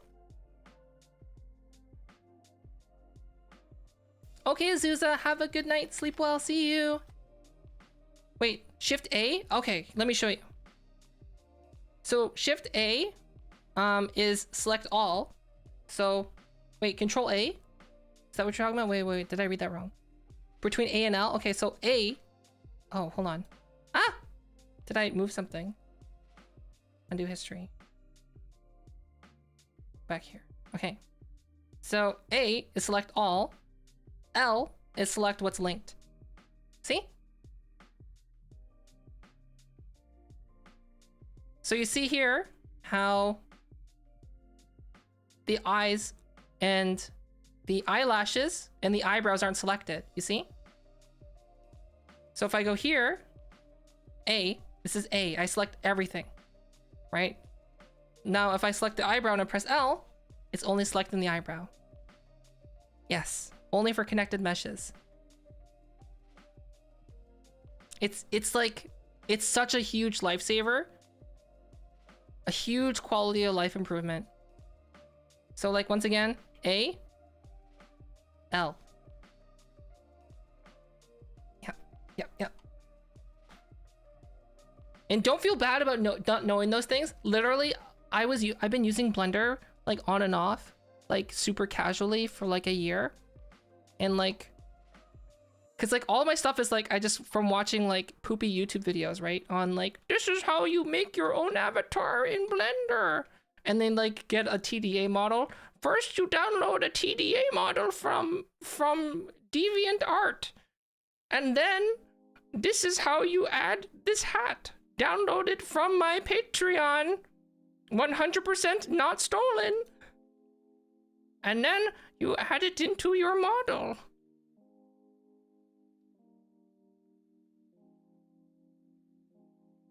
And then we're going to add a swag dance to it because swag. Okay. So I think the mouth close is there. And the mouth jaw open. I think that's fine now. I think the other things that we need to tone down a bit are the smiles. So we have the smiles. See? I actually did this myself where I actually made them a little bit more exaggerated because they weren't. Basically how Faceit detected the smile is like it just made it like when Faceit did this, like the smile, it just did this. Wait, hold on. It just did that. I've just been scuffing up going blindly with only Maya knowledge. I don't even know how to use Maya. Okay, so, oh yeah, okay, Twin Tails, here's my example. Okay, so for the Faceit, for example, so see smile left? This is basically what it did. So from here, Faceit was like, oh yeah, this is smile, right there. That's what it did. And I'm like, that's not enough. It did, because what happened was it just basically made Cece's face just look dead all the time, no matter how much you moved your face. So like, I was looking at the examples, like for here we have the smile going all the way up like that. And where is it? Zoom out.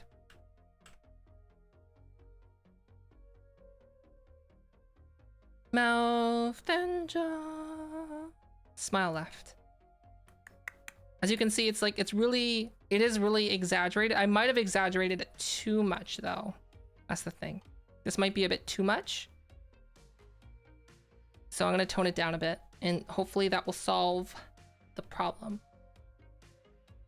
Cause I kind of just went like full bar. I just kind of went all in with the smile versus like the original, which was like at, what is that? Like 0.16.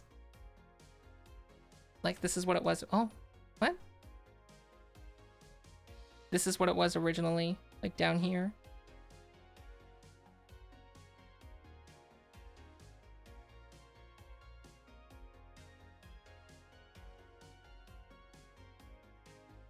Yeah. It's really hard to test it. That's why, like, this is like the hardest part, essentially, of doing this, is just going through everything and testing it. And my batteries we're dying. I need to turn it back on. There we go. So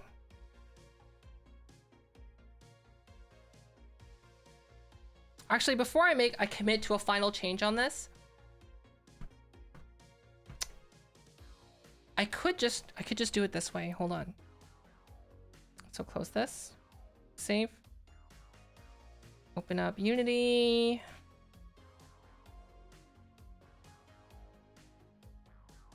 I do like this face though. It looks very like hey ladies.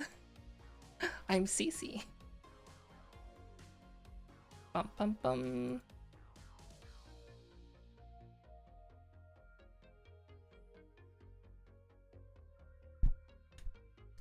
What I can do is that, since what I'm doing is I'm going to just be adjusting the variable, I'm not taking into account the new mouth close the jaw open that we just made.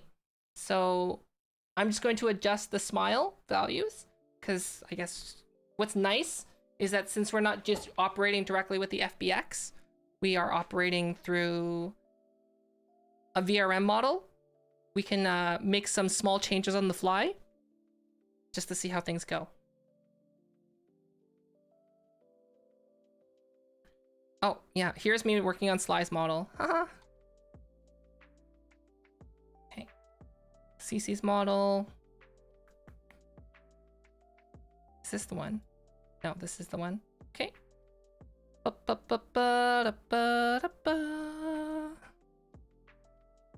So let's try that really quickly with the smile. Yes, CC's model does look really nice. Genomu did an amazing job on it. Okay, where's the smile? I'm blind. Melt smile left. There we go. So what we can do is that, since we already, made that exaggerated smile, we can just tone it down right here. Like this.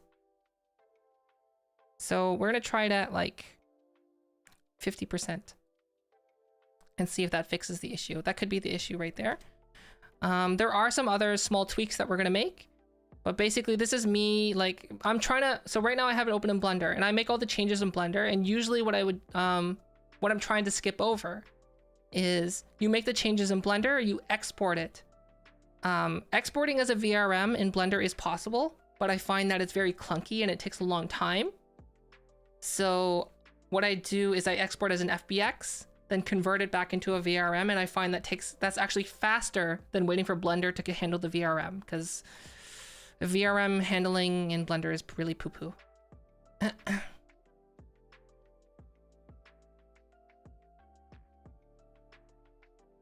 Oh yeah, I've seen people do that too. Yeah, that is a way to do it. So what I'm doing, since I'm already operating with existing blend shapes, and I'm just toning them down to see if that fixes the issue in terms of like some of the weirdness, that's what we're doing. We can do that right here. And we're gonna tone it down to, I think I said 50%. Like that. And that's it. That's what we're gonna try. And now we're gonna export it.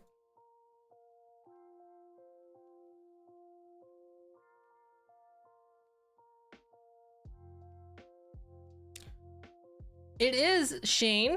Shane, why did you change your name?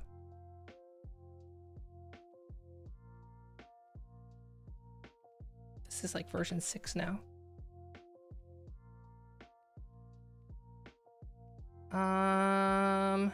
Oh crap. I moved my stuff around. I'm gonna just export this right into Luppet. We're gonna go right into Luppet. Boop, boop, boop.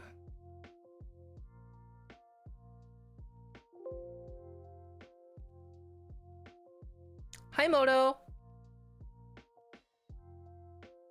This one's better? What do you mean?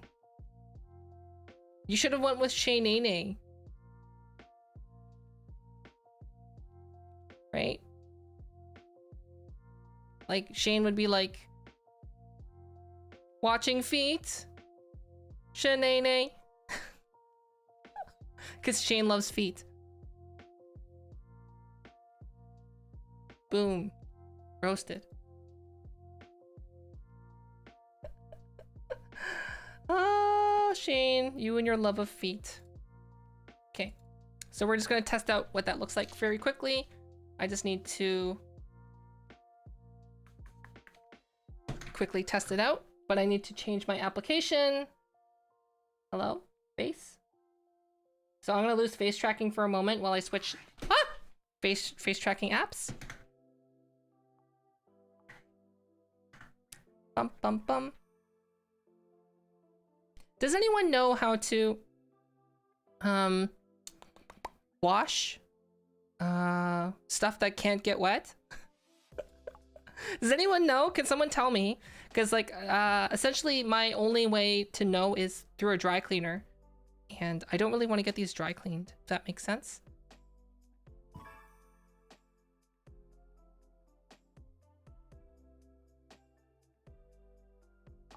Oh no, you're gonna see my IP address. Close your eyes. This is my IP address. Don't dox me. Alcohol? Yeah, I thought about doing alcohol. Okay. Oh, that certainly helped a little bit. Okay, the jaw closing thing will be fixed very soon. So this where it's like it's opening sometimes. That's already been fixed in Blender, so don't worry about that. What do you mean this looks so odd? Why does this look odd? What do you mean? Why does this look odd? Huh?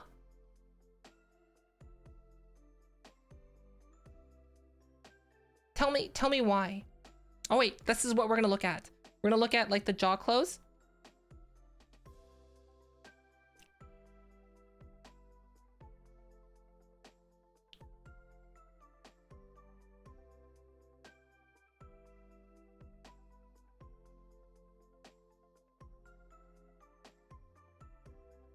Oh, that is an issue.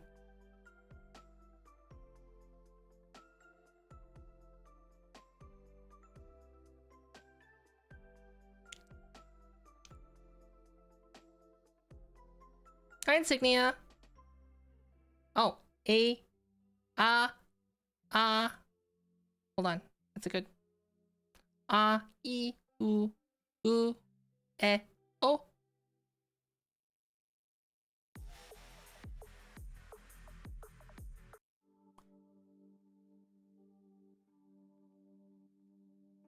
Oh, oh, hmm.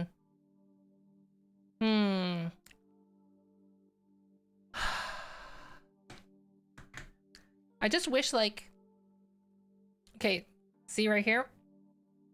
The mouth is open, that's been fixed. When it shouldn't be open.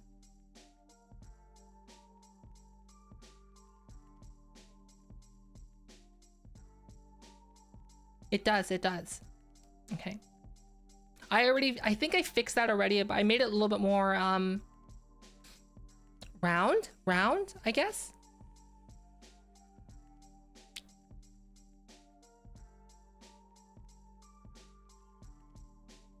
So that might actually, okay. Just look right at the mouth. I wonder if they like how far the tongue sticks out now. Is that too much?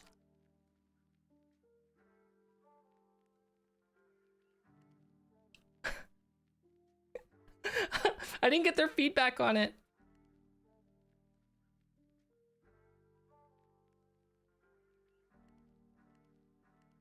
Well, I mean, like, I think they're like, okay. I think they're like a dragon, right? Oh yeah, that bottom lip needs to be fixed. Holy smokes. Okay. I think I can fix that a little bit with jaw forward. Maybe the jaw is going forward. Is it?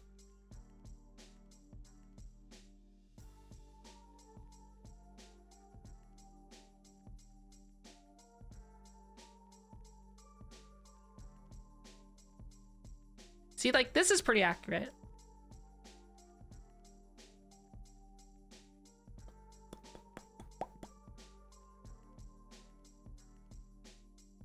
I don't like how the mouth is not as round as I want it to be. That's a problem.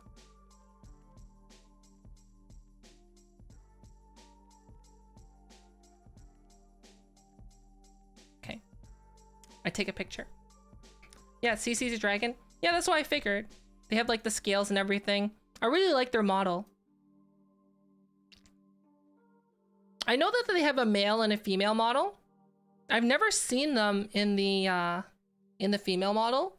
So like, I always thought it would be like a cool thing to do to have like a 2-in-1 model that like would morph into the other model, because it's totally possible.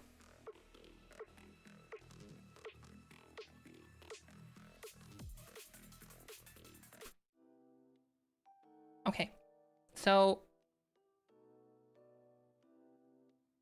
what is causing that lip to like, see right here in the very center? It's kind of going up a little bit. Right here, right here. Did I highlight that in that picture? Yeah. Let me circle it so I can remember. Oh, that's not a good color. Boop, boop. Yeah, this is what I do on my own time. I just take a note like this, and I'll be like, and this is the O. Okay.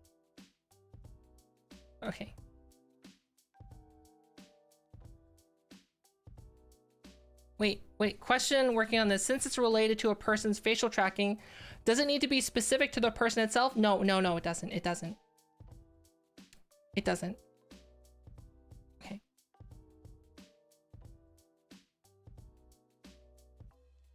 The mouth is less pointy.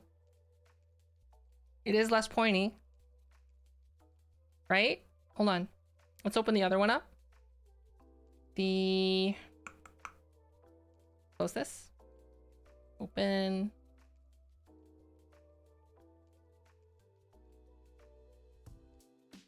Wait, hold on. I need to open this in Internet Explorer. Internet Explorer, your only use for me is to open GIFs. Okay, wait.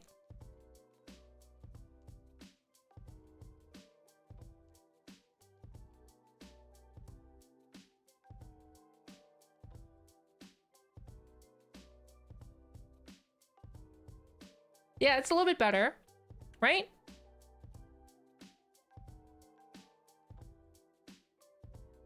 Wait, what is that link? Shane, if this is like not safe, wait. Getty Images, Pabst, a Boxster mix shows off his underbite during the 21st annual picture? What is that? What is that?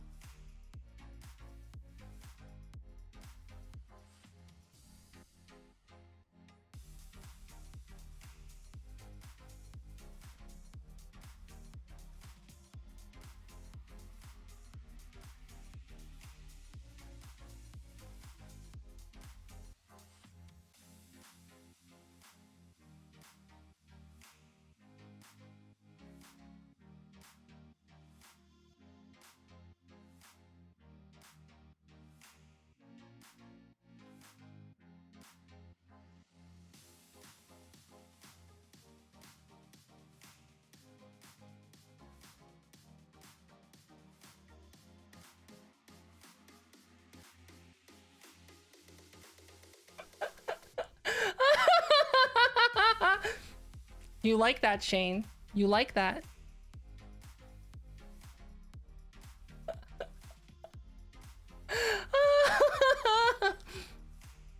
It's great.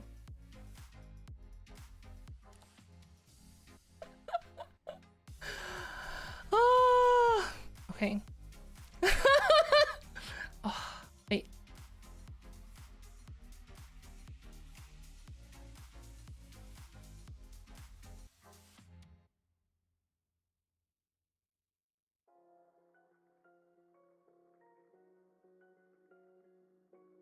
Oh, actually, this actually explains. This is a great chance to explain like one thing I was thinking about trying. I'm probably not going to try this on a commission because I don't want to deal with like them not liking it. But one thing is like how this is like the eye shine is right there, right? And like I was thinking, you know what, like in real life the eye shine would move around like around the eye, right? So like I was thinking like it might be interesting to like have it so that the eye shine moves around based on where your eye is located. Maybe, right? Right? Wouldn't that be cool? Right, right, right? I don't know if I would actually do it though for someone.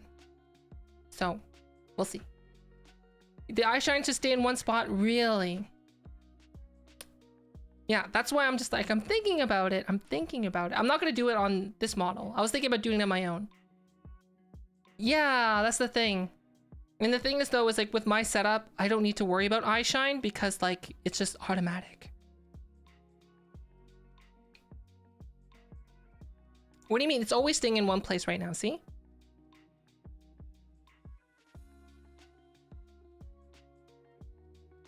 It looks so odd when it doesn't move.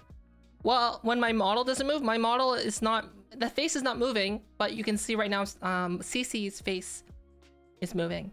Okay, so we need to fix the O shape. That a little bit. I wonder what like needs to be fixed with that. Okay, wait, I wonder, I'm just thinking of which blend shape it would be. Oh, it's probably pucker. It's probably the pucker. Maybe, maybe. Okay. Okay, let's go back. Boop. Hello?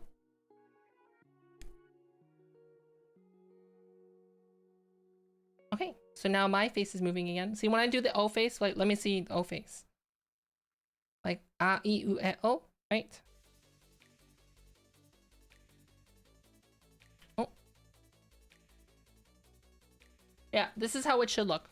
Oh, A, I, oh, that's a bit too much. I, U, E, U, E, O.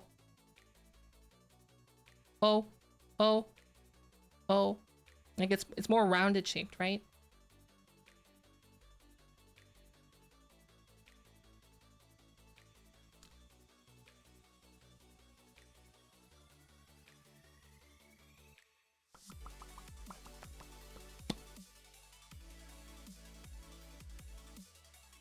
Okay.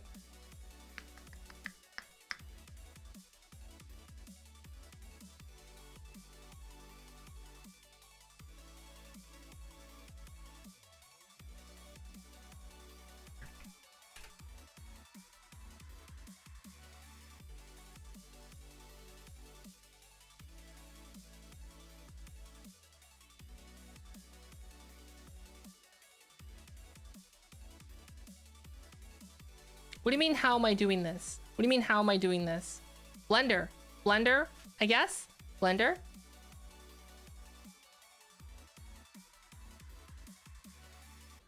Okay.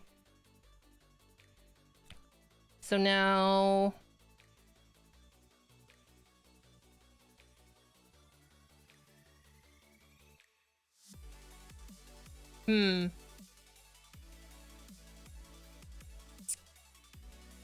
We know that this needs to be at 50%. The mouth close and the jaw open. So I think it could be the mouth pucker.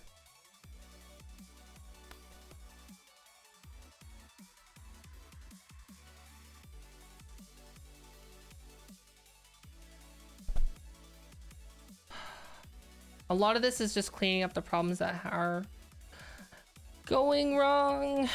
with...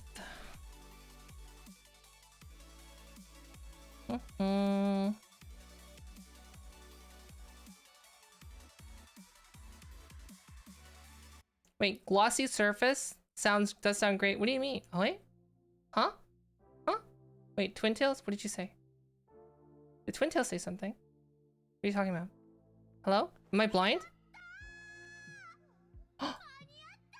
Sanchez! Thank you! Thank you! Thank you for the sub! Thank you!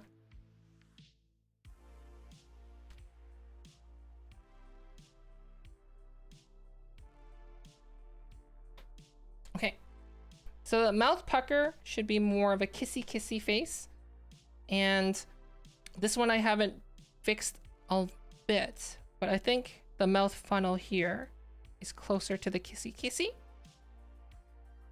Like that. Now I'm trying to remember the difference between mouth pucker and mouth funnel. It's more opened. Okay. That's what I need to fix then. So this would be more of a mouth pucker. This one right here. So we're gonna fix that. So I'm gonna change this one to mouth pucker. Bring this back up.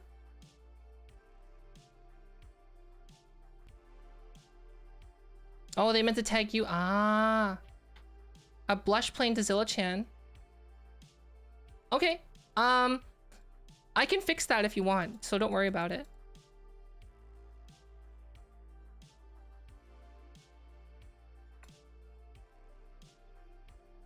Oh, here. So this should be mouth. So this is mouth funnel.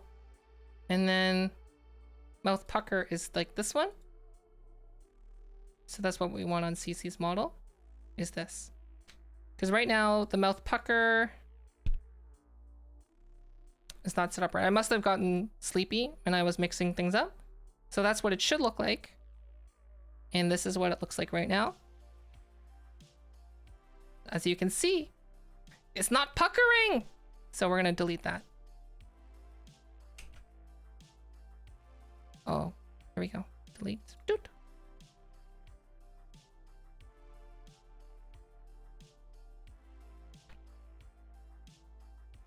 You got a rash like that on your cheeks as well? What do you mean?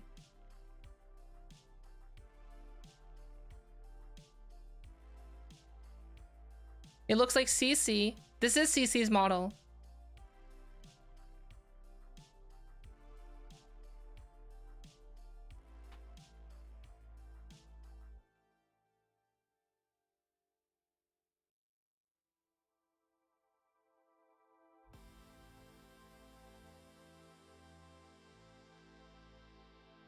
Here's the thing, is that it's a little bit open for mouth pucker. I personally don't think it should be opened. But if it becomes a problem later, I'll come back and fix it. Like for my model, I didn't open it. And same with for Moon's model, I didn't open it.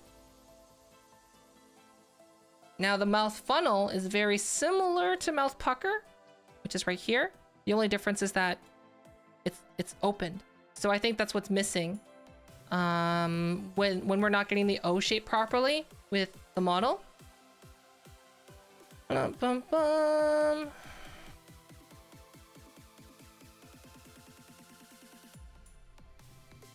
So we're gonna combine this with a little bit of jaw open.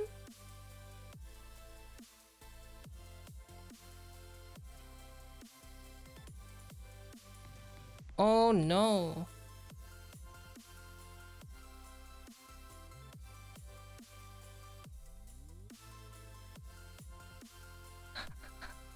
That is so cursed.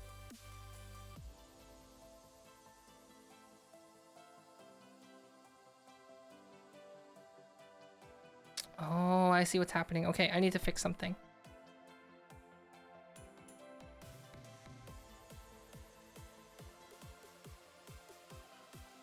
Hello?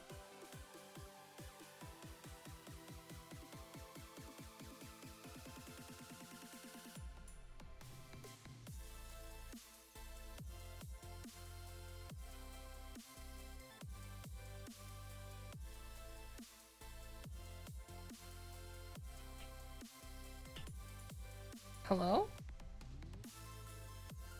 Wait, what is this? What did I enable? Hello? What is this? I don't want that. Okay. Oh. Dang. Okay.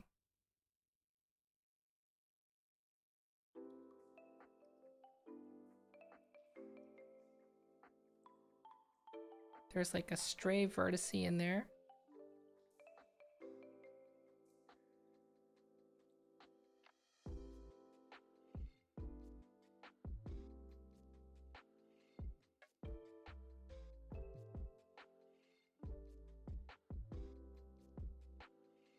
Uh-oh. Undo.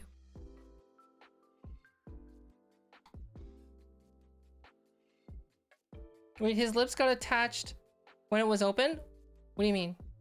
Oh, no, no, no. It's just, so here's the thing about the ARKit blend shapes, is that some of them, when you combine them to their maximum value, will look cursed. They will look cursed. But the thing is, though, is that, like, you'll never actually be able to physically make those faces. So in most of the time, it's actually fine. But, like, sometimes, like, those little things can add up together. So you want to make sure that they're just right. And right now, I'm just, like, struggling a little bit. Trying to select what I need to select. Actually, I think this whole entire bottom lip can come out a little bit. Actually, if I make the mouth...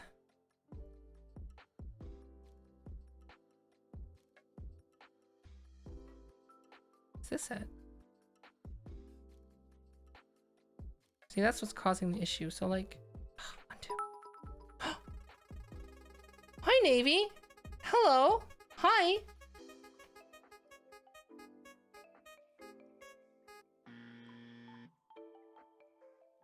No, this is not visible when the model runs. But thank you. Thank you for the bits, Navy. Oh. Okay, there we go.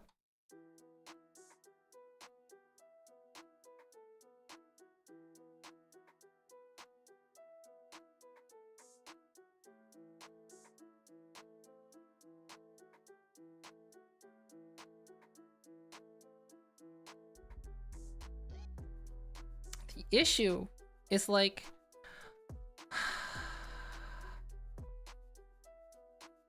Do I need to subdivide the inside of the mouth? I really don't want to. Like, okay, so this like pink pillow looking thing, this is like the inside of the mouth. Let me show you what it looks like. So mouth, jaw open, right here.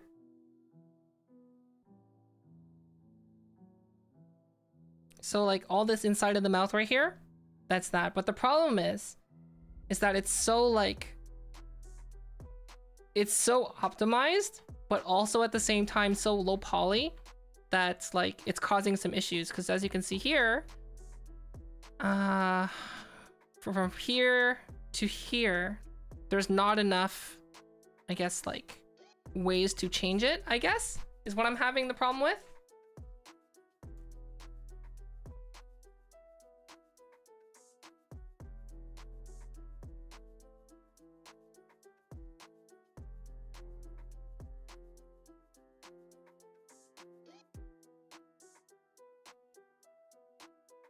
And I'm worried that if I add like, so if I move this over, then it's going to cause some issues somewhere else. And there's, I basically just don't want to make more work than is needed. So like one solution that was mentioned is I can bring this row all the way up here to get more granularity.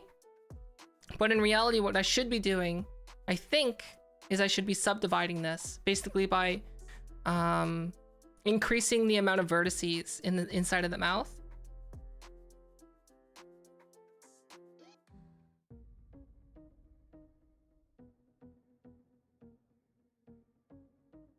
Huh? You have some mouth loops? Yeah, add some more. But the thing is like, ugh, I don't want to do that because it might mess up other things.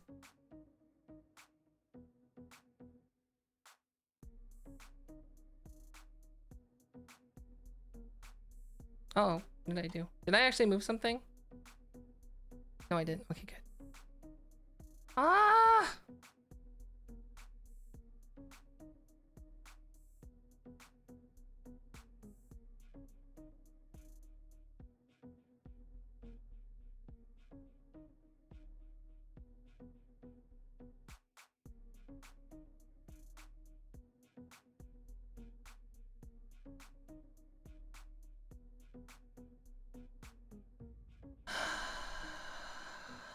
Okay.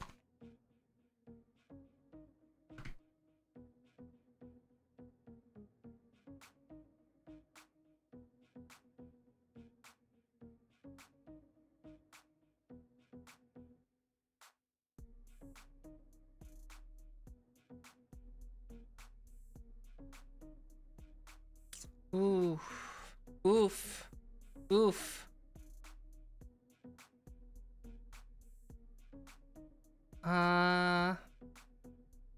Oof.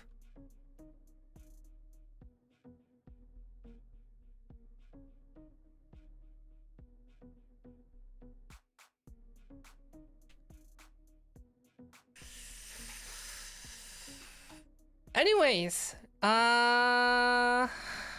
right. What were we doing? We were doing this.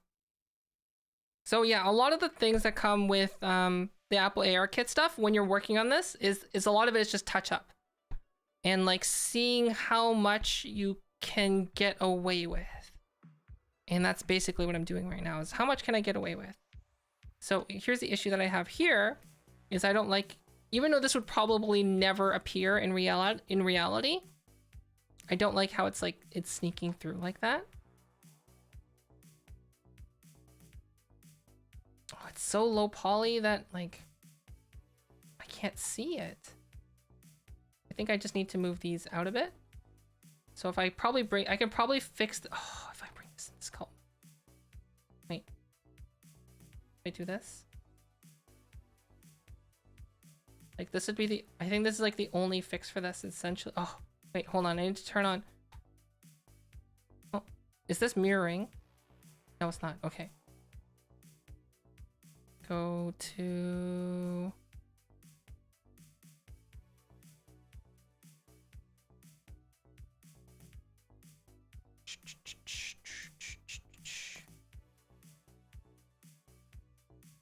I'll just have to do it both. I'll just do both sides. See, I don't know. I know there's a way to mirror it, what you do on one side to the other side, but like I don't remember how to do it quickly. So I'm just gonna fix this manually like this.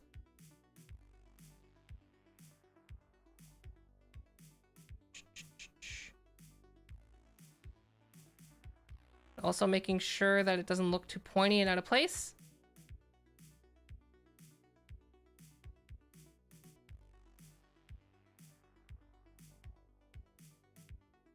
Does that look okay? That looks okay.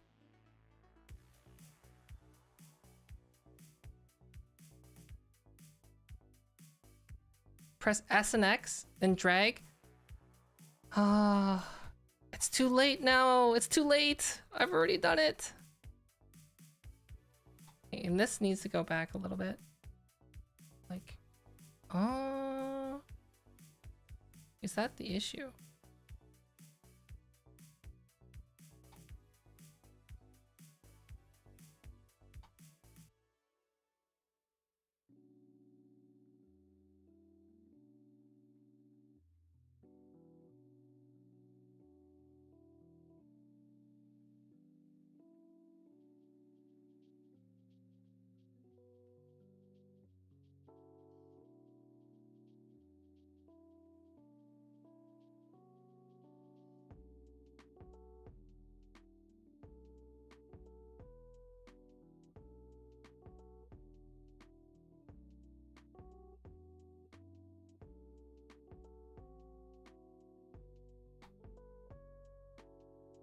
Hi, old blue.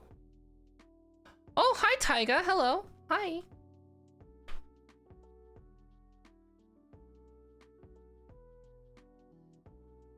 Oh, and thanks for the follow. Hi. Hi. I've seen a bit of your streams before. Welcome. Sorry. Oh, so what we're doing today is I didn't make this model. This is Cece's model made by Genomu. And I'm just adding some ARKit face tracking. So like, let me open it up. Well, like this is the last, not the most latest work in progress. And yes, we're gonna be opening an Internet Explorer. But this is what basically what I'm doing to it. There are some issues. This is a work in progress.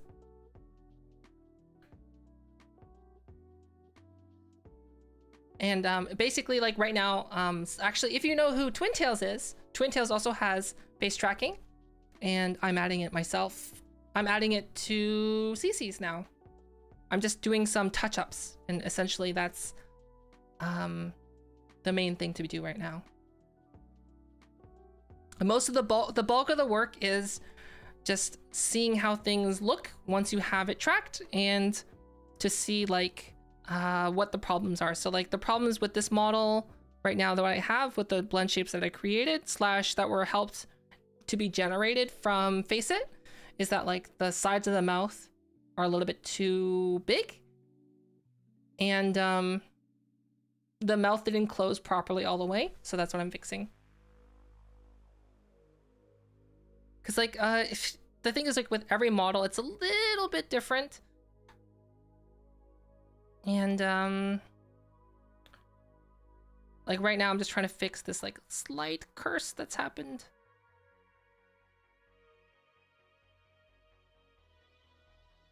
On this model. Is that the one? Are you the perpetrator?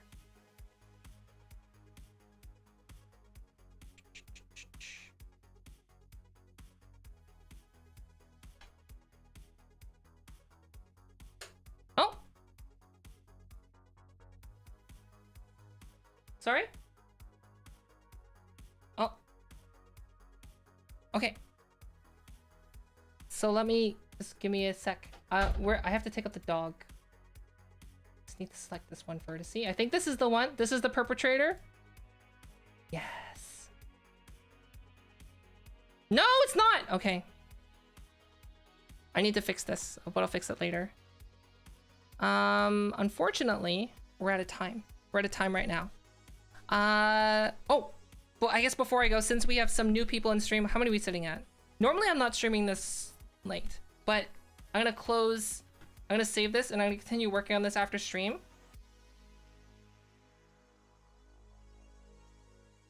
Bum bum bum. Okay. I could probably keep this open. I'm gonna close this though. So Taika, is this your first time here? Basically right now I'm just like, oh, you're a fellow VTuber, so time to show off. Okay, okay, hold on. Let me actually show you my normal setup. Boop.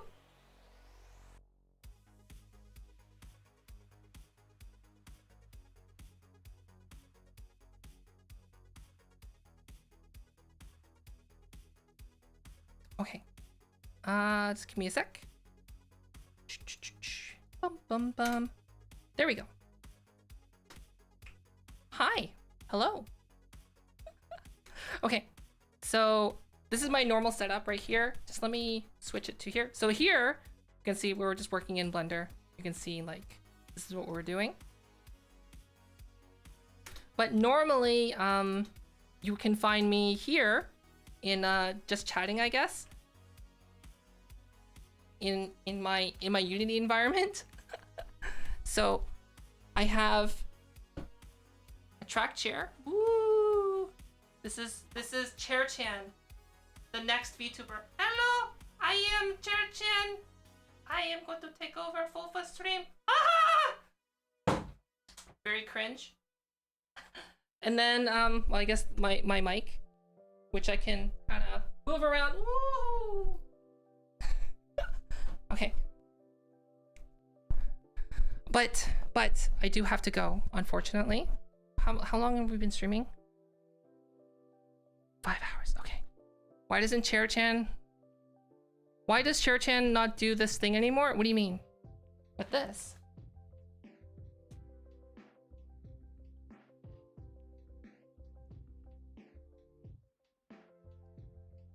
What do you mean?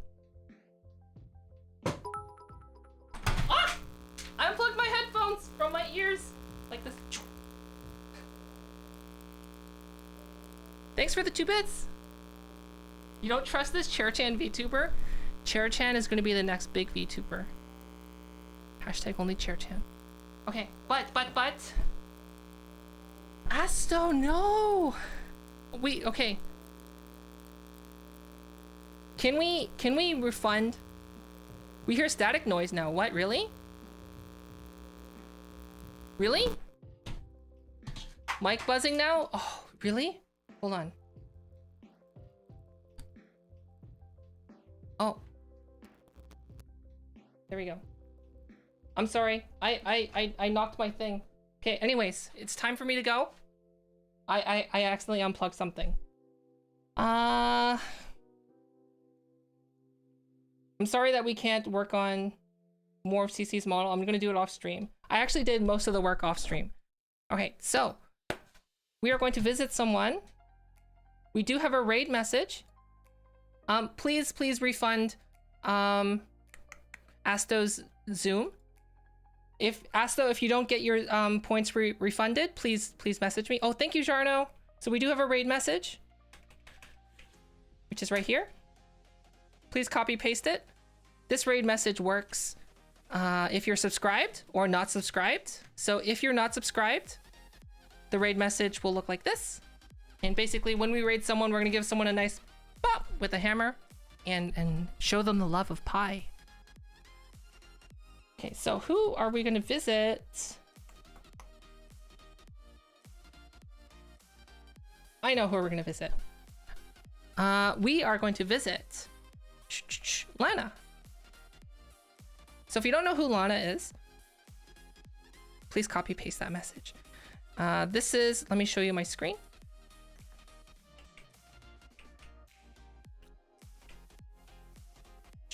Oh, I have it on like ultra low quality. Okay, let me turn the quality up a little bit. So this is Lana Lux. They are a game developer. So they're an indie game developer from Lana. Don't say that please in their chat. They get that too much. You might get banned. So don't say that. So this is Lana Lux. They're a Canadian indie developer. They're currently working on their own game in Unity. So right now it looks like they're just starting stream. So usually they start their stream with taking some notes on things that they want to implement into their game. But they are working on their own game called Strain, which you can see right here. And basically they're working on like an indie survival, like post-apocalyptic game that was kind of like inspired by the current pandemic that's happening right now. Yes, yeah, I know. So please copy paste that message so we can give Lana a fun bop on the face and a good wake up to their morning. And they're pretty welcoming, pretty nice.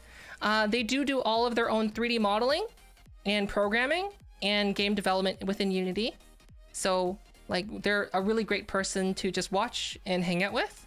So please, like I said, copy paste this message. Works for subscribers and non-subscribers. And oh wait, where's the camera? There it is. And I'll see you later. Thanks for hanging out with me. Have a good Saturday, everyone. I'll see you tomorrow for squats. Okay. Bye.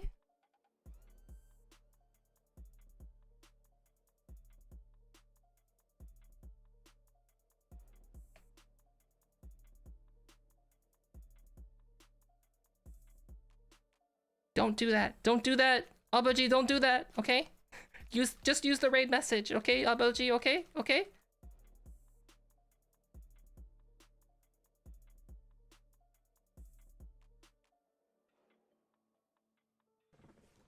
Thank you.